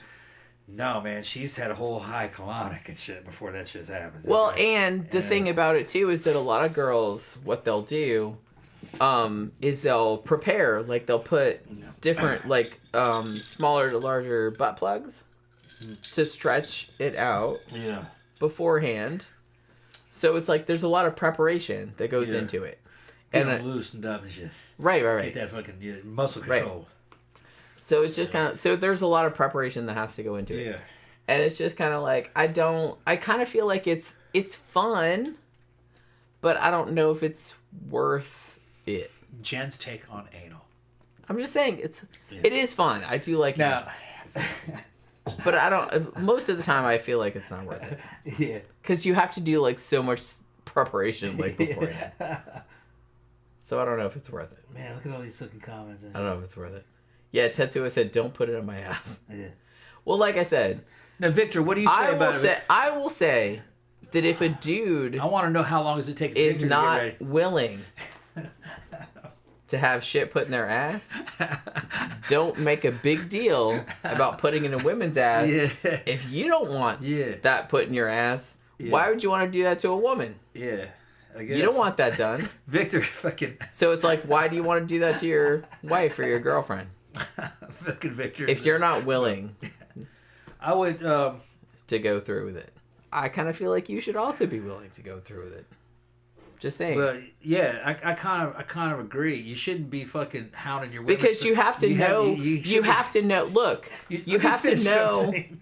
Well, you have to know what it feels like. No, you don't. But I'm just saying. Yeah, you do. If you're a dude that's fucking hounding for that shit, she's gonna fucking turn around and fucking put that shit on. All right. Now, yeah, you first. Right. I was never in that fucking situation because I never fucking hounded her for it. All right. That was just some shit. That's what I mean. Yeah, like I said, you don't hound her. Yeah, I don't hound her for it. I just tease you about it because whatever. For me, it's but not if some dude was like, "Oh, I gotta put it in your ass," and stuff, and I had one dude look seriously because I grew up in Brazil, man. Those dudes were fucking fixated on that shit and fucking. I had one dude. I thought those dudes would take it up the ass anyway. Yeah, I can tell all kinds of story about my Brazilian friends.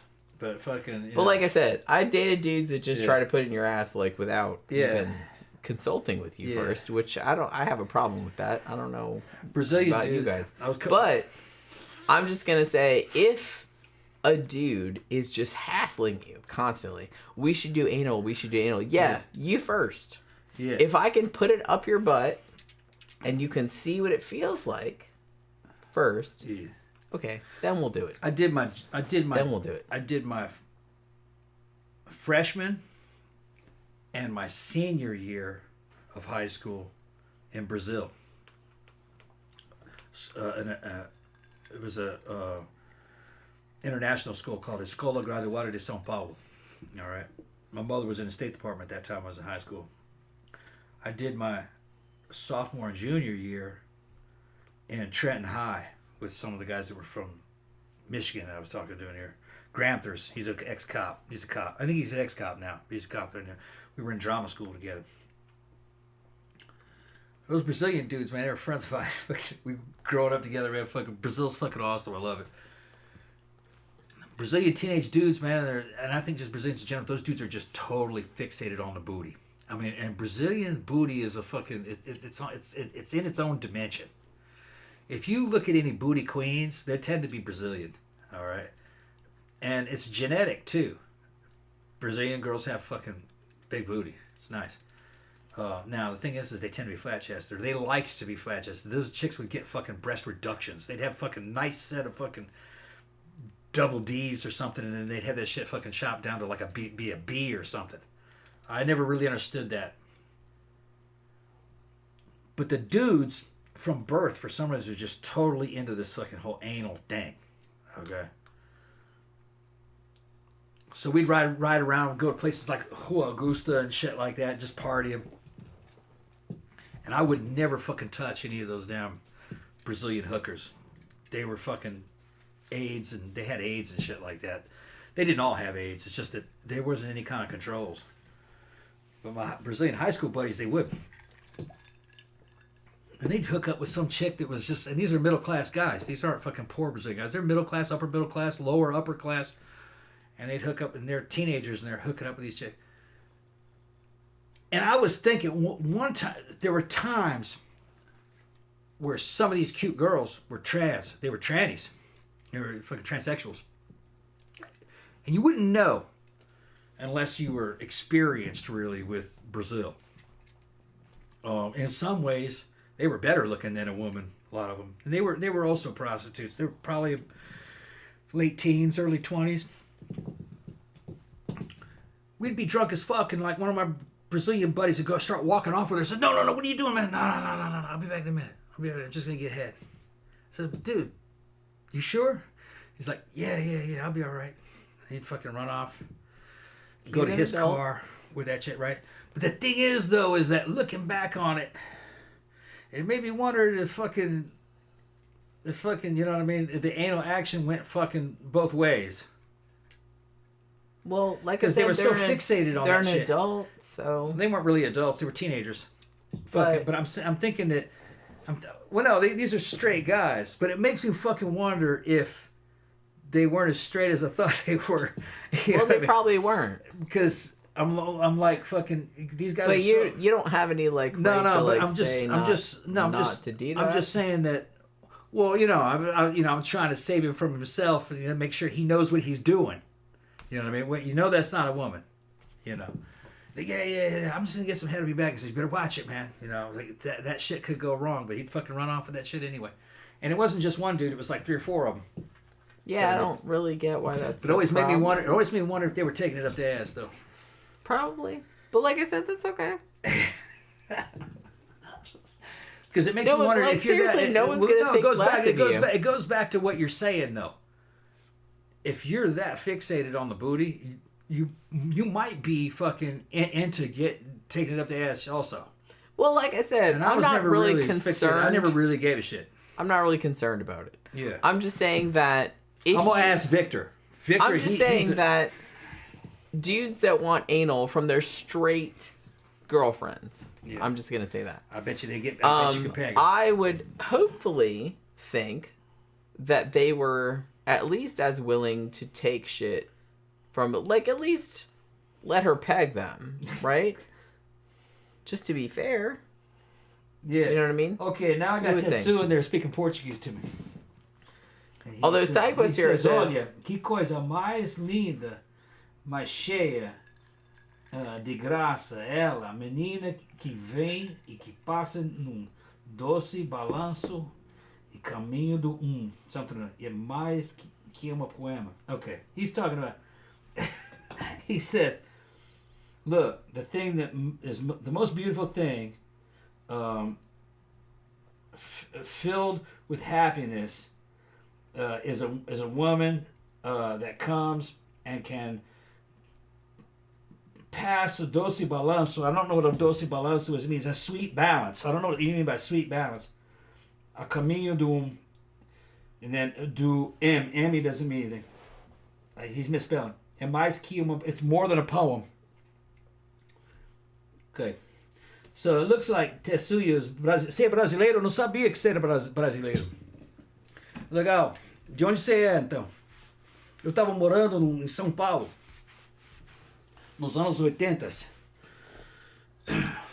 Okay, that's what I was going to say. Ciarra says, you know, it's so weird to me about how Americans have such a weird hang-up about transsexuals. Yeah. Weird visiting other places made me realize they're like everywhere. Yeah, in Brazil, and people care way less in other places.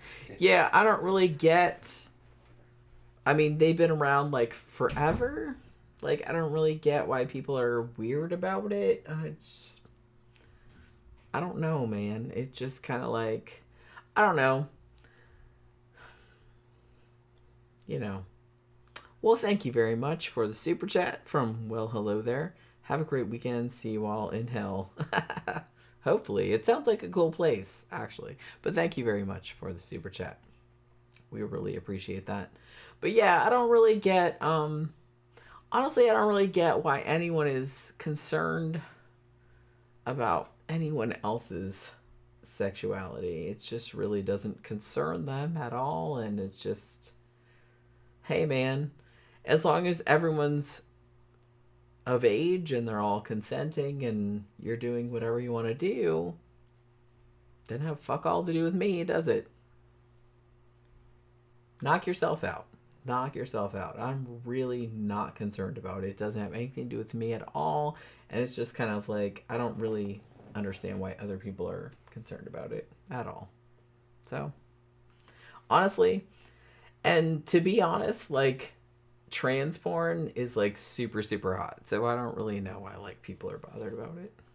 I don't know why people are bothered about it. I find it hot. I don't get it. Sackquist here said Americans just make everything political. Yeah, I can't. Yeah, I don't get it. I don't get it. I don't get it. And honestly, like something as personal as your sexual identity or like shit like that should absolutely not have anything to do with, like, I don't understand why other people get bothered by other people's sexuality. I don't understand why that is a thing. You know, I don't understand why that's a thing. Like, it doesn't concern you. Like, why do you care? Why do you care? Thank you very much, SideQuest here. Give us a look at all this money showing up. I love that. Well, hello there. Give us this.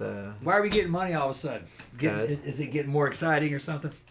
Hold on, I got a brasileiro when they're talking to me. Let me see what's. See. Like I said, all the sex talk gives us all kinds of money. Sex talk, so that's what it is.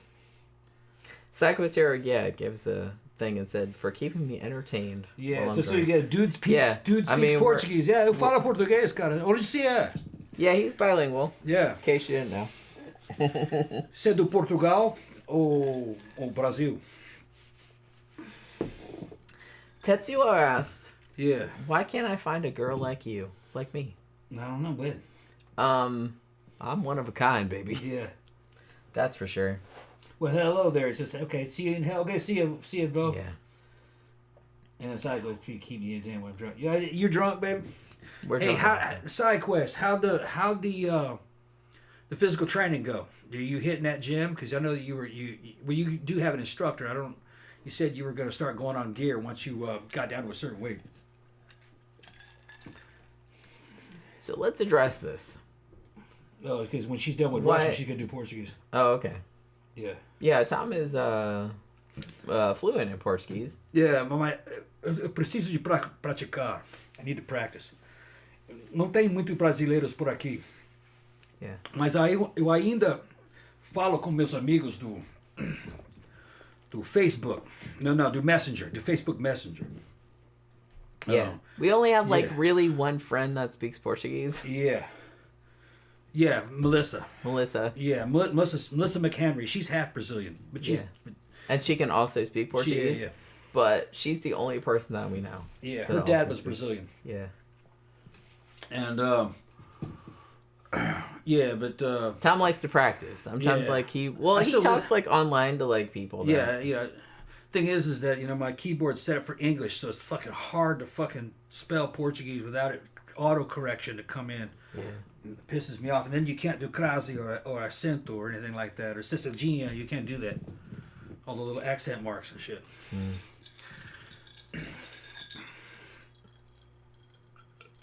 So let's address this, because Tetsuo has been commenting a lot this evening. Why can't he find a girl like me? I don't know, how old is he? 1 in 350 million, he says. Mm-hmm. I'm not really sure, man. Gotta be the right place, the right time. You gotta fucking, know what it is when you're seeing it. You gotta know what it is when you see it. And, look, man. You gotta be able to get it when you do see it. Nobody liked me. That's not true. To be honest. No, when I was younger, yeah. when I was in school and shit like that, everyone thought I was a nerd, or too smart, or too poor, or no one gave a shit about me. Yeah. In junior high and high school, and nobody asked me out, ever. Yeah. So it's just kind of like...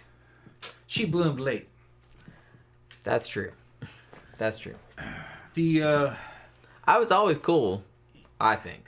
When I first saw Jen, I thought she was a cute married chick who was... Yeah, I was married when I met her first. Yeah, she was a cute married chick who could dress. She had a few pounds on her. Yeah, I was a little chubby. She was a little chubby. She was still cute. I'm still kind of chubby. And fucking, I talked to her several times when she was still married. And I gave her a signal that she was cute, that I liked her. But, I was dealing with other stuff too. I was dating. When that marriage dissolved, because we were on a friendly basis, she started hanging out with me. And then I really started to appreciate her more. And then it seemed like a couple weeks later, she shows up to the club. And she's fucking hot. She just lost a shit ton of weight. Thing is, though, it's hard. First impressions have a lot to do with the way dudes will fucking adjust his fucking vision, I liked her. We were hanging out. We were friends and everything. But I didn't... She was just coming out of a relationship, a marriage. And I didn't want her to get back in there. And I had this other kind of girlfriend named Sophie at the time. Not Sophie. Fucking Sonia at the time. And Sonia was saying... I mean, she wasn't a girlfriend. She wasn't really a girlfriend. She was a friend. She was gunning for me, though. And she was like, don't go out with her. She's just coming out of marriage and fucking let her play the field type of deal. And that shit was going on. So, I focused just on being friends with her. But we were dating other people. Even though we did hook up. Yes. One night. And I had a good time. I let her know I had a good time. And we started hanging out constantly after that. She was still married, but she was already on the outs with her husband at that time. Yeah, we're sleeping in separate rooms and all that. Yeah. So I didn't think it was all that bad. She would show up at the club without him. But the one that really fucking... I don't know if I ever mentioned this. The thing that made me fucking look at you differently, like I should be dating you, I already kind of felt that way. Most of it was just about your personality. Is Mini-Me. Oh, I didn't know all this. Yeah. Mini-Me was like, look at her, man. She is fucking cute. And I was looking at her and goes, yeah, she is. And she goes, dude, she is fucking cute. Why aren't you going out with her? I said, well, we're just friends right now. And she's like, no. That chick is into you. Well, I was. Yeah, and I was like, yeah, but let's give it more time. Let's give it more time. And, you know what I mean? Because, see, my mentality at the time is that because I was friends with her and I liked her, I didn't want to start a relationship in case it didn't work out. Because you thought it would ruin it. Then you lose a friend. Right. So I was in that mode. But just the more I hung out with her, the more I liked her, and fucking the more we became like fucking partners. We were each other's wingman sometime, trying to keep each other. Well, the weird thing is, like, even when we were dating other people, we just kept hanging out. Yeah, we still hang out together. Yeah, and we call, and she'd call and I'd say, "What you been doing?" Yeah, okay, yeah. What are we gonna do next week? Okay, yeah. Yeah, we would go out to the clubs together. Yeah, I'm gonna meet this other dude, but it's like we went out. Yeah. Together, like, all the time. Yeah, and fucking we go to the club together, and she'd meet a dude that she was gonna be going out with that night. You know what I mean? Fucking, and I wasn't jealous. We weren't, she wasn't really jealous of what I was doing, as far as I know. Although Jen had a lot of game. But Jen was meeting good dudes, too. So she had options. And the world had changed for her because she was now out of a marriage and she was free. And Jen was becoming real popular at the club. She lost a lot of weight in a very short period of time. And people who knew her before no longer recognized her. Yeah. And I had hooked up with her when she was heavy. When Jenny was heavy. She was cute then. It was just very different. She went from cute to pretty fucking sexy. I can show pictures of her at the club, the way she looked then. How old were you then? Maybe about 34, 35? I think, late 30s. Late 30s. I think it was like 37, no, I was late 30s. 38. I was late 30s. Okay, so maybe I was late, you were maybe mid-30s. more like mid-30s. So, just the way the relationship evolved, it was not like a normal, normie type situation where nowadays they meet over a fucking, some kind of fucking dating app. No, we met each other in the club. We were both dating other people, and then we became friends and we're hanging out. And then we were each other's wingman a couple of times, where she's helping get each other laid for other people. So we were players. Okay. And then we started coming up with business ideas in the club industry and stuff. And she was a graphic designer. And then she was saying how much she wanted to be a writer. So I started thinking, because I had that background in direct sales, and the technologies were now changing, you could publish your own books. So over time, I started to encourage her to basically chase her dreams, to start writing these books, and let's do a podcast. We started off with a podcast. Our podcast had fucking a shit ton of hits for a while. Then we left the podcast and it started becoming a YouTube show. We were getting, 50,000 downloads, I think? Something like that. 50,000 downloads per episode. But, so it wasn't a normal situation. Now, here's the weird thing. I don't know how I ended up with her. I don't. It's just one day I said, Oh my god! I love it. I love it. I'm gonna tell the story. Okay. Hopefully, you're gonna make that sound better than you just made it sound. I didn't know how it happened. All right. Next thing you know, I said, "This is my girlfriend." And Jen said, "Am I your girlfriend?" I went, "Yeah, you are." Yeah, it was. Well, we hung out together because all the we time. had fucking done all the shit. It says, "Yeah, you're my girlfriend." And it was a very natural transition, okay? And it was because I didn't realize it at the time. Jen had massive game. She had massive game. I didn't mean to. I was listening to a dude who's a psychologist who was giving advice on women on how to get a man. And once he laid down how a woman's supposed to get a man, I went, God damn, that's exactly what Jen did, man. I didn't mean to, though. I didn't do it on purpose. Because it was natural. I didn't do it on purpose. Because it was natural. And this is how you get a man. I just did what I felt at the time. At the time, right, yeah. I wasn't thinking about it. Men respond best, and pretty much men will only respond to positive reinforcement. Because look, I was into you. Yeah. And I was just kind of like, well, how can I convey this without seeming too needy or too over the top? I don't want to be like a stalker or anything like that. So I was just like, I was thinking about it, but I didn't want it to feel like too non-organic. You know what I mean? Yeah. I'm going to tell you girls how to get a man. Oh, here we go. Make friends with the man first. You got to have something. You got to have something in common with him. Okay? And you have a good friendship. All right? Do not fucking shit test him. Okay? If he wants to have sex, you give it to him. Okay? If he doesn't come back, that's all right. He can run off with another chick. But guess what? That dude, it ain't gonna work with that. It's not gonna work with that one, most likely. He's gonna be right back because you're friends with him. Well, yeah. And the thing is that what there's a damn association in the subconscious of a mind of a man, is that when I'm with this one, I get nothing but reward. With the other ones, I'm not really getting rewards. All right, because most women will shit test the dude that they like. Jen wasn't really shit testing me. She was being my friend. All right. Because I wanted to get out with she actually liked me. Yeah, I did like you. But usually what happens when a fucking girl... I wasn't trying to play games or nothing. Usually what happens when a girl likes a guy... I'm going to call him girl because you're a fucking girl. A real woman wouldn't do this. This is what girls do. They see the dude, they take him seriously, and all of a sudden they raise the standards on that dude to make him... Let's see if he rises to the occasion to see if he's the one. Well, no, he's not going to rise to that occasion. He fails, he's out. Then another loser comes, he goes, yeah, that motherfucker's not... I don't really like him. I'm going to fuck him anyway, though. I got nothing else to do. So she ends up with that dude.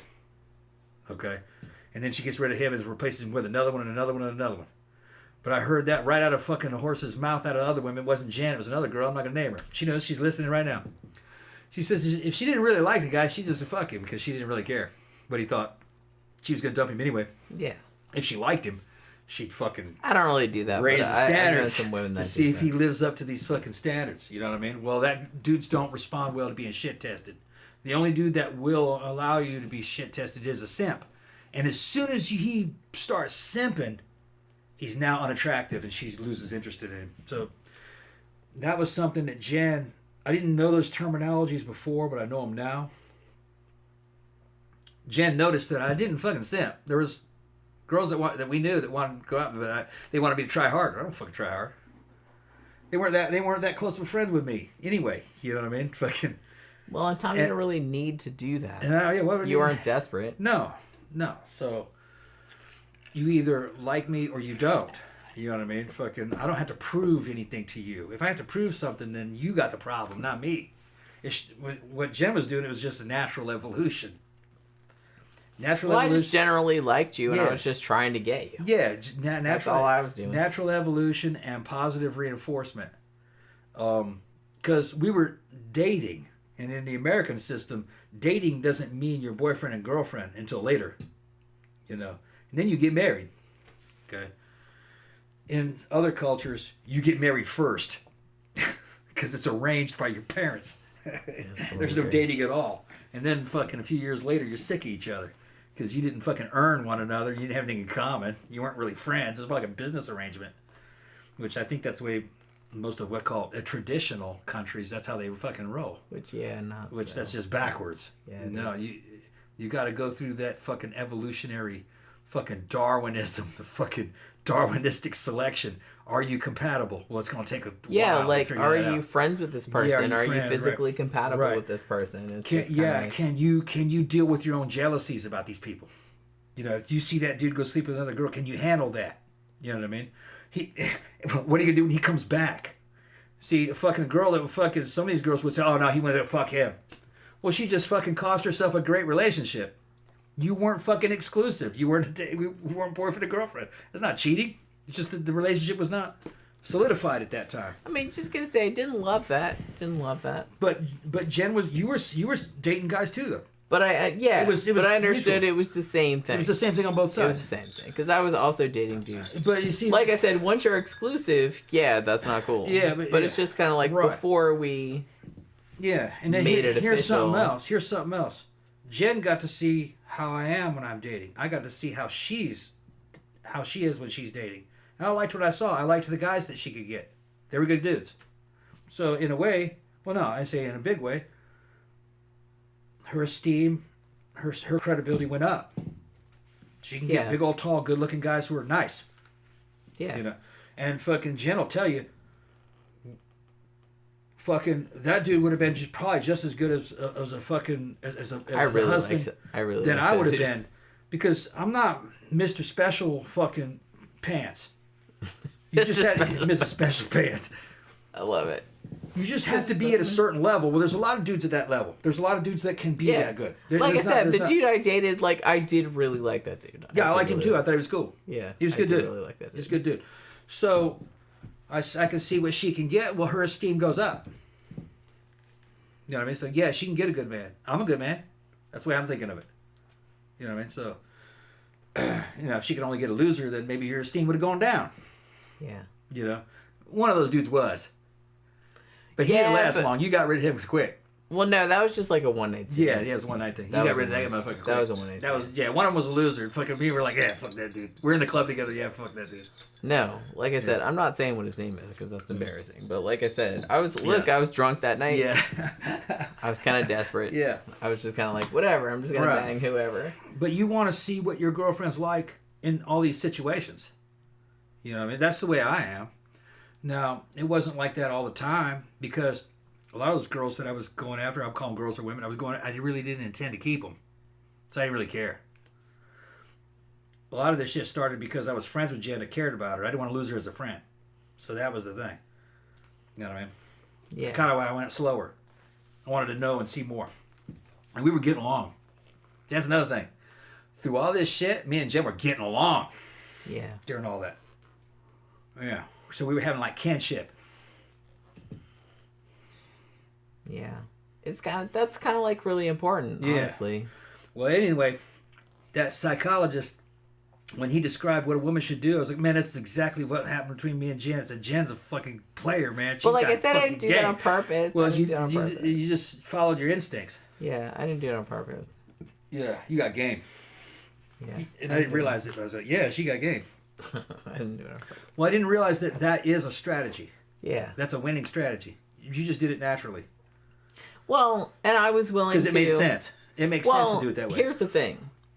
Like I said, I saw you. Yeah. I was still married, but I was on the outs with my husband. We were getting divorced. We were separated, blah, blah, blah. And I saw you at the time and was like, man, I really like that dude. I'm going to see how this develops. So I was kind of like always putting myself in your proximity. Yeah. Like, I guess you noticed, but I don't really know. And I didn't want to be too needy about it. I didn't want to be too overt about it. But I just wanted to, like, kind of be in the periphery of your vision. Like, hey, here's this cool-ass person that's in your peripheral vision. In case you notice. You know what I mean? Yeah. And it's just kind of like... And you did seem to kind of notice. So I was just kind of like... So every time you noticed, I was just kind of like, okay, I'm going to, like... you know, kind of... get into that. I'm just gonna kind of like reinforce that. But like I said, I didn't do anything. I don't know. I didn't do anything like specific. Yeah. I was just kind of like rolling with whatever. Since you've been talking about this, we lost all our viewers. We got like 7. We're boring them to death. SideQuest Hero says that fucking what she said her friend. She was asking her friend why. Let me ask it again. She's talking about her friends and she can't meet women. What's the deal? She says, my friend told me because I come across as she said, legit, it's about what you put out there about yourself. Like I asked my friend one time why it was so hard for me to get girls to talk to me. And her friend told me it's because I come across as someone who should be married. Mm.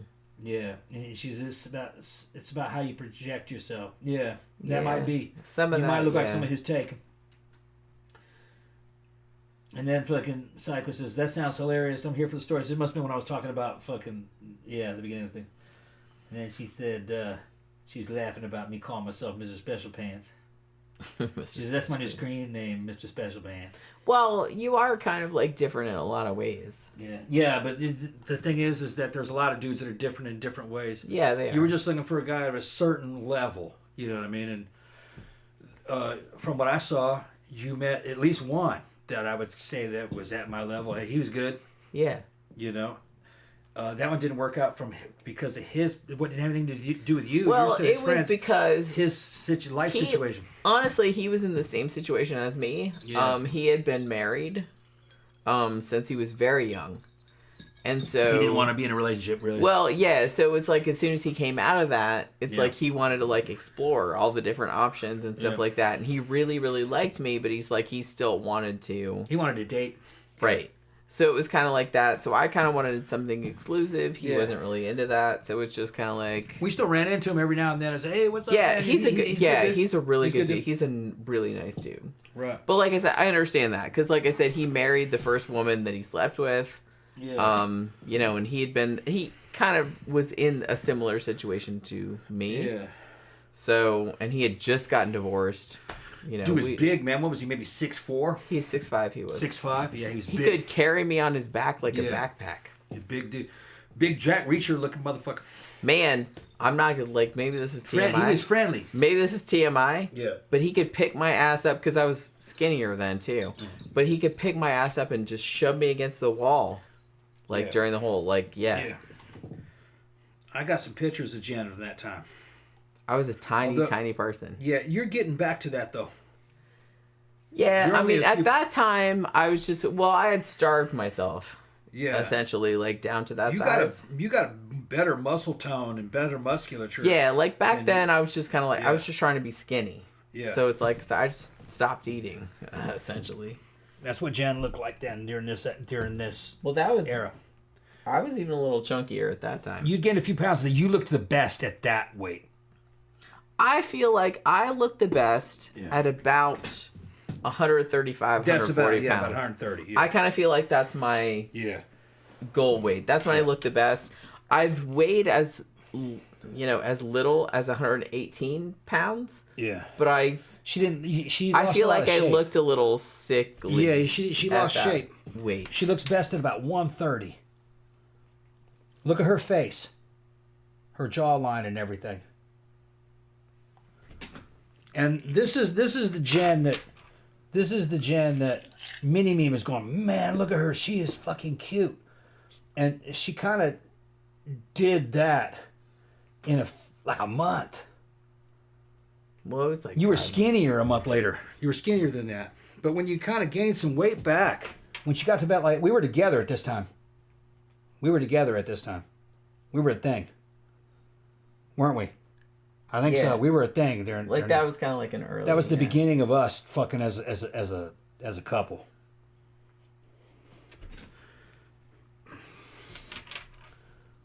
Look at how gorgeous Jen is. I mean, hopefully I still look good. You still about look like that, yeah. You've got a little more. You carry a little more weight in your face than you did then. Well. But that can Well, no, it's just it's just weight. But that's all coming off of you anyway. Your cheeks got a little bit bigger. That's what I meant. Cheek got a little bit bigger. That probably just happens though, maybe too. Who knows? Oh, fucking Tanya. This is this thing. Were you trying to talk me into coming for a visit? I sent her a video of fucking Florida vacation vaporwave mix. Tanya is I'll show it to you. Tanya was my good buddy from Boston. She worked for Chanel, and this was Voltaire's ex-girlfriend. That's her. She's my age, and she goes out with these little youngsters. Yeah. She's got 2 kids now. But I'm also gonna go out with youngsters if you keep doing that kind of shit. What's that? No, we were talking about Voltaire, remember?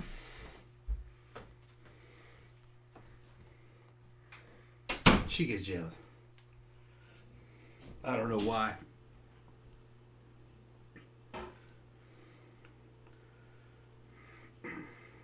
She wants to come down and party, though.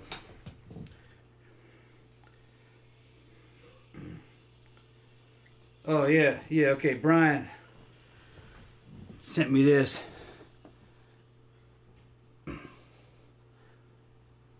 don't know if Brian's still on. I don't know if he worked on that movie or not.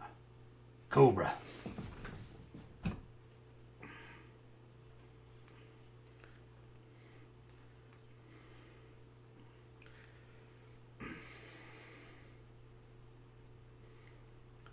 What the fuck?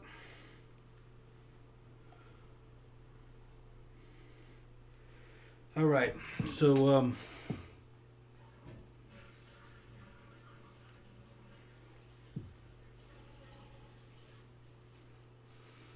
okay, Katrina.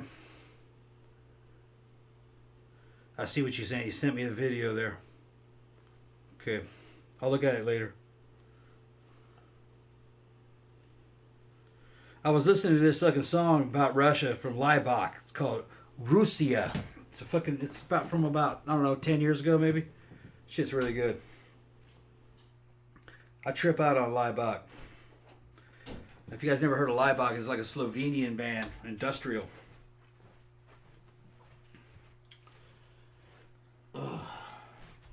No more super hot chicks. What are you talking about? All right. No, we were talking about what's his name? Fucking Who?